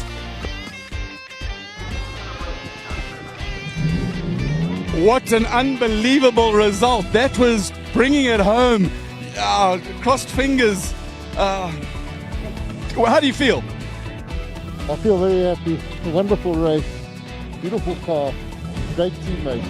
You've got to be absolutely ecstatic. We spoke earlier, you podium, fantastic result. With what we've been trying to do the whole year for Matthew, and big thanks to him and to Nash Motorsport. I think they've done an unbelievable job and produced an unbelievable car, and yeah, there you go, 2 on the podium. Well done, unbelievable job, unbelievable car. One of the Temples, guys, podium, it's unbelievable. Yeah, look, we're so happy. We can't thank Matt Nash and the guys. Cars are incredible. Wasn't an easy day, but we had our fair share of issues. Last 3 laps, the throttle was stuck open. Andrew was surging on fuel, so I think I got more grey hairs on the radio than I did in the car. We're going to come back for more. Andrew, you made it. Yeah, it was good. I was just trying to recover from that. There was nothing left in the end, no clutch. Fuel throttle was getting stuck wide open. I was using the kill switch, but we just made it home, man. Made it home, well done. Congratulations, podium. Thanks, guys. And the winner, chicken dinner. Fritz Kleinons, you nursed an injured beast home. You look happy. I am happy, yeah. I tell you what, the car really, from the start, even from yesterday, it wasn't 100%. And we really battled, but it's endurance. So you brought your broken baby home, 2 wins in a row. That's true, yeah. Yeah, that's true. And the last one, James Forbes. Here he is. James Forbes, this is absolutely special for you. You're a winner 2nd times in a row, but you're a co-owner of the company that designed and built the rest of the podium. You fill all the podium steps. It's an incredible day. I'm a little bit emotional. Let those tears flow. Where's my partner, Matthew? I mean, Matthew is the guy who puts all the work Nash, in. Come Matt. He's also got something stuck in his eye. Matt, congratulations. Unbelievable. Let it out. Sure, it's it doesn't get better than this. This was a dream that so many people have invested so heavily in, and 2nd and 3rd overall for the Nash cars. I mean, talk about giant killers. Giant killers. What do you say? It's just spectacular. It doesn't get better than this. Right, you've got a job to do now. We're going to come back and talk more in depth. But of course, congratulations to Fritz and the Action Race Techniques team. What a great day. 1, 2 and 3 for me. First for them, 2 in a row. 2 Nashes on the podium. It does not get better. We spoke to him in the car. He's got dirt in his eyes as well. Right, it's champagne time, guys. Somewhere I've got to get out of the line of fire here. What an exciting race. Patrick, we've got to get here with the spraying of the champagne. I've got to get out of the line of fire. It was drama. The cars are injured. Each one of these cars on the podium here has got issues. It is a monumental achievement for the Nash cars, for James Forbes. That's what it means.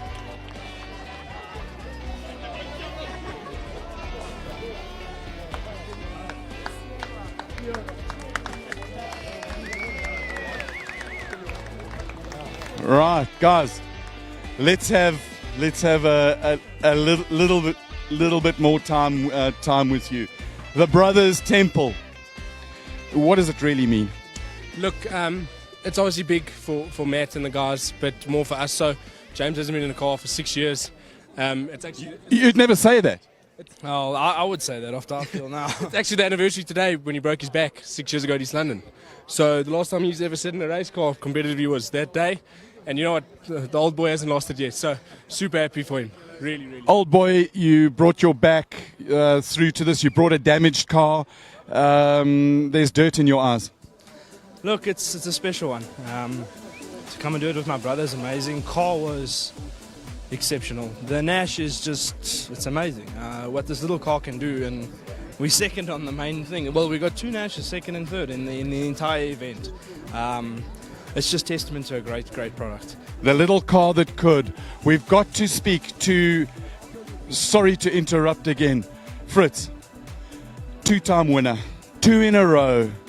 It is a special moment. Lightning do struck twice. You nursed the car home at the end. There were issues with the lights. The guys were trying to get you to turn your lights on. Eventually they came on and you just brought it home. Yes. Unfortunately, typical radios didn't work or didn't do their part. With the sun behind us, it's difficult to see a pit board. And I just thought, well, it's about time for the lights, and I switched it on. I didn't see any signs. No, that's a good one. No, but we're very happy with the win. We're very happy with the win. It's a pity for so many cars that dropped out. The guys work very hard. The action. But you got it to the end. That's what endurance racing is about. Yeah, but the Action Race boys also, they brought their part, so we're very happy. Thank you. Everyone's happy down here. There's so much emotion. Thank you very much, and I'm sorry we interrupted. There's so much emotion. It is a special occasion. Guys, what an amazing race. Greg, this has been an epic duel. It ebbed and flowed. You've got better words to say about it than I have. Take it away, big boy.